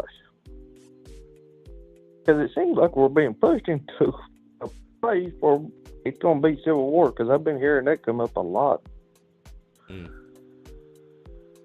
And it's like it's done intentionally, because they did a movie called Civil War because you first projected, and then you tried to get it done.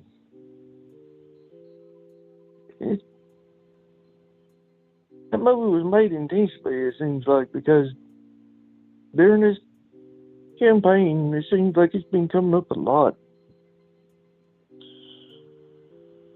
And man. It's crazy.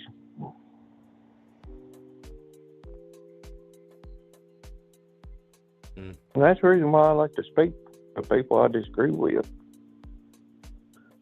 Because it's not good to stay in a bubble. Absolutely.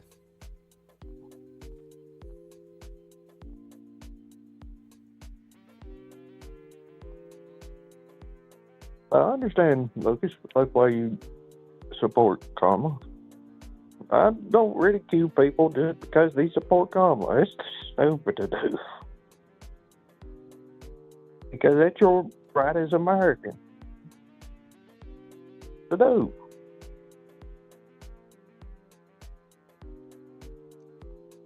That's every American's right to pick the president they feel is the best person to lead the nation. Because that's what the founding documents that we have is put in place for us to have that right to do.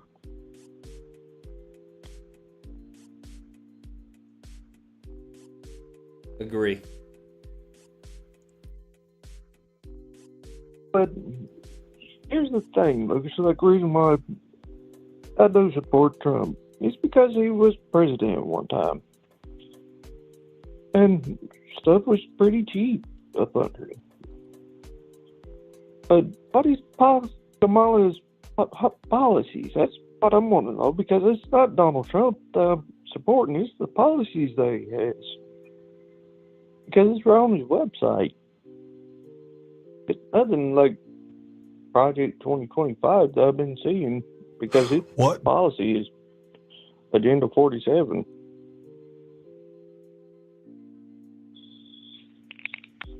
He's even announced Project 2025.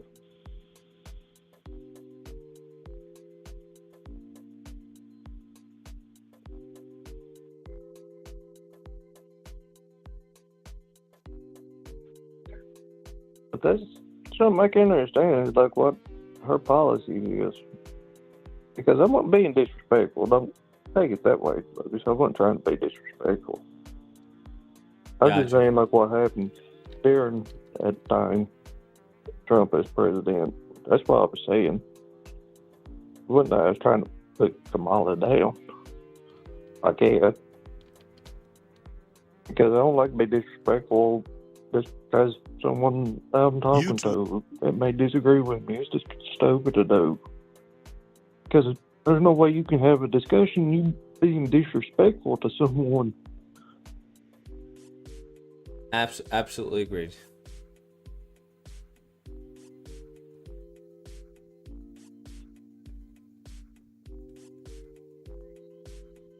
But she has a website where it shows her policies. I haven't checked her website yet.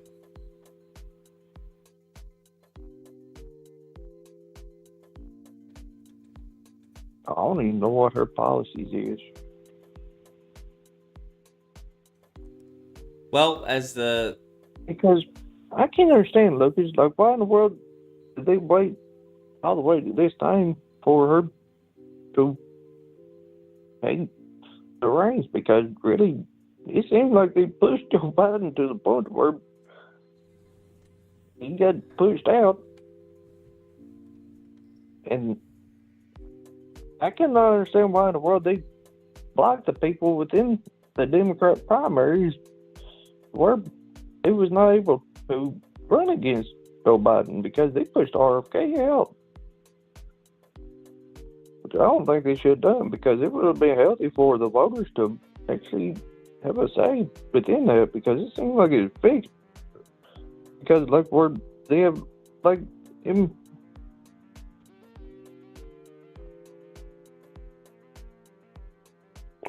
What didn't they gonna think showed up? Delegates, yeah. Like where they have in delegates to where they could choose the nominee that they want.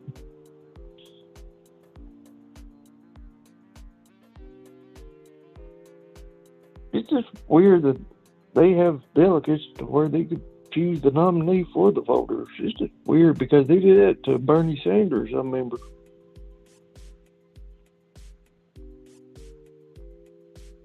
Yeah. Because I cannot understand why in the world the Democrat Party does not allow the voters to have a say. And I'm talking about the Democrat voters. Because the voters of the Democrat Party should be able to have a say of who they want, because the delegates should not be able to be picking the candidate. Well, the delegates can always pick the candidate. But I would argue that the Democrat voters probably would pick Kamala Harris, as she has the most likely chance of winning. I know they would have picked her. But they never did allow her to actually run, because I remember when Joe Biden was running for president, they pretty much flushed her and all of them out and pushed Joe Biden ahead, because that's how they picked Hillary Clinton and all that stuff, because they used the extra delegates that they was able to have over, because that's what they do within the Democrat Party. Because that's the reason why Trump did not run as a Democrat, was because of that. Because he ran as a Republican, because the people in the Republican Party, if they ever tried it in the Republican Party, the people would walk away. Because there ain't no way you would actually be able to have actual choose by the people, because you have the delegates pretty much picking the candidate for the voters. There's no way you can actually have actual choosing of who you want as president. That's pretty much the party choosing that. Because they'll be pushing the candidate they want, instead of the voters having a say. It's really not right. Because when Kamala ran the first time, they did not give her a fair chance.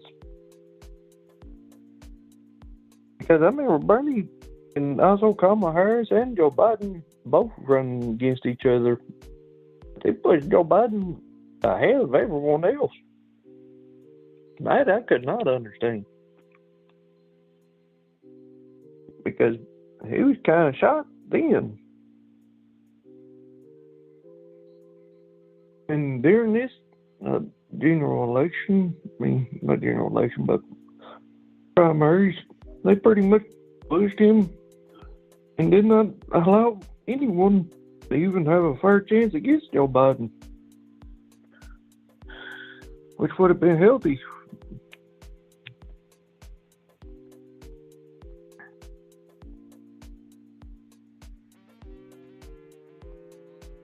Yeah. Well, I appreciate the call, man. Take care and stay safe.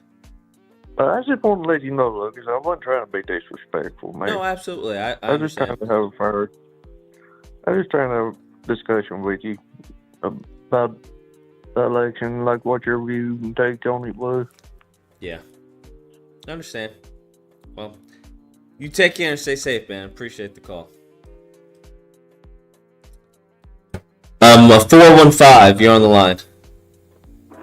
Yeah, I got a disagreement. First of all, the cat who was crying in his pillow, yeah, you need to, that cat needs to go.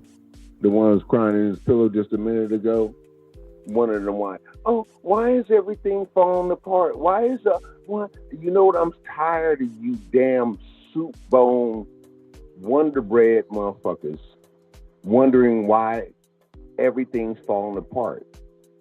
Look at your goddamn history. Then you understand. Retribution is a bitch.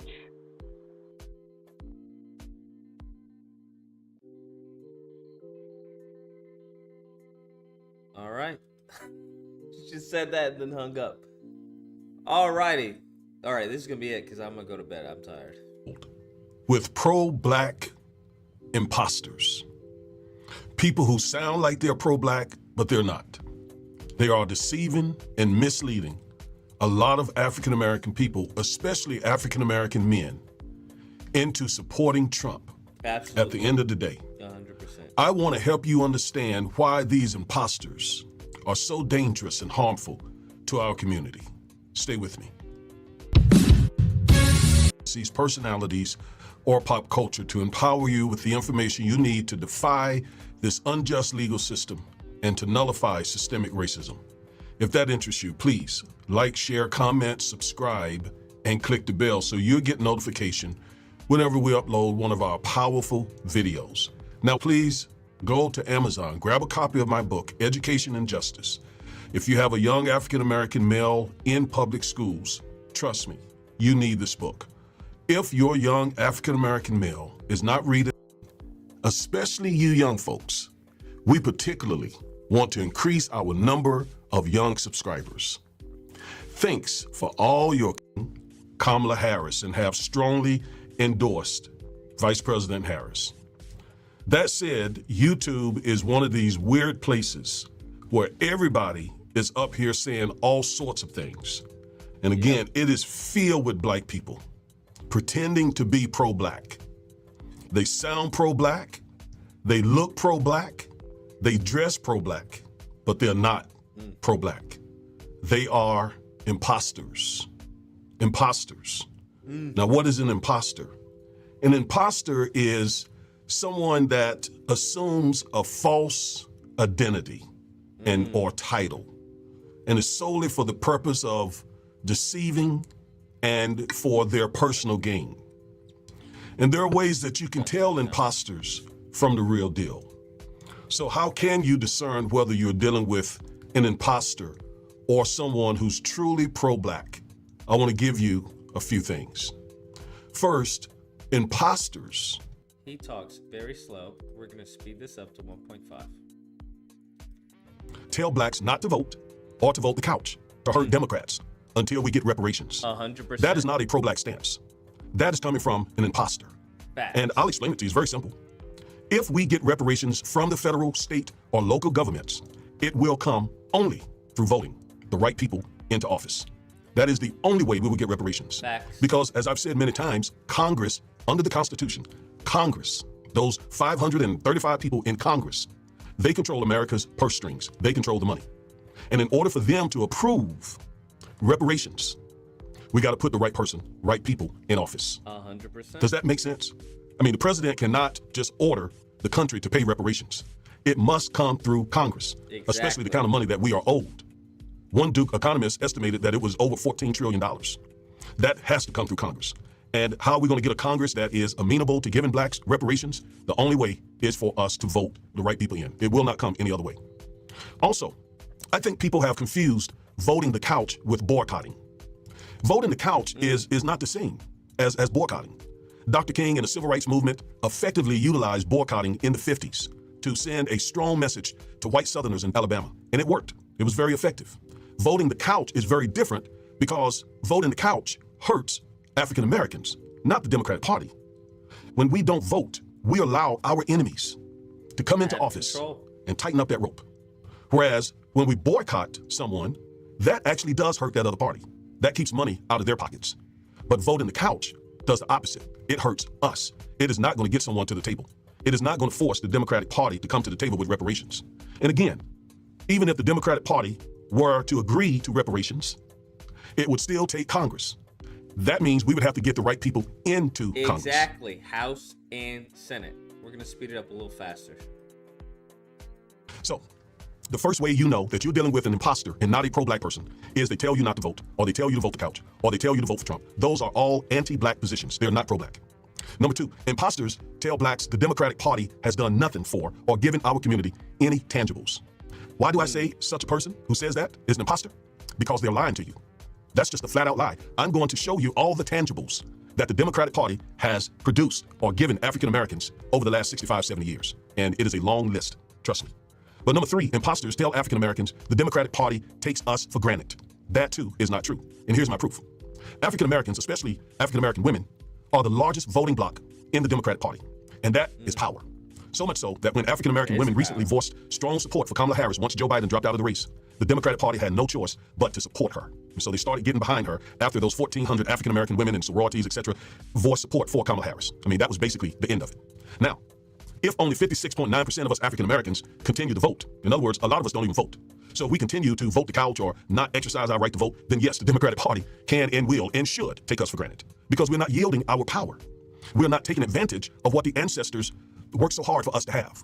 So, yes. We need 1.5 speed for these calls. With that low voter turnout, they can take us for granted. But that's not to be assumed, because African Americans are really influential in the Democratic Party. In fact, the African American community, you could say, is the face of the party.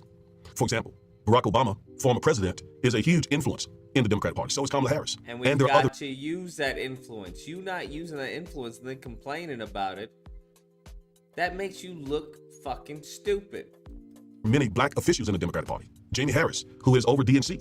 And I could go on naming black people who are in key positions, which would prevent the Democratic Party from taking us for granted. Now, again, if we don't vote, if about half of us continue to keep voting, then yes, we're not making them feel our power, and they could take us for granted. So that's the reason why I've said, not only should we vote, we should be voting in record numbers so that our power will be felt and so that we can get the right people in place to give us even more tangibles than what the Democratic Party has already given us. All right, another lie imposters tell us is that blacks faithfully vote for the Democrats because of some emotional obligation to the civil rights movement and because of the sacrifice of life by Dr. King, Medgar Evers, and many others who died for us to have the right to vote. Well, listen, that is a very good reason to vote. I mean, the sacrifices of the ancestors, absolutely. Yeah. They knew we needed that right to vote.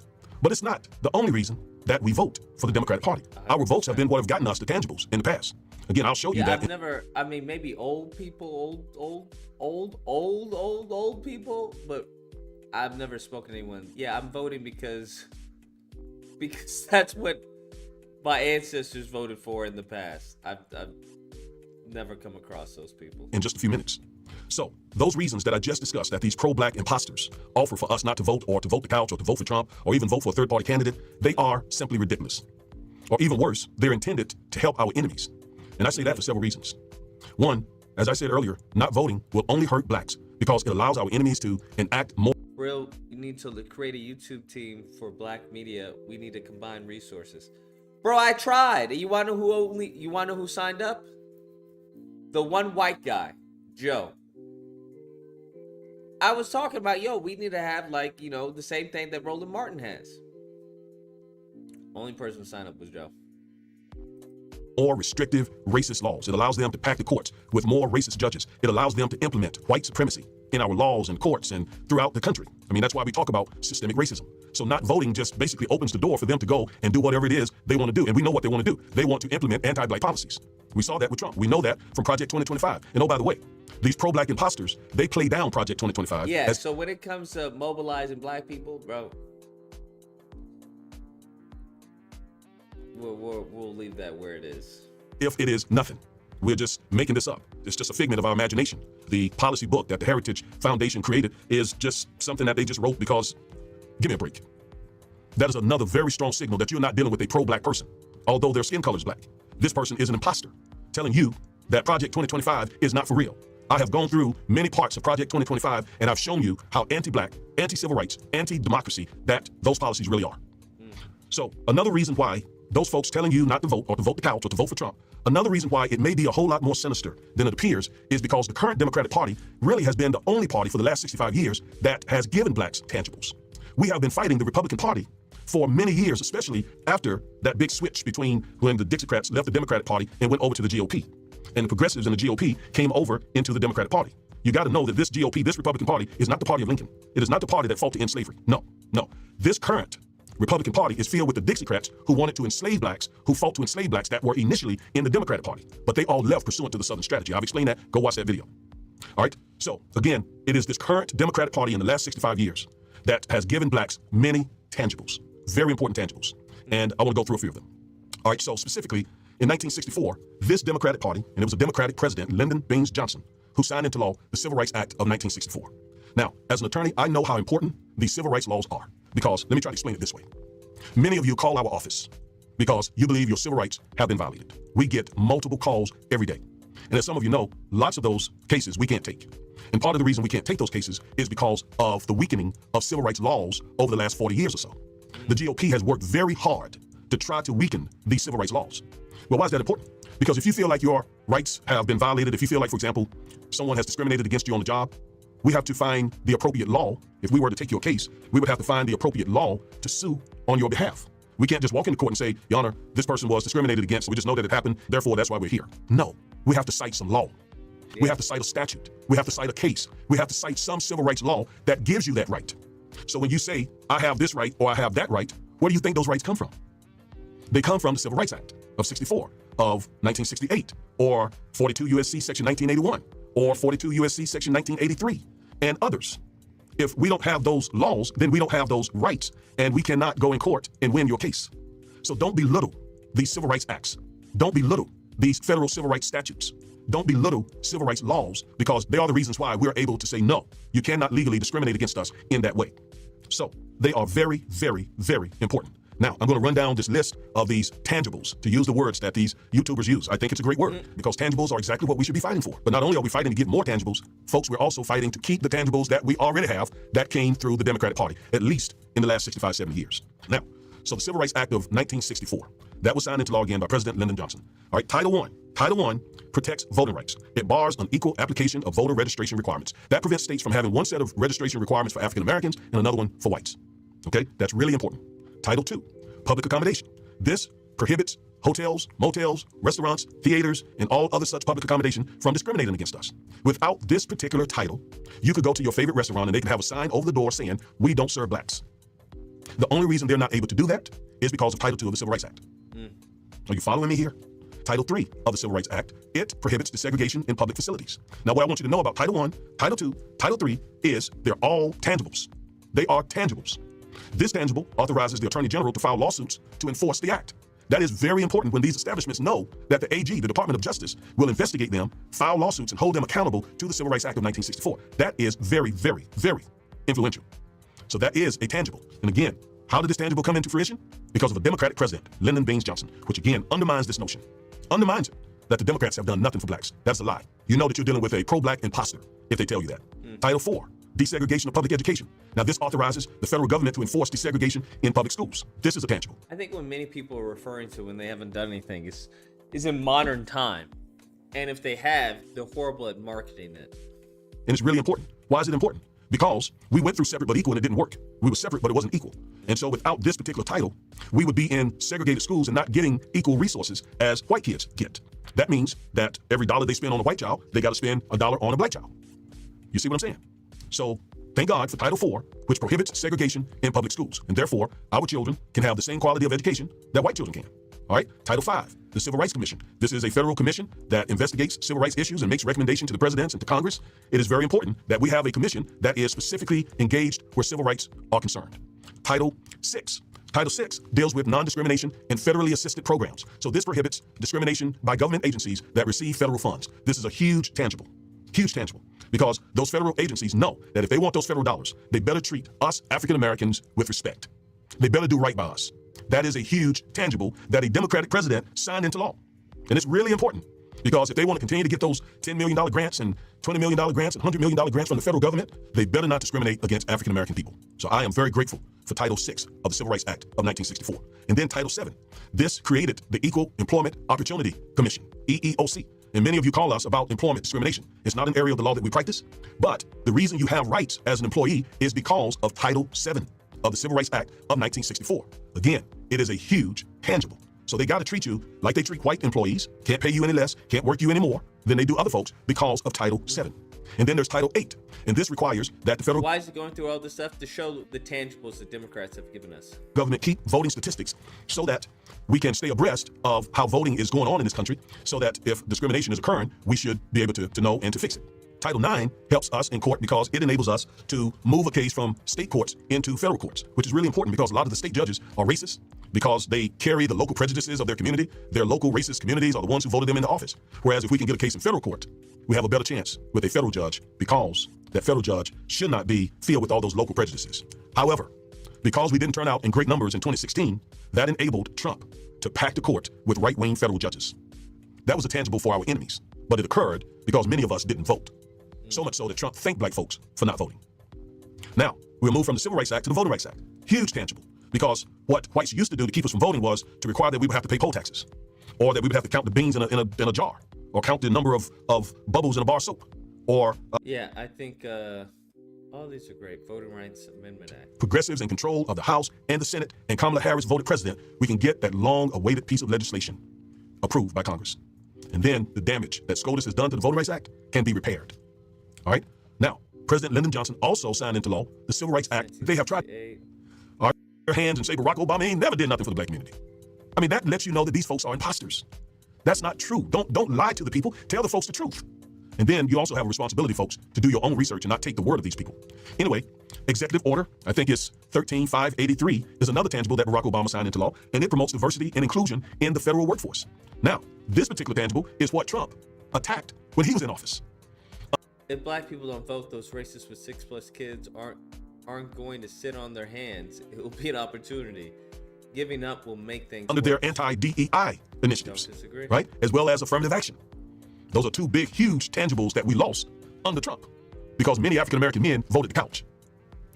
Obama also did My Brother's Keeper. This initiative, too, is an important tangible where it addresses the opportunity gaps for black boys and other young men of color. It's a huge tangible. It was not something that Congress had to approve. It is an executive order that Obama put in place. So he did that as well. And then when we talk about federal judges, Obama put more African-American judges on the federal bench than any president in American history. Joe Biden comes in second place. Now, Biden still got 3 months. He may be able to get... Lucas, you notice that Trump left NABJ early? Well, he left early because they were fucking 30 minutes late. So all they got was 30 minutes. He's absolutely correct. You start late, that's on you. I'm not staying extra time because you started late. Get even more African Americans on the bench, the federal bench, which is so very important because the civil rights cases that I'm talking about, where do they go when we file them? Into federal courts. All right. Now, let's talk about some of the tangibles we got under this current Democratic president. It's been a lot. I mean, a whole lot. This president has done a lot for the African American community. Many, many, many tangibles. For example, the lowest black unemployment in American history. Now, we know Trump loves to claim that the black unemployment rate under his administration was the lowest in history. That is a lie. Joe Biden's policies produced the lowest black unemployment in American history. In American history. It was April of 2023. And by the way, if you do your research, you'll see that Trump inherited a great economy from Obama. And unemployment was going down, down, down, down for the African-American community when Trump came into office. He really didn't have to do anything because Obama had put in place policies that turned this nation around economically because when he came in office, the country was almost bankrupt. And his policies then began to create a lot of jobs, and Trump inherited that good economy that he takes credit for. But again, Joe Biden was the one who did the lowest black unemployment in American history. Also, record SBA loans for black businesses. That is a huge accomplishment and tangible for African-American people. Record HBCU funding under Biden and Harris in the billions. I mean, in the billions of dollars. I am very grateful for the funding that these schools will receive. Schools like my alma mater's A&T State University back in North Carolina, as well as Central also in North Carolina, but especially the private HBCUs that tend to struggle with fundraising. This money that Biden and Harris put aside for HBCUs is very, very important. And along with that, student loan forgiveness. Biden and Harris put forth policies that forgave a lot of African That has been blocked by conservative judges. Americans their student loans. Now, what is the GOP doing? They're fighting it like crazy. I mean, what does that tell you? The GOP is anti-black. MAGA. Yep, there we go. Project 2025 are pro-white, not pro-black. That tells you that right there. The fact that they're fighting tooth and nail student loan forgiveness. Tooth and nail. So when a so-called pro-black person tells you that the Democratic Party... That's what I'm saying. Democrats are horrible at marketing their accomplishments. That's why it's like, well, what have they done? Because we haven't heard anything. ...has done nothing for the African-American community. They are flat out lying. Looking you in your eyes and lying. And I don't care who tells you that. And this stuff is easily verifiable. Now, do you remember when Trump said to blacks, what do you have to lose? Your schools are no good. Your neighborhoods are no good. Basically, you all are no good. So what do you have to lose voting for us? Well, we know now in hindsight, the tangibles that we lost under Trump, and I'm going to mention some of them. The tangibles that we actually lost voting the couch. I thought we should be voting to get tangibles, not voting the couch to lose tangibles. See, that seems really sinister to me. But anyway, some of the things that we lost during the Trump administration, some tangibles. First of all, Trump reinstated the federal death penalty, which disproportionately caused the death of black men. We know how he mishandled COVID-19, which again disproportionately caused the death of many black men. He banned implicit bias and critical race training. We know that he went against DEI and affirmative action. We know how he responded to racial tensions when the Nazis were marching in Charlottesville. He called them very fine people. We know that his economic policies were, again, a carry-on from the Obama administration, although he claims that he produced all that. The best economy in history. He lied. It was Obama who did that. And also, when he was in office and African Americans were dealing with discrimination in, economics and finances, he didn't come to their rescue. He didn't do anything for black Americans. Voting rights. Hang on, if he is saying that black unemployment under Trump is partially Obama's work, then wouldn't the same be true for Trump and Biden? What do you mean? We know he supported all kinds of measures that were implemented to... If somebody takes over and doesn't screw it up, I don't think they get credit for that. interfere with and suppress our votes. All that happened during the Trump administration. Healthcare. As I just said, 4 million African Americans were able to get affordable healthcare under Obamacare. Well, Trump fought his entire 4 years in office to get rid of Obamacare. And so what would happen for those African Americans who were insured under Obamacare? He didn't care. Environmental justice. The Trump administration rolled back numerous environmental regulations. And now if he gets back in office, he's going to again gut the EPA. Education policy. The Obama administration had created civil rights policies inside the Department of Education to prevent so many young African-American male students from dropping out or being suspended disproportionately, which oftentimes results in them dropping out. Obama put in place policies that were designed to prevent that. Trump got rid of all of that. His Secretary of Education, Betsy DeVos, got rid of all of those civil rights policies specifically for the Department of Education that Obama had put in place. That is a huge tangible that we lost during the Trump administration. Also, that First Step Act that he loved to talk about. Yes, he signed it into law, but it was a bipartisan bill that he initially opposed. It wasn't until his son-in-law, Jared Kushner, and Van Jones, convinced him to sign it that he eventually signed it. But here's the thing. The Department of Justice worked against the First Step Act. And, this is really important, the Department of Justice under Trump, they got rid of all the dissent decrees that Eric Holder and Barack Obama were able to get in place with those police departments around the country that were killing black people disproportionately. A consent decree is where those departments agree with the Department of Justice to reform their policies to try to reduce the disproportionate killing of African Americans. Trump's DOJ got rid of every one of them and basically said to the police, go and enforce the law with brute force. And we know that if he gets in office, video I just recently done, we know he intends to give police officers prosecutorial immunity and send them into black communities. So if this is really about tangibles, if it's truly about tangibles, then Kamala Harris is your only choice. Because when we do anything to help the GOP, MAGA, Trump, Project 2025 get into office, we lose tangibles. We lose them. And we definitely will not get reparations with MAGA and the GOP and Trump and all that crowd in office. So is this really about getting tangibles, or is this more about helping Trump? In other words, are these pro-black imposters really closeted MAGA supporters? That's sure the way it seems. All right, I'm Attorney Augustus Corbett, one half of the Defiant Lawyers. Thank you for taking the time to watch this video and help share it, help get the word out. Until the next time, peace. Interesting. All right. Great video. I'll have to do a video on his video because I think it's such a great video. That's gonna be it. I'm gonna go to bed. Everyone, take care. Stay safe. Be amazing. Don't drink and drive. Adios, muchachos.